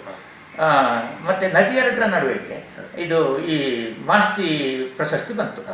ಮತ್ಸ್ಯಗಂಧಿಗೆ ಕರ್ನಾಟಕ ಯಕ್ಷಗಾನ ಬಯಲಾಟ ಸಮಿತಿಯವರು ಇದು ಅತ್ಯುತ್ತಮವಾದಂತಹ ಒಂದು ವೈಚಾರಿಕವಾದಂತಹ ಒಂದು ಕೃತಿ ಅಂತೇಳಿ ಅದನ್ನು ಪರಿಗಣಿಸಿ ಆ ವರ್ಷದ ಪ್ರಶಸ್ತಿಯನ್ನು ಕೊಟ್ಟರು. ಹೀಗೆ ಇಷ್ಟಕ್ಕೆ ಬಹುತೇಕವಾಗಿ ಎಲ್ಲದಕ್ಕೂ ಪ್ರಶಸ್ತಿ ಬಂದ ಹಾಗೆ ಆಗಿದೆ ಅಂತೇಳಿ ಹೇಳಿದ್ದೀವಿ. ಇಲ್ಲೊಂದು ಇದು ಏನು ಅಂತಂದ್ರೆ, ಈಗ ನೋಡಿ, ಯಾವುದೇ ಒಂದು ಕಥೆ ಬರೆಯುವುದಕ್ಕಾಗಲಿ ಅಥವಾ ಕವನ ಬರೆಯುವುದಕ್ಕಾಗಲಿ ಅಥವಾ ಕಾದಂಬರಿ ಬರೆಯುವುದಕ್ಕಾಗಲಿ ಅದಕ್ಕೆಲ್ಲ ಒಂದು ವಸ್ತು ಎನ್ನುವಂಥದ್ದು ಬೇಕು. ಈಗ ಅನುಭವ ಕಥನ ಅಥವಾ ನೀವು ಅದೇ ದೇಶದ್ದು ಅಥವಾ ಬೇರೆ ಬೇರೆ ಘಟನೆಗಳದ್ದು ನೀವು ಬರೆದದ್ದಕ್ಕೆ ಅದಕ್ಕೆ ಅನುಭವವೇ ವಸ್ತು, ಅನುಭವವೇ ಆಧಾರವಾಗಿಟ್ಟುಕೊಂಡು ನಾವು ಬರೆಯುವಂಥದ್ದು. ಈಗ ನಿಮಗೆ ಒಂದು ವಸ್ತು ಸಿಕ್ಕಿತು ಅಂತ ಇಟ್ಟುಕೊಳ್ಳಿ, ಅದನ್ನು ನೀವು ಕವನವನ್ನಾಗಿ ಕಥೆಯನ್ನಾಗಿ ಅಥವಾ ಕಾದಂಬರಿಯನ್ನಾಗಿ ನೀವು ಮೊದಲೇ ತೀರ್ಮಾನ ಮಾಡಿ ನಾನು ಕತೆ ಬರಿತೇನೆ ಅಂತ ಹೇಳಿ ತೀರ್ಮಾನ ಮಾಡಿ ಬರೆಯುವುದ ಅಥವಾ ಆ ವಸ್ತುವನ್ನು ಇಂತಿಂತಕ್ಕೆ ಸೂಟೇಬಲ್ ಅಂತ ಹೇಳಿ ನೀವೇ ಒಂದು ಐಡಿಯಾ ಮಾಡಿಕೊಂಡು ಅದನ್ನು ಜೋಡಿಸಿಕೊಳ್ಳುವುದು ಹೇಗೆ? ಇದು ಅಭಿವ್ಯಕ್ತಿ ಅನ್ನೋದು ಒಂದು ವಿಷಯ ನಿಮ್ಮನ್ನು ಕೊರೆಯುತ್ತಾ ಇದ್ದಾಗ ಅದನ್ನು ಬೇರೆಯವರೊಟ್ಟಿಗೆ ಹಂಚಿಕೊಳ್ಳಬೇಕನ್ನುವಂತ ಭಾವನೆ ಮೂಡುತ್ತದೆ. ಹೌದು. ಅದನ್ನು ಹಂಚಿಕೊಳ್ಳುವುದು ಯಾವ ರೂಪದಲ್ಲಿ ಅಂತೇಳಿ ನಾವು ಆಲೋಚನೆ ಮಾಡ್ತೇವೆ. ಅದನ್ನ ನಾವು ಮೊದಲೇ ಇದನ್ನು ಬರೀಲೇಬೇಕು ಅಂತೇಳಿ ಖಂಡಿತ ಇಲ್ಲ. ಕರೆಕ್ಟ್. ಹೌದು. ಈಗ ಅಂಬೆಯ 4-5 ಅರ್ಥಗಾರಿಕೆಯನ್ನು ನಾನು ಕೇಳಿದೆ, ಅಂಬೆ ಈ ಪ್ರಕರಣ. ಆವಾಗ ನನಗೆ ಅಂಬೆಗೆ ಅನ್ಯಾಯ ಆಗಿದೆ, ನಾನೇನಾದ್ರೂ ಮಾಡಬೇಕು ಅಂತ ಈ ತರ ಭಾವನೆ ಬಂದು ಅದು ಪುಸ್ತಕದ ರೂಪದಲ್ಲಿ ಹೊರಗೆ ಬಂತು. ಕರೆಕ್ಟ್. ಅಲ್ಲಲ್ಲ, ಅದೇ ನನ್ನ ಪ್ರಶ್ನೆ ಇರುವುದು. ಈಗ ಅನ್ಯಾಯ ಆಗಿದೆ, ನಾನೇನಾದ್ರೂ ಮಾಡ್ಬೇಕು, ಅದೊಂದು ವಸ್ತು ನಿಮ್ಗೆ.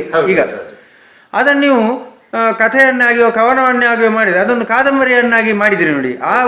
ಆ ತೀರ್ಮಾನ ಹೇಗೆ ಮಾಡುವುದು ಅಂತ, ವಸ್ತುವಿನ ಆಧಾರದ ಮೇಲೆಯಾ ಅಥವಾ ವಿಷಯದ ವ್ಯಾಪಕತೆಯ ಮೇಲೆಯಾ, ಇಂಟೆನ್ಸ್ ಇರುವುದ್ರಿಂದವ, ಯಾವ ಒಂದು ಆಧಾರದಲ್ಲಿ? ಅದು ನಾನು ಮೂಲತಃ ಕಾವ್ಯವನ್ನು ಬರೀತಾ ಇದ್ದೆ, ಕವಿತೆಯನ್ನು ಬರೀತಾ ಇದ್ದೆ. ಆವಾಗ ಈ ನವ್ಯ ಕವನ ಅಂತ ನವ್ಯ ಕವಿತೆಗಳು ಬಹಳ ಇದರಲ್ಲಿದ್ದು ಉಚ್ಛ್ರಾಯ ಸ್ಥಿತಿ. ಕರೆಕ್ಟ್. ನಾನು ಪ್ರಾಸಬದ್ಧವಾದ ಕವನಗಳನ್ನು ಹಾಡಲಿಕ್ಕೆ ಸಾಧ್ಯ ಆಗುವ, ತಾಳ ಹಾಕಿ ಹಾಡುವ ಕವನಗಳನ್ನು ಬರೀತಾ ಇದ್ದೆ. ಅವಾಗ ಅದು ಆಡಾಗಿ ಇದು ಇವನಿಂದ ಕವನ ಆಗುದಿಲ್ಲ ಅಂತ ಎಲ್ಲರೂ ಹೇಳಿಕೆ ಶುರು ಮಾಡಿದ್ರು. ಆಗ ನಾನು ಅಂದುಕೊಂಡೆ, ಹೌದು ನನ್ನಿಂದ ಕವನ ಆಗುದಿಲ್ಲ ಅಂತೇಳಿ ಕಥಾಲೋಕಕ್ಕೆ ಬಂದೆ. ಕಥಾಲೋಕದಲ್ಲಿ ನಾನು ನನ್ನ ಅನುಭವವನ್ನೇ ಬೇರೆಯವರ ಅನುಭವ ಅಂತೇಳಿ ಬರೆದದೇ ವಿನಃ ಎಲ್ಲವೂ ನನ್ನದಲ್ಲ, ಆದ್ರೆ ನಾನೊಂದು ವೀಕ್ಷಣಾ ದೃಷ್ಟಿಯಿಂದ ದೂರ ನಿಂತು ನೋಡಿದ ಕಥೆಗಳು ಕೂಡ ಇವೆ ಅಂತ ಹಾಗೆ ಬರುತ್ತೆ. ಮತ್ತೆ ಕಥೆಗಳ ದೊಡ್ಡದಾದಾಗ ಅದು ಕಾದಂಬರಿ ಆಯ್ತು.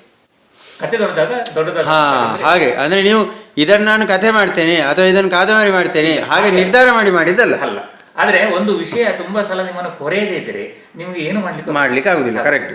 ಅದು ಅಂದ್ರೆ ಹಾಗಾದ್ರೆ ನೀವು ಪ್ರಾಸಬದ್ಧವಾಗಿ ಬರೀತಾ ಇದ್ರಿ. ಹೌದು. ಹಾಗೆ ಬರೆಯದೆ ಮೇಲಿಂದ ಕೆಳಗಡೆ ಬರೆಯುವುದೇ ಕವನ ಹಾಗಾದ್ರೆ ಅಲ್ವಾ? ಅದು ನೀವು ಕನ್ನಡ ಲೆಕ್ಚರ್ ಅಲ್ಲ, ಎಕನಾಮಿಕ್ಸ್ ಮತ್ತು ಸಾಹಿತ್ಯ ಹತ್ತಿರದ ಸಂಬಂಧಿ ಏನು ಅಲ್ಲ. ಆದರೆ ನೀವು ಮಕ್ಕಳಿಗೆ ಸಾಹಿತ್ಯದ ವಿಷಯದಲ್ಲಿ ಪ್ರೇರಣೆ ಕೊಟ್ಟಿದ್ದೀರಿ ಅಂತ ಗೊತ್ತುಂಟು ನನಗೆ. ಹೌದು. ಮಕ್ಕಳು ಹೆಚ್ಚು ಹೆಚ್ಚು ಸಾಹಿತ್ಯದ ಪುಸ್ತಕಗಳನ್ನು ಓದುವ ಹಾಗೆ ಮಾಡುವುದಕ್ಕೆ ನಿಮ್ಮ ಪ್ರಯತ್ನ ಇದೆ. ಅದು ನಿಮಗೆ ಹೇಗೆ ಸಾಧ್ಯ ಆಯಿತು? ಅದು ಈಗ ನೀವು ಮಕ್ಕಳು ನಮ್ಮ ಅತ್ಯುತ್ತಮ ಜಡ್ಜ್ಗಳವರೇ. ನಾವು ಪಾಠ ಮಾಡುವಾಗ ನಮ್ಮ ಎದುರು ಕೂತ್ಕೊಳ್ಳುವ ಮಕ್ಕಳಿದ್ದಾರಲ್ಲ, ಅವರೇ ನಮ್ಮ ಅತ್ಯಂತ ಈ ವ್ಯಕ್ತಿ ಹೇಗೆ ಅಂತೇಳಿ ತೀರ್ಮಾನ ಕೊಡತಕ್ಕಂಥವ್ರು ಅವರು. ಅವರಿಗೆ ನಮ್ಮನ್ನು ಇಷ್ಟ ಆಯ್ತು ಅಂತ ಹೇಳಿದರೆ ಸಾಧಾರಣವಾಗಿ ನಮ್ಮ ಮಾತನ್ನು ಅವರು ಕೇಳ್ತಾರೆ. ಅದರಲ್ಲೂ ಕೆಲವು ಅಪವಾದಗಳು ಇರ್ಬೋದು, ಇಲ್ಲ ಅಂತ ಹೇಳಿ ಅಲ್ಲ, ಅವರು ನಮ್ಮ ಮಾತುಗಳನ್ನು ಕೇಳ್ತಾರೆ. ನನಗೆ ಅನಿಸೋದು, ಒಬ್ಬ ಅಧ್ಯಾಪಕನಾದವ ಕೇವಲ ಪಾಠವನ್ನು ಹೇಳಿಕೊಟ್ರೆ ಮಕ್ಕಳಿಗೆ ಸಾಲದು, ಜೀವನಕ್ಕೆ ಅದು ಪೂರಕವಾಗಿರುತ್ತೆ ಇತರ ಅವಕಾಶಗಳನ್ನು ಕೂಡ ಮಕ್ಕಳನ್ನು ಇನ್ವಾಲ್ವ್ ಮಾಡಬೇಕು ಅದರಲ್ಲಿ ಅಂತೇಳಿ ನನಗೆ ಅನಿಸ್ತಾ ಇತ್ತು. ಅದಕ್ಕೆ ಯಕ್ಷಗಾನ ತಂಡ ಕಟ್ಟಿದ್ದು, ಚಾರಣದ ತಂಡ ಕಟ್ಟಿದ್ದು ಇತ್ಯಾದಿಯಾಗಿ. ಹೀಗೆ ಆಗುವಾಗ ನಿಮಗೂ ಕೂಡ ಖುಷಿ ಆಗ್ತದೆ, ನಿಮ್ಮ ಬಗ್ಗೆ ಖುಷಿ ಆಗ್ತದೆ ನಿಮಗೆ. ಈ ಮಕ್ಕಳು ಇದರಿಂದ ಮುಂದಕ್ಕೆ ಬಂದಿದ್ದಾರೆ, ಈ ಮಕ್ಕಳು ನಮ್ಮನ್ನು ಆದರ್ಶವಾಗಿಟ್ಟುಕೊಂಡು ಪುಸ್ತಕ ಬರೀತಾ ಇದ್ದಾರೆ. NMCಯಿಂದ ಸುಮಾರು 10-12 ಪುಸ್ತಕಗಳು ಹೊರಗೆ ಬಂದವು. ಅದರಲ್ಲಿ ವಿದ್ಯಾರ್ಥಿಗಳದ್ದು ಇತ್ತು, ಅಧ್ಯಾಪಕರದ್ದು ಕೂಡ ಇತ್ತು. ವಿದ್ಯಾರ್ಥಿಗಳದ್ದು ಅಷ್ಟು ಬರಬೇಕಾದ್ರೆ, ಆ BA ಹಂತದಲ್ಲಿ BCom ಹಂತದಲ್ಲಿ ಎಲ್ಲ ಬರಬೇಕಾದ್ರೆ ನಾವು ಹೇಳಬೇಕು, ಬೇರೆ ಅಧ್ಯಾಪಕರುಗಳು ಕೂಡ ಹೇಳಬೇಕು. ಹಾಗೆ ಹೇಳಿದ ಪರಿಣಾಮವಾಗಿ ನಾನು ಮಾತ್ರ ಅಲ್ಲ, ಬೇರೆಯವರು ಕೆಲವರು ಇದ್ರು. ಉದಾಹರಣೆಗೆ ಪುರುಷೋತ್ತಮ ಗುಡಿಮಲೆ ಇದ್ರು, ಕುಮಾರಸ್ವಾಮಿ ಅಂತ ಹಿಂದಿ ಅಧ್ಯಾಪಕರು ಅವರು ಇದ್ರು, GS ಹೆಗ್ಡೆ ಅವರು ಅಂತೇಳಿ ಇದ್ರು ಸಂಸ್ಕೃತ, ಅವರು ಈಗ ಇಲ್ಲ, ಅವರು ನಿಧನರಾಗಿದ್ದಾರೆ. ಹೌದು. ಇವರೆಲ್ಲ ಸಾಹಿತ್ಯದ ಬಗ್ಗೆ ಮಕ್ಕಳಿಗೆ ತುಂಬ ಪ್ರೇರಣೆ ಕೊಡ್ತಿದ್ರು. ಒಬ್ಬ ಎಕನಾಮಿಕ್ಸ್ ಅಧ್ಯಾಪಕನಿಂದ ಬಂದಾಗ ಅವರಿಗೆ ಮತ್ತೆ ಖುಷಿ ಆಯಿತು, ಅವರು ಅದರಲ್ಲಿ ತೊಡಗಿಸಿಕೊಳ್ಳಿಕ್ಕೆ ಸಾಧ್ಯ ಆಯಿತು. ಇದೇ ಮುಖ್ಯವಾದ ಕಾರಣ. ಪ್ರಭಾಕರ್ ಶೇಷನ್ರೇ, ನಿಮ್ಮ ಚಟುವಟಿಕೆಗಳನ್ನು ನೋಡುವಾಗ ನನಗೆ ಶಿವರಾಮ ಕಾರಂತರದ್ದು ನೆನಪಾಗ್ತದೆ. ನೀವು ಕೇವಲ ಓದುವುದು, ನಿಮ್ಮ ಅಧ್ಯಾಪನ ವೃತ್ತಿ ಅಥವಾ ನಿಮ್ಮ ಕಲೆ ಸಾಹಿತ್ಯ ಅಂತ ಅಷ್ಟಕ್ಕೆ ಮಾತ್ರ ತೊಡಗಿಸಿಕೊಂಡವರಲ್ಲ, ನಾಡಿನ ಉದ್ದಗಲಕ್ಕೂ ಓಡಾಡಿದವರು, ಪಾದರಸದ ಹಾಗೆ ಚುರುಕಿನ ವ್ಯಕ್ತಿತ್ವ ಹೊಂದಿದವರು. ನೀವು ಲಯನ್ಸ್ ಕ್ಲಬ್, ರೋಟರಿ ಕ್ಲಬ್, ಹೀಗೆ ಬೇರೆ ಬೇರೆ ಕ್ಲಬ್ಗಳಲ್ಲೆಲ್ಲ ಇದ್ದವರು. ನಮಗೆ ಸುಳ್ಯಕ್ಕೆ ಪ್ರವೇಶಿಸುವಾಗ ಅಲ್ಲಿ ಬಲಭ ಬದಿಯಲ್ಲಿ ಓಡಬಾಯಿಯಲ್ಲಿ ಒಂದು ತೂಗು ಸೇತುವೆ ಕಾಣ್ತದೆ. ಅದನ್ನು ಕಂಡ ತಕ್ಷಣ ನನಗೆ ನೆನಪಾಗುವುದು ನಿಮ್ಮದು. ಬೇರೆಯವರ ಎಲ್ಲ ಕೆಲಸಗಳು ಉಂಟು ಅದರ ಹಿಂದೆ, ಆದರೆ ಪ್ರಧಾನವಾಗಿ ನಿಮ್ಮ ಹೆಸರು, ನಿಮ್ಮ ಕೆಲಸ ಇದೆ ಅದರಲ್ಲಿ. ಹಾಗೆ ನೀವು ಮಾಡಿದಂತಹ ಹಲವಾರು ಚಟುವಟಿಕೆಗಳು ಈ ಸುಳ್ಯದ ಜನತೆಗೆ ನೆನಪಿದೆ. ಅದರ ಕುರಿತು ನೀವು ನಮಗೆ ಸ್ವಲ್ಪ ಹಳೆಯ ನೆನಪುಗಳನ್ನು ಕೆದಕಿ ನಮ್ಮ ಮುಂದೆ. ಈ ಸಮಾಜಕ್ಕೆ ನಾವು ಸಾಮಾಜಿಕ ಋಣ ತೀರಿಸಬೇಕನ್ನತಕ್ಕಂಥ ಒಂದು ಭಾವನೆ ಇದೆ ಎಲ್ಲ ಭಾರತೀಯರಿಗೂ ಅಂಥದ್ದೊಂದು ಇದೆ. ನನಗೆ ಈ ಮಕ್ಕಳೊಟ್ಟಿಗೆ ಬೆರೀಲಿಕ್ಕೆ ತುಂಬ ಖುಷಿ ಆಗ್ತಿತ್ತು. NSS ಕ್ಯಾಂಪು ದಾಮ್ಲೆಯವರ ನೇತೃತ್ವದಲ್ಲಿ ನಡೆಯಿತು, ಕುಮಾರಸ್ವಾಮಿಯವರ ನೇತೃತ್ವದಲ್ಲಿ, ಬೆಳ್ಳೆಪ್ಪ ಗೌಡರ ನೇತೃತ್ವದಲ್ಲಿ, ಯಶೋಧ ಮೇಡಮ್ ನೇತೃತ್ವದಲ್ಲಿ ಅವರೆಲ್ಲ NSS ತಗೊಂಡವರು. ಕ್ಯಾಂಪಿಗೆ ಆಗುವಾಗ ನಾನು ಕೂಡ ಹೋಗ್ತಾ ಇದ್ದೆ. ಅವಾಗ 10 ದಿವಸ ಮಕ್ಕಳೊಟ್ಟಿಗೆ ಒಡನಾಟ ತುಂಬ ಖುಷಿಯನ್ನು ಕೊಡ್ತಿತ್ತು. ಊರಿಗೂ ಪ್ರಯೋಜನ, ನಮಗೂ ಕೂಡ ಅನುಭವ ವಿಸ್ತಾರ ಆಗ್ತಾ ಇತ್ತು. ಆಮೇಲೆ ನಾವು ಒಂದು ರೋಟರಿ ಕ್ಲಬ್ ಅಂತ, ರೋಟರಿ ಕ್ಲಬ್ಬಿನ ಒಂದು ಸಣ್ಣ ಕ್ಲಬ್, ಸಣ್ಣ ವಯಸ್ಸಿನವರದ್ದು, ಎಳೆ ವಯಸ್ಸಿನವರದ್ದು, ಕಂಪೇರಿಟಿವ್ಲಿ ಟು ರೋಟೇರಿಯನ್ಸ್ ಅಂತ ಒಂದು ಕ್ಲಬ್ಬನ್ನು ರಚಿಸಿಕೊಂಡು ಸುಳ್ಯದಲ್ಲಿ ನಾವು ತುಂಬ ಕೆಲಸ ಮಾಡಿದೆವು. ಸುಳ್ಯದ ಸ್ವಚ್ಛತಾ ಆಂದೋಲನವನ್ನು ಸ್ಟಾರ್ಟ್ ಮಾಡಿದ್ದೇ ಆ ಕಾಲದಲ್ಲಿ ರೋಟರಿ ಕ್ಲಬ್. ಈಗ ಎಲ್ಲ ಮಾಡ್ತಾ ಇದ್ದಾರೆ, ಆದರೆ ಅದರ ಮೂಲ ಪ್ರೇರಣೆ ಬಂದದ್ದು ರೋಟರಿ ಕ್ಲಬ್ಬಿನಿಂದ. ಆ ನಂತರ ಉಳಿದವರು ಕೂಡ ಮಾಡ್ತಾ ಇದ್ರು. ಅದು ನಮಗೆ ಪ್ರಾಯ ಆದಾಗ ಅದನ್ನು ನಾವು ಮಾಡಲಿಕ್ಕೆ ಆಗೋದಿಲ್ಲ, ಬಿಟ್ಟು ಬಿಡಬೇಕು, ಅದನ್ನು ಬೇರೆ ಸಂಘಟನೆಯನ್ನು ಸೇರಿಕೊಳ್ಬೇಕಾಗಿ ಬಂತು. ಆದ್ದರಿಂದ ನಾನು ರೋಟರಿಯಿಂದ ರೋಟ್ರಾಕ್ಟ್ನಿಂದ ಹೊರಗೆ ಬರಬೇಕಾಯ್ತು. ನಾನು 28 ವರ್ಷದವರೆಗೆ ಮಾತ್ರ ಅದರಲ್ಲಿ ನಿಲ್ಲೋದಕ್ಕೆ ಅವಕಾಶ. ಆಮೇಲೆ ನಾವು ಇಲ್ಲಿಗೆ ಕಾಂತಮಂಗಲಕ್ಕೆ ಬಂದ ಮೇಲೆ ಇಲ್ಲಿ ಒಂದು ಯುವಕ ಮಂಡಲವನ್ನ ಸ್ಥಾಪನೆ ಮಾಡಿದ್ರು. ಅದು ನಾನೇ ಅನೇಕರನ್ನ ಒಟ್ಟಿಗೆ ಸೇರಿಸಿ ಎಲ್ಲ ಮಾಡಿದ್ದು. ನನ್ನ ಶ್ರೀಮತಿ ಶೈಲಿಯವರು ಒಂದು ಮಹಿಳಾ ಸಮಾಜವನ್ನು, ಮಹಿಳಾ ಮಂಡಲವನ್ನು ಮತ್ತೆ ಯುವತಿ ಮಂಡಲವನ್ನು ಎರಡನ್ನೂ ಕೂಡ ಅವರು ಸ್ಥಾಪನೆ ಮಾಡಿದ್ರು. ಅವುಗಳ ಮೂಲಕ ತುಂಬಾ ಕೆಲಸ ಮಾಡ್ಲಿಕ್ಕೆ ನಮಗೆ ಸಾಧ್ಯ ಆಯಿತು. ಅದೇ ಕಾಲದಲ್ಲಿ ಸಾಕ್ಷರತಾ ಆಂದೋಲನ ಬಂತು ನೋಡಿ, ಆವಾಗ ಇಡೀ ಯುವಕ ಮಂಡಲವನ್ನು, ಯುವತಿ ಮಂಡಲವನ್ನು ಅದರಲ್ಲಿ ಇನ್ವಾಲ್ವ್ ಮಾಡ್ಲಿಕ್ಕೆ ಸಾಧ್ಯ ಆಯಿತು. ಇಲ್ಲಿ ಅಕ್ಕಪಕ್ಕದಲ್ಲಿ 2 ದಲಿತರ ಕಾಲೋನಿಗಳಿವೆ. ಅಲ್ಲಿ ಪಾಠವನ್ನು ಮಾಡ್ಲಿಕ್ಕೆ ನನ್ನ 2 ತಮ್ಮಂದಿರು ಪ್ರಕಾಶ ಮತ್ತೆ ರವೀಂದ್ರ ಅಂತ ಹೇಳಿದ್ರು. ಅವರು ಒಬ್ಬ ಒಂದು ಕಾಲೋನಿಗೆ, ಇನ್ನೊಂದು ಕಾಲೋನಿಗೆ ಹೋಗಿ ಪಾಠ ಹೇಳಿಕೊಡ್ತಾ ಇದ್ರು. ಹೀಗೆ ನಮಗೆ ಅದರೊಟ್ಟಿಗೆ ನಮಗೆ ಪ್ರೇರಣೆ ಕೊಡ್ಲಿಕ್ಕೆ ಮೀನಾಕ್ಷಿ ಗೌಡ್ರು, ಅವರಾಗ BDO ಆಗಿದ್ರು. ಅವರು ನಮ್ಮನ್ನು ಆಗಾಗ ಸರ್ಕಾರದ ಕಾರ್ಯಕ್ರಮಗಳಲ್ಲಿ ಕೂಡ ಇನ್ವಾಲ್ವ್ ಮಾಡ್ತಾ ಇದ್ರು. ಹೀಗೆ ನಾವು ಅವರೊಟ್ಟಿಗೆ ಕೆಲಸ ಮಾಡ್ತಾ ಇದ್ದೆವು. ಆಮೇಲೆ ನನಗೆ ಒಂದು ಅವಕಾಶ ಸಿಕ್ಕಿತು, ವಿದೇಶಕ್ಕೆ ಹೋಗುವಂತ ಒಂದು ಅವಕಾಶ. ಅದು ಗ್ರೂಪ್ ಸ್ಟಡಿ ಎಕ್ಸ್ಚೇಂಜ್ ಸ್ಕೀಮ್ ಅಂತೇಳಿ ಅದರ ಹೆಸರು. ನಮ್ಮ ಒಂದು ರೋಟರಿ ಜಿಲ್ಲೆ ಅಂತೇಳಿ ಕರೀತೇವೆ. ಈ ರೋಟರಿ ಜಿಲ್ಲೆಯಲ್ಲಿ 8 ರೆವೆನ್ಯೂ ಜಿಲ್ಲೆಗಳಿವೆ. ಆಚೆ ಚಾಮರಾಜನಗರದಿಂದ ಸ್ಟಾರ್ಟ್ ಮಾಡಿದ್ದು, ಈಚೆ ಉಡುಪಿಯವರೆಗೂ, ಕುಂದಾಪುರದವರೆಗೂ, ಶಿವಮೊಗ್ಗದವರೆಗೂ, ಇದೆಲ್ಲ ಒಂದೇ ರೋಟರಿ ಡಿಸ್ಟ್ರಿಕ್ಟಿಗೆ ಬರುವಂತಹ ಕ್ಲಬ್ಗಳು ಇಲ್ಲೆಲ್ಲ ಇರುವಂತದ್ದು. ಇದರಿಂದ ಒಂದು ತಂಡವನ್ನು ಆಯ್ಕೆ ಮಾಡಿ ಯಾವುದೋ ಒಂದು ದೇಶದ ಒಂದು ನಗರಗಳಿಗೆ, ಕೆಲವು ನಗರಗಳಿಗೆ ಅಥವಾ ಹಳ್ಳಿಗಳಿಗೆ ವಿಸಿಟ್ ಮಾಡುವಂತ ಒಂದು ಕಾರ್ಯಕ್ರಮ. ಅಲ್ಲಿಂದ ಒಂದು ಟೀಮ್ ಇಲ್ಲಿಗೆ ಬರ್ತದೆ, ಇಲ್ಲಿಂದ ಒಂದು ಟೀಮ್ ಆಚೆ ಹೋಗ್ತದೆ. ಹಾಗೆ ನಾನು ಹೋಗ್ಲಿಕ್ಕೆ ನನಗೆ ಅವಕಾಶ ಸಿಕ್ಕಿತು. ಹಾಗೆ ಅವಕಾಶ ಸಿಕ್ಕಿದ್ದು ಫ್ರಾನ್ಸಿಗೆ. ಫ್ರಾನ್ಸ್ನಲ್ಲಿ ಕೆಲವರ ಕುಟುಂಬದೊಟ್ಟಿಗೆ ಸಂವಹನ ಮಾಡತಕ್ಕಂಥ ಒಂದು ಅವಕಾಶ ಸಿಕ್ಕಿತು. ಅವರೊಟ್ಟಿಗೆ ದಿನ ಕಳೀಲಿಕ್ಕೂ ಕೂಡ ಅವಕಾಶ ಸಿಕ್ಕಿತು. ಅಂತ ಸಂದರ್ಭದಲ್ಲೆಲ್ಲ ಅವರು ನನ್ನಲ್ಲಿ ಹಾಗೆ ಹೇಳಿದೆ, ನಿಮಗೆ ನೀ ಭಾರತದ ಸಂಸ್ಕೃತಿನ ತೋರಿಸು ಅಂತ ಇತ್ಯಾದಿ ಎಲ್ಲ, ಅಂಥದ್ದನ್ನೆಲ್ಲ ತೋರಿಸಲಿಕ್ಕೂ ಕೂಡ ಸಾಧ್ಯ ಆಗ್ತಾ ಇತ್ತು. ಅದು ನಾನೊಂದು ದೊಡ್ಡ ಪುಸ್ತಕ ಬರೀಲಿಕ್ಕೂ ಕೂಡ ಸಾಧ್ಯ ಆಯಿತು. ದೇಶ ಯಾವುದಾದ್ರೆ ನನ್ನ ಪುಸ್ತಕವನ್ನು ಅದರಲ್ಲಿಯೇ ಆ ಅನುಭವದಲ್ಲಿ ನಾನು ಬರುತ್ತೆ. ಹಾಗೆ ಫ್ರಾನ್ಸಿನಿಂದ ನೀವು ಪಕ್ಕದ ರಾಷ್ಟ್ರಗಳಿಗೆ ಕೂಡ ಸಂಚಾರ ಮಾಡಿದೆ. ಅದು ನನ್ನದೇ ಖರ್ಚಿನಲ್ಲಿ ನಾನು ಮಾಡಿದ್ದು. ಮತ್ತೆ ಯುರೋಪಿನ ರಾಷ್ಟ್ರಗಳಿಂದ ಸಣ್ಣ ರಾಷ್ಟ್ರಗಳು, ಅವುಗಳನ್ನು ಈಗ ನಾವು ಇಲ್ಲಿ ಒಂದು ಜಿಲ್ಲೆಯಿಂದ ಇನ್ನೊಂದು ಜಿಲ್ಲೆಗೆ ಹೇಗೆ ಹೋಗ್ತೇವೆ ಹಾಗೆ ಒಂದು ದೇಶದಿಂದ ಇನ್ನೊಂದು ದೇಶಕ್ಕೆ ಅಲ್ಲಿಗೆ ಹೋಗ್ಲಿಕ್ಕೆ ಸುಲಭ ಉಂಟು. ವೀಸಾ ಸಿಕ್ಕಿದ್ರೆ ಆಯ್ತು, ಮತ್ತೆ ನಿಮ್ಮಲ್ಲಿ ಸ್ವಲ್ಪ ಹಣ ಇದ್ರೆ ಆಯ್ತು.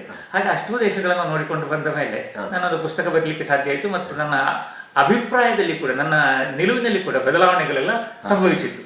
ಒಂದು ತರ ಮನುಷ್ಯ ಬದುಕಬೇಕಾದ್ದು ಅವನ ಸಂತೋಷಕ್ಕೆ ಮಾತ್ರ ಅಲ್ಲ, ಬೇರೆಯವರ ಸಂತೋಷಕ್ಕಾಗಿ ಅವನು ಬದುಕಬೇಕು ಅನ್ನತಕ್ಕಂಥ ಒಂದು ನಿಲುವು ಗಟ್ಟಿಯಾಗಿತ್ತು ನಂದು.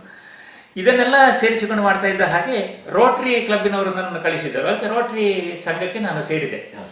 ಅಲ್ಲಿ ಸೇರಿದ ನಂತರ 2005-6ರಲ್ಲಿ ನಾನು ಅದರ ಅಧ್ಯಕ್ಷನಾದಾಗ ಬಹಳ ಅಗತ್ಯವಿದ್ದಂತಹ ಒಂದು, ಇಲ್ಲಿ ದೊಡ್ಡೇರಿ ಕಾಲೋನಿಗೆ ಬಹಳ ಅಗತ್ಯವಿದ್ದಂತಹ ಒಂದು ತೂಗು ಸೇತುವೆಯನ್ನು ನಿರ್ಮಾಣ ಮಾಡಬೇಕು ಅಂತ ಸಂಕಲ್ಪಿಸಿದೆ. ಅದಕ್ಕೆ ಉಳಿದವರ ನೆರವು ಸಿಕ್ಕಿತು. ಏನಾದ್ರೂ ಕೂಡ ಅದು 23 ಕೋಟಿ ರೂಪಾಯಿಯ ಬಹಳ ದೊಡ್ಡ ಪ್ರಾಜೆಕ್ಟ್. ನಾವು 2 ಕಂಬ ಮಾಡಿದ್ದೇವೆ, ನಡುವೆ ಹಾಕಬೇಕಾದಂತಹ ಉಳಿದ ಸಲಕರಣೆಗಳಿಗೆ ನಮ್ಮಲ್ಲಿ ಹಣ ಇಲ್ಲ. ಇಂಥ ಸಂದರ್ಭದಲ್ಲಿ ನಾನು ಇನ್ಫೋಸಿಸ್ನ ಸುಧಾ ಮೂರ್ತಿ ಅವರನ್ನ ಕನ್ಸಲ್ಟ್ ಮಾಡಿದೆ. ಲೆಟರೇ ಬರೆದು ನನ್ನ ಒಂದಷ್ಟು ಪುಸ್ತಕಗಳು ಇದ್ದದನ್ನೆಲ್ಲ ಅವರಿಗೆ ಕಳಿಸಿಕೊಟ್ಟೆ. ನಾನು ಹೀಗೆ ಕೇಳ್ತಾ ಇರುವಂತದ್ದು, ಒಬ್ರು ಬಹಳ ಹಿಂದುಳಿದಂತಹ ಒಂದು ದಲಿತ ವರ್ಗಕ್ಕೆ ಬೇಕಾದಂತ ಒಂದು ಸೇತುವೆ, ಇಷ್ಟು ಹಣ ನಮಗೆ ಬೇಕಾಗ್ತದೆ, ನೀವು ಅದನ್ನು ಮಾಡಿಕೊಟ್ರೆ ಬಹಳ ಒಳ್ಳೇದು ಅಂತ. ಮೊದಲ ಪತ್ರಕ್ಕೆ ಅಲ್ಲಿಂದ ಉತ್ತರ ಬಂತು, ನಮ್ಮಲ್ಲಿ ಈ ವರ್ಷ ಯಾವುದೇ ಪ್ಲಾನ್ ಇಲ್ಲ ಅಂತ. ನಾನು ಮತ್ತೆ ಒಂದು ಮಕ್ಕಳು ದೋಣಿ ದಾಟುವಂತಹ ಒಂದು ಫೋಟೋವನ್ನು ಕಳಿಸಿಕೊಟ್ಟೆ. ಅದು ಪಿಂಡಿಯಲ್ಲಿ ದಾಟುದು, ಅವರ ಕಾಲೆಲ್ಲ ನೀರಿನಲ್ಲಿ ಉಂಟು, ಯಾವ ಕ್ಷಣಕ್ಕೂ ಕೂಡ ಬೀಳಬಹುದು. ಅದನ್ನು ಹಾಗೆಯೇ ಬರ್ತೇನೆ ನಾನು. ಯಾವ ಕ್ಷಣಕ್ಕೂ ಕೂಡ ಸಾಯಬಹುದಾದಂತಹ ಒಂದು ಅಸಹಾಯ ಪರಿಸ್ಥಿತಿಯ ಮಕ್ಕಳ ಫೋಟೋವನ್ನು ನಿಮಗೆ ಕಳಿಸಿದ್ದೇನೆ, ನಿಮ್ಮ ಮಾತೃ ಹೃದಯ ಅದಕ್ಕೆ ದ್ರವಿಸಲಿ ಅಂತೇಳಿ ನಾನು ಬರ್ತೇನೆ. ಅವರು ಪಾಪ ತುಂಬಾ ಒಳ್ಳೆಯವರು. ನನಗೆ ಅವರು ಫೋನ್ ಮಾಡಿ, ನಿಮ್ಗೆ ಇನ್ನೆಷ್ಟು ಹಣ ಬೇಕಾಗ್ತದೆ ಹೇಳಿದ್ರು. 10 ಲಕ್ಷ ಇದ್ರೆ ಆಗ್ತದೆ, ಬೇಡ ನೀವು ನಿಮಗೆ ಹಣ ಕೊಡುದಿಲ್ಲ, ನಾನೆಲ್ಲ ಸಾಮಗ್ರಿಗಳನ್ನು ಮುಟ್ಟಿಸ್ತೇನೆ ಅಂತೇಳಿ ಅವರೇ ಒಬ್ಬ ಇಂಜಿನಿಯರನ್ನು ಕಳಿಸಿಕೊಟ್ರು. ಅವರು ಸಾಮಗ್ರಿಗಳನ್ನು ಕೊಟ್ಟರು. ನನ್ನ 1 ವರ್ಷದ ಅವಧಿಯಲ್ಲಿ ಈ ಸೇತುವೆಯನ್ನು ಮಾಡಲಿಕ್ಕೆ ಸಾಧ್ಯ ಆಯಿತು. ನನಗೆ ತುಂಬಾ ತೃಪ್ತಿಯನ್ನು ಕೊಟ್ಟಂತಹ ಒಂದು ಕೆಲಸ ಅದು. ನೀವು ಹೇಳಿದ ಹಾಗೆ ತುಂಬಾ ಜನ ಈಗ ದೊಡ್ಡ ಕಾಲೋನಿಲೆಲ್ಲ ಅವರು ನನ್ನ ಕೆಲವರು ದಣಿಗಳೇ ಅಂತೇಳಿ ಕರೆಯೋರು ಕೂಡ ಇದ್ದಾರೆ. ಅದು ನಾನು ಎಕ್ಸ್ಪೆಕ್ಟ್ ಮಾಡುವ ಅಥವಾ ಇಚ್ಛಿಸುವ ಒಂದು ಶಬ್ದ ಅಲ್ಲ, ಅವರ ಭಾವನೆಯಲ್ಲಿ ಹಾಗಿದೆ ಅಂತ.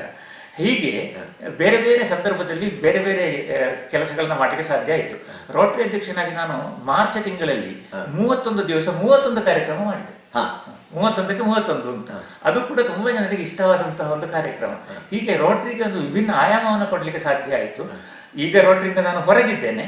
ಇನ್ನು ಒಮ್ಮೆ ಅಧ್ಯಕ್ಷ ಆದ್ರೆ ಆಯ್ತು, ಮತ್ತೆ ಅಧ್ಯಕ್ಷ ಆಗ್ಲಿಕ್ಕೆ ಇನ್ನು ಬಹಳ ದೊಡ್ಡ ಸಾಧನೆ ಮಾಡ್ಲಿಕ್ಕೆ ಆಗುದಿಲ್ಲ ಅಂತ ನಾನು ಅದರಿಂದ ಹೊರಗೆ ಬಂದಿದ್ದೇನೆ.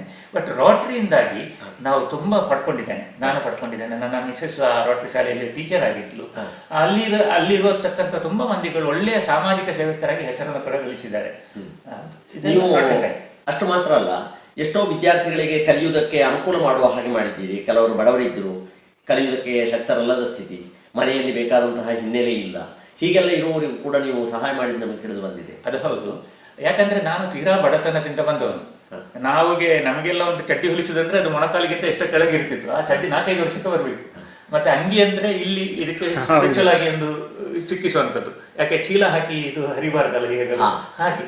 ಒಮ್ಮೊಮ್ಮೆ ನಿನ್ನ ತಂದೆಯಾದ ಮಾರ ಇದು ಅಂತ ಮಾಸ್ಟರ್ಗಳು ಕೇಳಿದಂಥ ಪರಿಸ್ಥಿತಿ ಕೂಡ ಇತ್ತು. ಹಾಗಾಗಿ ಯಾರು ಹುಷಾರಿದ್ದಾರೆ, ಯಾರು ಕಲಿಯುವುದರಲ್ಲಿ ಮುಂದೆ ಇದ್ದಾರೆ ಅಂಥವರಿಗೆ ಆರ್ಥಿಕ ಕಾರಣಕ್ಕಾಗಿ ಮನೆಯಲ್ಲಿ ಉಳಿತಾರೆ ಅಂತ ಹೇಳಿದ್ರೆ ಅಂಥವರನ್ನು ನಾನು ಕನ್ಸಲ್ಟ್ ಮಾಡಿ ಅವರನ್ನು ಬರುವ ಹಾಗೆ ಮಾಡಿದ್ದುಂಟು. ನಿಮಗೆ ತುಂಬ ಜನರನ್ನು ನಾನು ಹೆಸರು ಹೇಳಲಿಕ್ಕೆ ಇಚ್ಛಿಸೋದಿಲ್ಲ, ಬೇಡ ಬೇಡ. ಆದರೆ ತುಂಬ ಜನ ವಿದ್ಯಾರ್ಥಿಗಳು ಇದ್ದಾರೆ, ವಿದ್ಯಾರ್ಥಿನಿಯರು ಕೂಡ ಇದ್ದಾರೆ. ಫೀಸ್ ಕಟ್ಟಲಿಕ್ಕೆ ಆಗದವರು ನನ್ನಲ್ಲಿ ಬಂದು ಕೇಳಿದ್ರೆ ನಾನು ಕಟ್ಟದ್ದು ಕೂಡ ಉಂಟು. ನನಗೆ ಹೇಳಿ ನನ್ನ ಮನೆಯವರಿಗೆ ಅದು ವಿಷಯ ಗೊತ್ತೇ ಇರುವುದಿಲ್ಲ, ಆದರೆ ನಾನು ಕೊಟ್ಟರು. ಪರೀಕ್ಷೆ ಕಟ್ಟಲಿಕ್ಕೆ ಆಗದಂಥ ಪರಿಸ್ಥಿತಿಯಲ್ಲಿ ಕೆಲವರು ಬಂದು ಕೇಳ್ತಾರೆ. ಕೆಲವರು 1 ಮಾರ್ಕ್ 2 ಮಾರ್ಕಿಗೆಲ್ಲ ಫೇಲ್ ಆಗೋದು. ಅವರು ಒಂದು 200 ರೂಪಾಯಿ ಕಟ್ಟಿದ್ರೆ ಅದು ರಿಎಲೆಕ್ಷನ್ ಆಗ್ತದೆ. ಅದು ಮಾಡಿದವರು ಬಂದು ನನ್ನಲ್ಲಿ ಕೇಳಿದ್ದುಂಟು. ಅಂಥವರು ಎಲ್ಲ ಪಾಸ್ ಆಗಿ ಒಂದೇ ಸಲದಲ್ಲಿ ಪಾಸ್ ಆದದ್ದು ಕೂಡ ಉಂಟು. ಇದೆಲ್ಲ ಸ್ವಸಂತೋಷಕ್ಕೆ ಮಾಡಿದಂತಹ ಒಂದು ವಿಷಯ. ಯಾಕೆ ಸ್ವಸಂತೋಷ ಅಂದ್ರೆ ತುಂಬ ಬಡತನದಿಂದ ಬಂದವರಿಗೆ ಮಾತ್ರ ಬಡವರನ್ನು ಅರ್ಥ ಮಾಡಿಕೊಳ್ಳಲು ಸಾಧ್ಯ ಇರುತ್ತದೆ.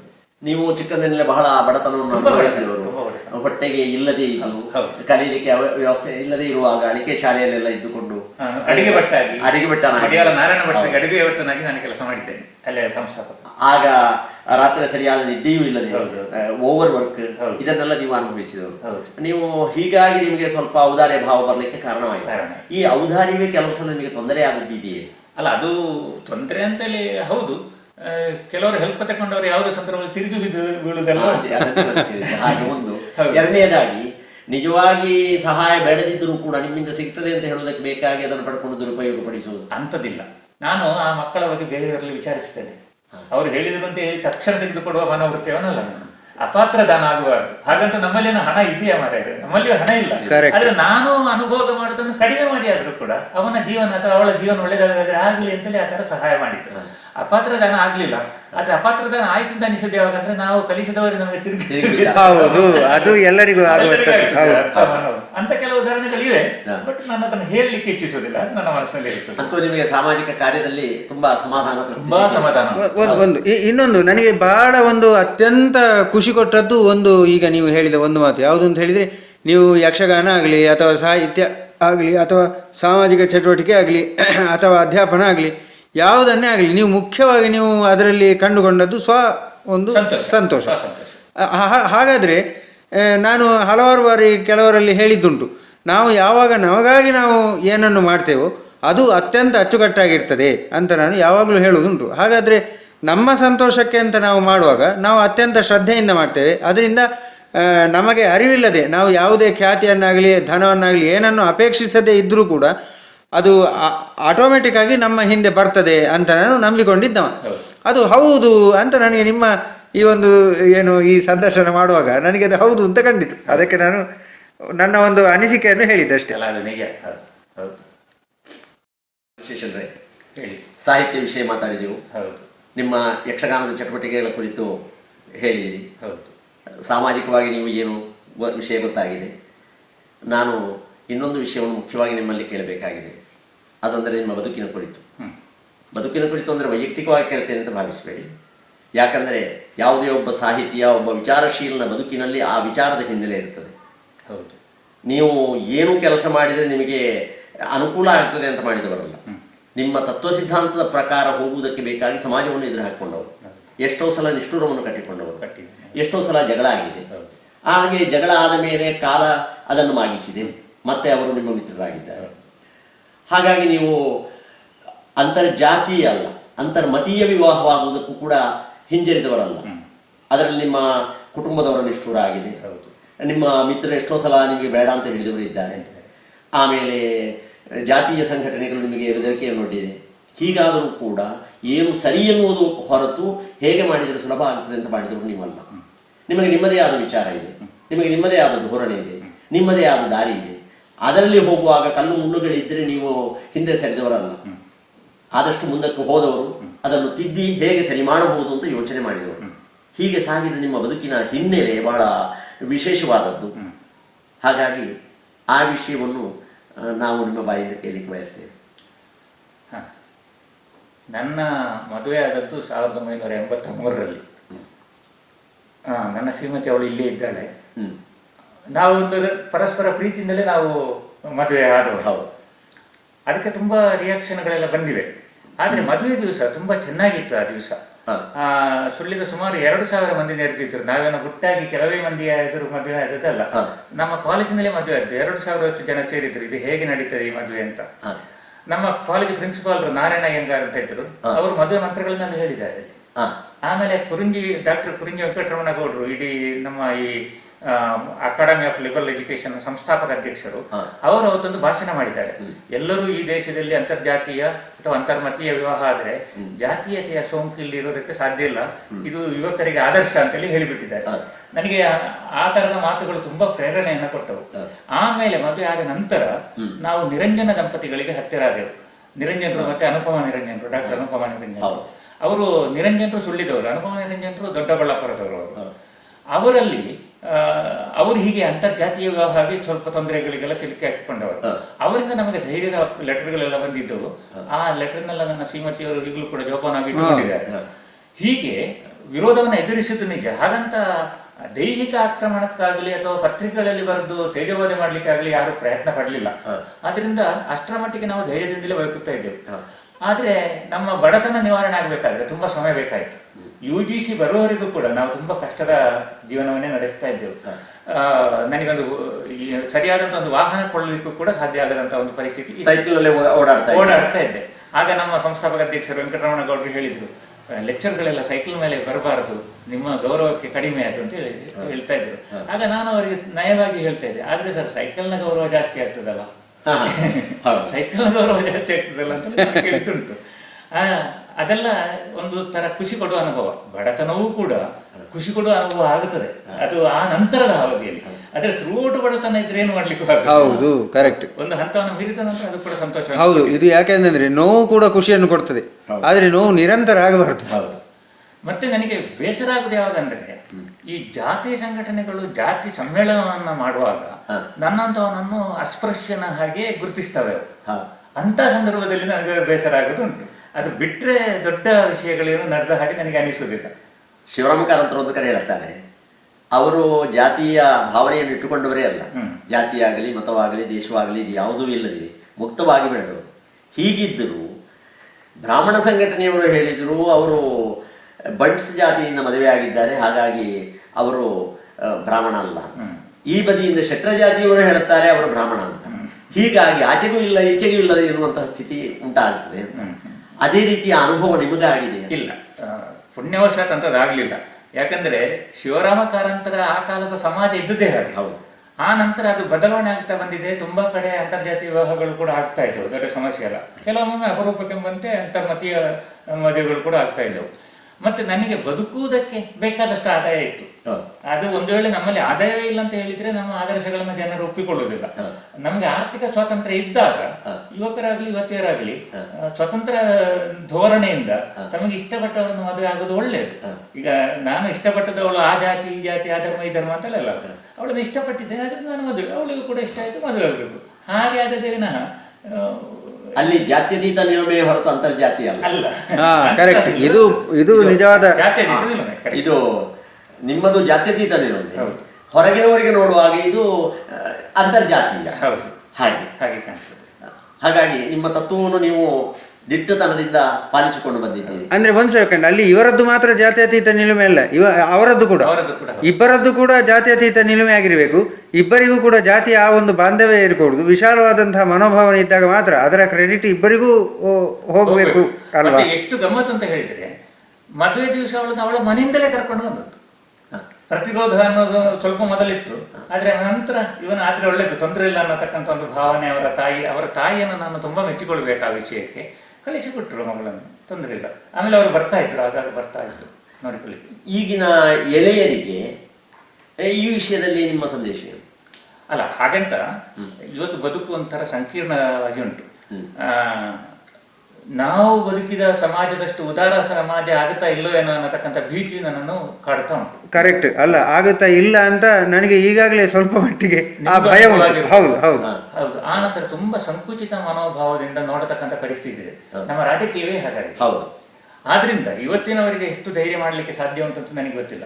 ನಾನು ಒಂದು ಮಾತನ್ನ ಹೇಳಬಲ್ಲೆ, ಜಾತಿಗಳನ್ನೆಲ್ಲ ನಾಶ ಮಾಡ್ತೇನೆ ಅನ್ನುವಂತಹ ಮಹಾ ಉದ್ದೇಶ ಏನು ಬೇಡ. ಸಾಧ್ಯ ಆದ್ರೆ ಮದುವೆ ಆಗಿ, ಆದ್ರೆ ಅದಕ್ಕೆ ಮೊದಲು ಆರ್ಥಿಕವಾಗಿ ಸ್ವತಂತ್ರರಾಗಿ. ಕರೆಕ್ಟ್. ಆರ್ಥಿಕ ಸ್ವಾತಂತ್ರ್ಯ ಇಲ್ಲದೆ ನೀವು ಮದುವೆ ಆಗ್ಲಿಕ್ಕೆ ಹೊರಟ್ರೆ ಆವಾಗ ನಿಮ್ಮನ್ನ ಹೆಚ್ಚು ಸಮಸ್ಯೆಗಳು ಬಾಧಿಸ್ತವೆ. ಅಷ್ಟಲ್ಲದೆ ನೀವು ದೇವರು ಧರ್ಮ ಇತ್ಯಾದಿಗಳ ಕುರಿತು ಕೂಡ ಭಿನ್ನವಾದ ಧೋರಣೆಯನ್ನು ತಾಳಿದರು. ಹೌದು. ಕಂದಾಚಾರದಲ್ಲಿ ಹೇಗೆ ದೇವರು ಅಂದರೆ ಏನು ಕಲ್ಪನೆ ಉಂಟು, ಧರ್ಮ ಅಂದರೆ ಏನು ತಿಳಿಯುತ್ತಾರೋ ಜನರು ಸಾಮಾನ್ಯವಾಗಿ, ಅದಕ್ಕಿಂತ ಭಿನ್ನವಾಗಿ ಆಲೋಚನೆ ಮಾಡಿದವರು, ಭಿನ್ನವಾಗಿ ಆಡಿದವರು ಮತ್ತು ನಡೆದವರು. ಹಾಗಾದರೆ ಇದರ ಕುರಿತು ನೀವು ನಿಮ್ಮದೇ ಆದ ವ್ಯಾಖ್ಯಾನ ಏನು? ಅಲ್ಲ, ನನ್ನದೇ ಆದ ವ್ಯಾಖ್ಯಾನ ಅಂತೇಳಿ ಅಲ್ಲ. ಈಗ ಉದಾಹರಣೆಗೆ, ನೀನು ಯಾಕೆ ದೇವಸ್ಥಾನಕ್ಕೆ ಹೋಗುದಿಲ್ಲ ಅಂತೇಳಿ ಕೆಲವರು ಕೇಳಿದ್ದುಂಟು. ನಾನು ದೇವಸ್ಥಾನಕ್ಕೆ ಹೋಗದೇ ಇರತಕ್ಕಂತಹದ್ದು ಸಂದರ್ಭಗಳಿಲ್ಲ. ನಾನು ಹೋಗಿದ್ದೇನೆ. ಅಲ್ಲಿ ಯಕ್ಷಗಾನ ನಡೆಯುವಾಗ, ತಾಳಮದ್ದಲೆ ನಡೆಯುವಾಗ, ಅಥವಾ ಇತರ ಸಾಂಸ್ಕೃತಿಕ ಇದು ನಡೆಯುವಾಗ ಹೋಗಿದ್ದೇನೆ. ಇಲ್ಲದಿದ್ರೆ ದೇವಸ್ಥಾನಕ್ಕೆ ಹೋಗೋದು ಯಾಕೆ ಅಂತೇಳಿ ನನಗೆ ಪ್ರಶ್ನೆ ಬರುವುದುಂಟು. ಅಲ್ಲಿ ಏನಾದ್ರು ನಡೆದ್ರೆ ನಮಗೆ ಪ್ರಯೋಜನ ಇತ್ತು. ಕೇವಲ ನಮಸ್ಕಾರ ಮಾಡೋದಾದ್ರೆ ಮನೆಯಲ್ಲಿ ದೇವರ ಫೋಟೋ ಇಟ್ಟು ನಮಸ್ಕಾರ ಮಾಡ್ಬೋದು. ದೇವರೆಲ್ಲ ಕಡೆಯಲ್ಲಿ ಇದ್ದಾನೆ ಅಂತ ನಂಬುವರು ನಾವು. ಅದರಿಂದ ಅಲ್ಲಿ ಆದ್ರಿಂದ ಇಲ್ಲಿ ಆದ್ರೇನು, ಹಾಗೆ ಆ ರೀತಿಯಲ್ಲಿ ನಾನು ಭಿನ್ನವಾಗಿ ಇದ್ದದ್ದು ಹೌದು. ಮತ್ತೆ ದೇವರ ಬಗ್ಗೆ, ಅವರ ಅಸ್ತಿತ್ವದ ಬಗ್ಗೆ ಅಲ್ಲ, ನನಗೆ ಗುಮಾನಿಗಳು ಆಗಲೂ ಇದ್ದು ಈಗಲೂ ಇದೆ. ಹಾಗಂತ ನಾನು ತೀರಾ ನಾಸ್ತಿಕನೇನೂ ಅಲ್ಲ. ಅಲ್ಲಲ್ಲ, ಗುಮಾನಿಗಳಂದ್ರೆ ಯಾವ ರೀತಿ? ಆ ದೇವರನ್ನೋದು ಉಂಟೋ ಇಲ್ವೋ ಅಂತ. ದೇವರೊಂದು ಉಂಟೋ ಇಲ್ವೋ ಅನ್ನತಕ್ಕಂಥ ಇದು ಒಂದು ಪ್ರಶ್ನೆ ಉಂಟಲ್ಲ, ಅದಕ್ಕೆ ಖಚಿತವಾಗಿ ಉತ್ತರವನ್ನು ಹೇಳಲಿಕ್ಕೆ ಯಾರಿಂದಲೂ ಸಾಧ್ಯ ಆಗಲಿಲ್ಲ ಇಲ್ಲಿವರೆಗೆ. ಅದೇ ಅಂದ್ರೆ ನಾವು ಹೇಳಿದ ಹಾಗೆ, ಅಥವಾ ನಾವು ತುಂಬಾ ಕಷ್ಟಕ್ಕೆ ಸಿಲುಕಿಕೊಂಡಾಗ ಅದರಿಂದ ಪಾರಾಗುವಂತಹ ಸಂದರ್ಭಗಳು ಬಂದ್ರೆ ಇದು ದೇವರದೇ ಅಂತ ಹೇಳಿಬಿಡ್ತೇವೆ. ಪಾರಾಗಲಿಕ್ಕೆ ಸಾಧ್ಯ ಆಗದಿದ್ದೀರಿ ಅಂತ ಮಾಡುದು. ಒಳ್ಳೆಯವರಿಗೂ ಕಷ್ಟಗಳು ಬರ್ತಾವಲ್ಲ. ಹೌದು ಹೌದು. ಇಂಥದ್ರಿಂದಾಗಿ ನನಗೆ ಗುಮಾನಿ ಬಂದದ್ದು. ಮತ್ತೆ ಇವರು ನಡ್ಕೊಳ್ಳುವ ಹಾಗೆ ನಮ್ಮ ಸುತ್ತಮುತ್ತಲಿನ ಜನ ಆಚಾರಗಳಿಗೆ ಮಹತ್ವ ಕೊಡ್ತಾರೆ, ವಿಚಾರಕ್ಕೆ ಅಲ್ಲ. ಈ ಆಚಾರವೇ ಮುಖ್ಯ ಅಂತ ಹೇಳಿದ ಅದನ್ನೇ ಧರ್ಮ ಅಂತೇಳಿ ಭಾವಿಸ್ತಾರೆ. ಈಗ ಯಾವುದೋ ಒಂದು ಜಾತ್ರೆಯ ದಿವಸ ಒಂದಷ್ಟು ಪಟಾಕಿ ಹಾರಿಸುವಂಥದ್ದು, ಅಥವಾ ಸಮಾವೇಶದ ದಿವಸ ಒಂದಷ್ಟು ಬಂಟಿಂಗ್ಸ್ಗಳನ್ನ ಕಟ್ಟುವಂಥದ್ದು. ಅಂದ್ರೆ ಅದು ಕೂಡ ಏನಾಗಿದೆ ಅಂತಂದ್ರೆ, ಅದು ಕೂಡ ಏನು ದುರುದ್ದೇಶಪೂರಿತವಾದಂತಹ ಪಟ್ಟಬದ್ಧ ಹಿತಾಸಕ್ತಿ ಏನು ಅವರಿಂದಾಗಿ ಅದು ಎಲ್ಲ ಕಳುಷಿತಗೊಂಡಿದೆ, ಕಳ್ಕೊಂಡಿದೆ. ಈಗ ಹೇಳಿದ್ರೆ ಉದಾಹರಣೆಗೆ ನೋಡಿ, ಅಲ್ಲಿ ಕುಂದಾಪುರದ ಹತ್ತಿರ ಒಂದು 8 ಜನ ಮಕ್ಕಳು ಇದಾದ್ರು, ಸಾವಿಗೀಡಾದ್ರು ಒಂದು ವಾಹನ. ಹೌದು, ಕಾರಿಗೆ ರೀಸೆಂಟ್ ಆಗಿ. ಹೌದು. ಆವಾಗ ಅವು ಪೂರ ಕ್ರಿಶ್ಚಿಯನ್ ಫೋರ್ವರ್ಡ್ ಅಂತ ಇದರಲ್ಲಿ ಫೇಸ್ಬುಕ್ ನಲ್ಲಿ ಒಬ್ರು ಕಮೆಂಟ್ ಹಾಕಿದ್ದು. ಹೌದು, ಅದರ ವಿರುದ್ಧ ಪೊಲೀಸ್ ಕಂಪ್ಲೇಂಟ್ ಆಯಿತು. ಆಮೇಲೆ ಆ ಹುಡುಗನನ್ನು ಅರೆಸ್ಟ್ ಮಾಡಿದ್ದಾಯಿತು. ಆಮೇಲೆ ಅವರು ಕ್ಷಮಾಪಣೆ ಕೇಳಿ ಎಂಥದ್ದೆಲ್ಲ ಆಯ್ತದು. ಸ್ವಲ್ಪ ಗಲಾಟೆ ಆಗಿದೆ. ಅಲ್ಲಿಯೂ ಕೂಡ ಅಷ್ಟು ದುರಂತ. ಸಣ್ಣ ಮಕ್ಕಳು, ಎಳೆ ಮಕ್ಕಳು, ಒಂದು ಅಕ್ಕ ತಂಗಿ ಇಬ್ರು ಸತ್ತದ್ ನೋಡಿ ನಮಗೂ ಕೂಡ, ನನಗೆ ಅವತ್ತು ರಾತ್ರಿ ಎಲ್ಲ ಸರಿ ನಿದ್ದೆ ಬರಲಿಲ್ಲ. ನಾನು ಅವಳ ಹತ್ರ ಹೇಳಲಿಕ್ಕೆ ಹೋಗಲಿಲ್ಲ, ನನಗೆ ಅವತ್ತು ರಾತ್ರಿ ಸರಿ ನಿದ್ದೆ ಬರಲಿಲ್ಲ. ಅಂಥದ್ದನ್ನು ಹಾಗೆ ಯೋಚಿಸುವ ಹಾಗೆ ಮಾಡ್ತದಲ್ಲ ಈಗಿನ ಇವರ ಧಾರ್ಮಿಕ ಸಂಘಟನೆಗಳು. ಅಂದ್ರೆ ನೋಡಿ, ಅಲ್ಲಿ ನೀವು ಗಮನಿಸಬೇಕಾದ ಅಂಶ ಏನು ಅಂತಂದ್ರೆ, ಆಗ ಅವರು ಹೇಳಿದ್ರು ಈಗಿನ ಕಾಲಘಟ್ಟಕ್ಕೆ ನಾನು ಭಯಗೊಂಡಿದ್ದೇನೆ ಅಂತ ಹೇಳಿದ್ರು. ನಾನು ಆಗ ಆಲ್ರೆಡಿ ಭಯ ಉಂಟು ಈಗ ಅಂತ ನಾನು ಒಪ್ಪಿಕೊಂಡೆ. ಯಾಕೆಂತಂದ್ರೆ ಆ ಹೇಳಿದ ಹುಡುಗನಿಗೆ ಅವನಿನ್ನು PUC BCom ಏನು, ಅವನೇನು ಲೀಡರ್ ಆಗಿ ಅವನೆಂತ ಧೋರಣೆಯನ್ನು ಇಟ್ಟುಕೊಳ್ಬಹುದು ಇನ್ನು ಮುಂದೆ. ಹೌದು ಹೌದು, ಆ ತರ ಯೋಚಿಸುವರು. ಅನಂತಮೂರ್ತಿ ಅವರು ಸತ್ತಾಗ ಪಟಾಕಿ ಹೊಡೆದು ಸಂಭ್ರಮಿಸಿದವರಿದ್ದಾರೆ. ಅಷ್ಟು ದೊಡ್ಡ ಜ್ಞಾನಪೀಠ ಪ್ರಶಸ್ತಿಯನ್ನು ಕನ್ನಡಕ್ಕೆ ತಂದವರಿಗೆ ಇಂಥ ಪರಿಸ್ಥಿತಿ ಆದ್ರೆ ನಮ್ಮಂತಹ ಜನಸಾಮಾನ್ಯರ ಗತಿ ಏನು? ಹೀಗೆಲ್ಲ ಯೋಚನೆ ಬಂದದ್ದಿದೆ. ಹಾಗಂತ ನನಗೆ ಒಪ್ಪಿಗೆ ಇಲ್ಲದ ವಿಷಯದಲ್ಲಿ ನಾನು ಎಂದೂ ಭಾಗವಹಿಸಿದವಲ್ಲ. ಒಪ್ಪಿಗೆ ಆಗಿ ಒಂದು ಅದಕ್ಕೆ ಒಂದು ತರ್ಕಕ್ಕೆ ಒಂದು ಸಮಸ್ಯೆಗೆ ಒಂದು ತರ್ಕಬದ್ಧವಾದಂತಹ ಉತ್ತರ ಕೊಟ್ಟಲ್ಲಿ ಮಾತ್ರ ನಾನು ಅದನ್ನು ಮಾಡಿದ್ದುಂಟೇನ, ಇಲ್ಲದಿದ್ರೆ ಇಲ್ಲ. ತಾರ್ಕಿಕವಾಗಿ ಅವರನ್ನು ಒಪ್ಪಲಿಲ್ಲ. ಸನ್ಮಾನ ಕಂಡದ್ದನ್ನು ಮಾತ್ರ ಒಪ್ಪಿದ್ದೆ. ಅಂದ್ರೆ ನೀವು ದೇವರು ಇಲ್ಲ ಅಂತ ಹೇಳುವವರಲ್ಲ, ದೇವರು ಇದ್ದಾನೆ ಅಂತ ಹೇಳಿ ನಂಬುವುದು ಇಲ್ಲ. ಹಾಗೆ ಏನು ಅಂತ ಇಲ್ಲ. ಹಾಗಂತ ಈಗ ದೇವಸ್ಥಾನಗಳಿಗೆ ಹೋಗುದಿಲ್ಲ ಅಂತ ಹೇಳಿಲ್ಲ, ಅಥವಾ ಯಾರಾದ್ರೂ ಈಗ ಅಯ್ಯಪ್ಪನ ಪೂಜೆ ಬಂದ್ರೆ ಮಾಡಿದ್ರೆ ಬನ್ನಿ ಮಾಡಿದ್ರೆ ಅಂತ ಹೇಳಿದ್ರೆ ಅಂತದಕ್ಕೆಲ್ಲ ಹೋದದ್ದುಂಟು. ಇಲ್ಲ ಅಂತ ಹೇಳಿ, ಅದು ಭಕ್ತಿಯಿಂದ ಅಂತ ಅವರ ಪ್ರೀತಿ. ಈಗ ನಮ್ಮ ಊರಿನಲ್ಲಿ ಒಂದು ದೇವಸ್ಥಾನ ಉಂಟು, ಅವರು ಕಿರುಷಷ್ಟಿಗೆ ಆಶ್ಲೇಷ ಬಲಿ ಅಂತೇಳಿ ಮಾಡಿದ್ರು. ಎಲ್ಲ ಮನೆಯಿಂದಲೂ ಒಂದೊಂದು ಪಾಲನ್ನು ತಕೊಂಡು ಹೋಗಿ ಕೊಟ್ಟರು. ನಾನು ಕೊಡದೇ ಇದ್ರೆ ನಾನು ಊರಿನವರಿಗೆ ಭಿನ್ನ ಆಗಿ ಬಿಡ್ತೇನೆ. ನಾನು ಈ ಊರಿನಲ್ಲಿ ಬದುಕುವ ಕಾರಣ ನಾನು ಅವರೊಟ್ಟಿಗೆ ಬದುಕಬೇಕಾಗ್ತದೆ. ನಾನೇನು ಹೋಗ್ಲಿಲ್ಲ, ಎಂತದ್ದು ಮಾಡಲಿಲ್ಲ, ಬಟ್ ಅವರು ಕೇಳಿದ್ರೆ ಅವರ ಪ್ರೀತ್ಯರ್ಥವಾಗಿ. ಅಂದ್ರೆ ಅದೇ ಇಲ್ಲಿ ದೇವರು ಧರ್ಮ ಎನ್ನುವಂಥದ್ದನ್ನು ನಾವು ನಮ್ಮ ವೈಯಕ್ತಿಕ ಸ್ವಾತಂತ್ರ್ಯ, ನನಗೆ ಅದು ಸರಿ ಅಂತ ಕಾಣುವುದಿಲ್ಲ, ನಾನು ನಂಬುದಿಲ್ಲ. ಆದರೆ ನಮ್ಮ ಸಂಸ್ಕೃತಿಗೆ ವಿರೋಧಿ ಅಲ್ಲ ಅನ್ನುವಂಥ, ಹೌದು. ಅದೇ ಈಗಿನ ದೊಡ್ಡ ಸಮಸ್ಯೆ. ಈಗ ಏನು ಧರ್ಮವನ್ನು ಅಥವಾ ದೇವರನ್ನು ನಂಬುದಿಲ್ಲ ಅಂತಂದರೆ ಅವರು ಸಂಸ್ಕೃತಿ ವಿರೋಧಿಗಳು ಎನ್ನುವಂಥ ಒಂದು ಚಿತ್ರಣ ಕೊಡುವ ಒಂದು ಇದು ಏನು ವಿಚಾರಧಾರೆಯೂ ಉಂಟು. ಅದು ಎರಡು ಕೂಡ ಪ್ರತ್ಯೇಕ ಎನ್ನುವಂಥದ್ದನ್ನು ಏನು ನಾನು ವಿಶೇಷವಾಗಿ ಇಲ್ಲಿ ಹೇಳಬೇಕು ಅಂತ ನಾನು ಇಷ್ಟಪಟ್ಟೆ ಅಷ್ಟೇ. ಈಗ ನಿಮ್ಮ ಹೆಂಡತಿ ಮಕ್ಕಳು, ನಿಮ್ಮ ಸಂಸಾರದವರು ಅಥವಾ ನಿಮ್ಮ ವಿದ್ಯಾರ್ಥಿಗಳು ಈ ಕುರಿತಾಗಿ ನಿಮಗೆ ಏನಾದರೂ ಘರ್ಷಣೆಗಳು ಏರ್ಪಟ್ಟಿದೆ ಈ ವಿಷಯದಲ್ಲಿ? ಏನೂ ಆಗಲಿಲ್ಲ. ಆ ದೃಷ್ಟಿಯಲ್ಲಿ ನಾನು ತುಂಬ ಲಕ್ಕಿ. ನನ್ನ ಶ್ರೀಮತಿಯವರು ಅವರಲ್ಲಿ ಮದುವೆ ಚರ್ಚಿನಲ್ಲಿ ಆದರೆ ಮಾತ್ರ ಚರ್ಚಿಗೆ ಹೋಗ್ಲಿಕ್ಕೆ ಅವಕಾಶ. ಈಗ ಇವಳು ಚರ್ಚಿಗೆ ಹೋಗ್ಲಿಲ್ಲ ಅಂತ ಹೇಳಿಲ್ಲ, ನಂತರ ಹೋಗಿದ್ದಾರೆ. ಆದ್ರೆ ಪಾದ್ರಿಗಳು ತೀರ್ಥ ಪ್ರಸಾದ ಕೊಡುದು, ಕರೆಕ್ಟ್, ಅದನ್ನು ಇವರಿಗೆ ಕೊಡುವುದಿಲ್ಲ. ಇನ್ನು ನಾಡಿದ್ದು ಇವಳ ದೇಹಾಂತ್ಯ ಆದ ನಂತರ ಇವಳನ್ನು ಅಲ್ಲಿ ಕೊಂಡೋಗಿ ಅವರ ಗೋರಿಯಲ್ಲಿ ಮಾಡ್ಲಿಕ್ಕೆ ಅಂತದ್ದು ಆಗುದಿಲ್ಲ. ಅದರಿಂದ ಎಲ್ಲ ಹಿಂದೂ ಸಂಪ್ರದಾಯದ ಪ್ರಕಾರನೇ ಮಾಡ್ಬೇಕಾಗಿ ಬರ್ತದೆ, ಅದು ಅನಿವಾರ್ಯವೂ ಕೂಡ. ಆಯ್ತಾ? ಆದ್ರೆ ಅವಳು ನನ್ನನ್ನು ವಿರೋಧಿಸಲಿಲ್ಲ. ಅವಳಿಗೆ ಯಕ್ಷಗಾನ ಅಂದ್ರೆ ಏನಂತಲೇ ಗೊತ್ತಿರಲಿಲ್ಲ. ಆದ್ರೂ ನಾನು ಮದುವೆಯಾದ ವರ್ಷವೇ ಯಾವ್ಯಾವ ಹಳ್ಳಿಗಳಿಗೆ ವೇಷ ಹಾಕ್ತಾ ಇದ್ದೆ. ಇವಳು ರಾತ್ರಿ ಇದಕ್ಕೆ ಅಂತ ಪರಿಸ್ಥಿತಿಗಳು ಕೂಡ ಇತ್ತು. ನನ್ನ ಮಾವನ 2 ಮಕ್ಕಳು ಇಲ್ಲಿಯೇ ಓದಿದವರು ಅಂತ ಹಾಗೆ ಹೇಳಿದೆ. ಅವರು ಇದ್ದ ಕಾರಣ ಮನೆಯಲ್ಲಿ ಹೆದರಿಕೆ ಇರಲಿಲ್ಲ, ತಂದೆಯವರಿದ್ದು ಆದ ಕಾರಣ ಮನೆಯಲ್ಲಿ ಹೆದರಿಕೆ ಇರಲಿಲ್ಲ. ಆಮೇಲೆ ನೀವು ಹೇಳಿದ್ರಲ್ಲ ಆಗ ಸಹಮತ, ಇದು ಈ ಸಲ 3 ವರ್ಷಗಳ ಹಿಂದೆ BSc ಗೆ ನನ್ನೊಂದು ಕಥೆಯನ್ನ ಪಠ್ಯವನ್ನಾಗಿ ಮಾಡಿದ್ರು. ಒಂದು ಕಥೆಯನ್ನ ಪಠ್ಯಪುಸ್ತಕದಲ್ಲಿ ಆಡ್ ಮಾಡಿದ್ರು. ಅದು ಒಂಟಿ ಬ್ಯಾರಿಯು ಅವಭೃತ ಉತ್ಸವ ಅಂತ ಅದರ ಹೆಸರು. ನಮ್ಮ ಊರಿಗೆ ಒಬ್ಬ ಬ್ಯಾರಿ ಬಂದ. ಆ ಬ್ಯಾರಿ ಮೊದಲ ಬಾರಿಗೆ ಅವನ ಅದೇ ಫ್ಯಾಮಿಲಿ ಇದ್ದದ್ದು, ಹಾಗೆ ಅವನ ಒಂಟಿ ಬ್ಯಾರಿ ಅಂತೇಳಿ ಕರೀತಾ ಇದ್ರು. ಆದ್ರೆ ಅವನ ಒಂದು ಕಿವಿಗೆ ಒಂಟಿ ಕೂಡ ಇತ್ತು. ಹತ್ರ ಕೇಳಿದ್ರು, ಇದೇನು ನಿನಗೆ ಒಂಟಿ? ಅದರಿಂದಲೂ ಒಂಟಿ ಬ್ಯಾರಿ ಆದವನು. ಇದು ನಿನಗೇನು ಒಂಟಿ? ಅದು ಸಣ್ಣದಿರುವಾಗ ನನ್ನ ಉಮ್ಮ ಎಲ್ಲೆಲ್ಲಿಗೂ ಹರಕೆ ಹೇಳಿದ್ರು. ನನಗೊಂದು ರೋಗ ಇತ್ತು, ಅದು ವಾಸಿ ಆಗ್ಲಿಲ್ಲ. ಆದ್ರೆ ಒಂದು ದೇವಸ್ಥಾನಕ್ಕೆ ಹರಕೆ ಹೇಳಿದ್ರು, ಅಲ್ಲಿಗೆ ಒಂಟಿ ಕೊಡುವಂತ ಸಂಪ್ರದಾಯ ಉಂಟಂತೆ. ಆ ದೇವಸ್ಥಾನಕ್ಕೆ ಹರಕೆ ಹೇಳಿದ ನಂತರ ನನ್ನ ಕಾಯಿಲೆ ಗುಣ ಆಯಿತು. ಅದರಲ್ಲಿ ನಾನು ಒಂಟಿ ಹಾಕಿಕೊಂಡಿದ್ದೇನೆ ಅಂತ. ಇದು ಸ್ಥಳೀಯವಾದಂತಹ ಸಂಸ್ಕೃತಿಯನ್ನು ಒಪ್ಪಿಕೊಳ್ಳುವ ಒಂದು ಗುಣ. ದೇವರು ಸ್ನಾನಕ್ಕಾಗಿ ಬರ್ತಾರೆ, ಅವಭೃತ. ಹಾಗೆ ಬರುವಾಗ ಇವನ ಹೋಟೆಲ್ನ ಮೂಲಕ ಅದು ಹಾದು ಹೋಗ್ಬೇಕು. ಇವನೇನು ಮಾಡಿದಾನಂದ್ರೆ ಅವತ್ತು ಇಡೀ ಸಗಣಿ ಎಲ್ಲ ಬಳ್ದು 2 ಸಲ ಸ್ನಾನ ಮಾಡಿ ತಟ್ಟೆಯಲ್ಲಿ ಹಣ್ಣು ಕಾಯಿಯನ್ನು ತಂದಿಟ್ಟಿದ್ದಾನೆ, ದೇವರು ಸ್ವೀಕರಿಸಬೇಕು ಅಂತ.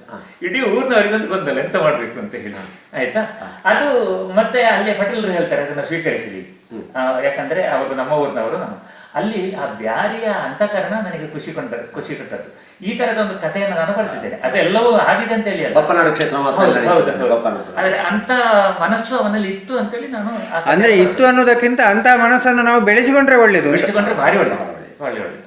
BA ರೋಮನ್, ಇನ್ನು ರೋಮ್ ಅಂತ ಹೇಳಿದ ಹಾಗೆ ರೋಮ್ನಲ್ಲಿ ನೀನು ರೋಮನ್ನನಾಗಿ ಸ್ಥಳೀಯವಾದಂತಹ ಸಂಸ್ಕೃತಿಯನ್ನು ನಾವು ಒಪ್ಪಿಕೊಳ್ಳಬೇಕಾಗಿ. ಈಗಿನ ಮುಖ್ಯ ದ್ವಂದ್ವವೇ ಅದೇ. ಈಗಿನ ಜನರೇಷನ್ ಅಲ್ಲಿ ಏನು ಅಂತಂದ್ರೆ, ನಾವು ವಿರೋಧಿಸುವುದು ಅಂತಂದ್ರೆ ಎಲ್ಲವನ್ನೂ ವಿರೋಧಿಸುವುದು ಅನ್ನುವಂಥ ಒಂದು ಇದಕ್ಕೆ ಬಿದ್ದಿದ್ದಾರೆ.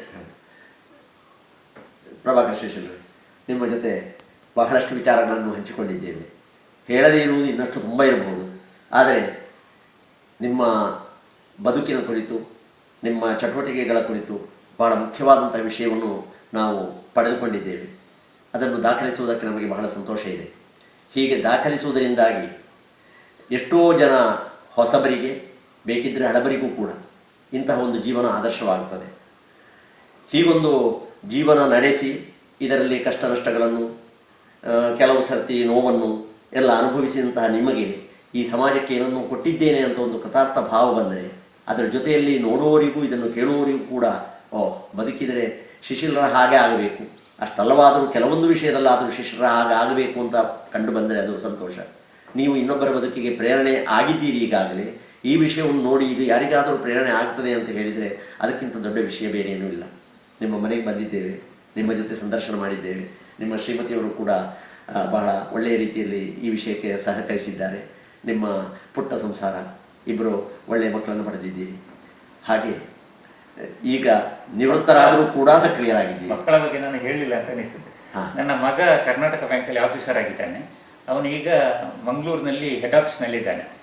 ಮಗಳು, ಅವಳಿಗೆ ಸಾಮಾಜಿಕ ಸೇವೆ ಮಾಡಬೇಕನ್ನತಕ್ಕಂಥ ಒಂದು ಹಂಬಲ ಬಹಳ ಎಳವೆಯಲ್ಲೇ ಬಂದಿದೆ. ಈ ಬೀದಿ ನಾಯಿಗಳಿಗೆಲ್ಲ ಒಂದು ಮನೆ ಕಟ್ಟಿಕೊಡ್ಬೇಕಪ್ಪ ಅಂತ ಹೇಳ್ತಾ ಇದ್ಲು. ಆ ಥರದ ಮನೋಭಾವ ಅವಳದು. ಅವಳು ಒಂದು NGOದಲ್ಲಿ ಬೆಂಗಳೂರಿನಲ್ಲಿ ಕೆಲಸ ಮಾಡ್ತಾ ಇದ್ದಾರೆ, ಗೀಕ್ ಫಾರ್ ಇಂಡಿಯಾ. ಅದು 2 ವರ್ಷದ ಒಂದು ಕಡ್ಡಾಯವಾಗಿ ಅವಳನ್ನು ಬರೆಸಿಕೊಂಡು ಅವಳನ್ನು ಅಪಾಯಿಂಟ್ ಮಾಡಿದ್ದು. ಹಾಗೆ ಇಬ್ರು ಕೂಡ ಸದ್ಯಕ್ಕೆ ಕೆಲಸದಲ್ಲಿದ್ದಾರೆ.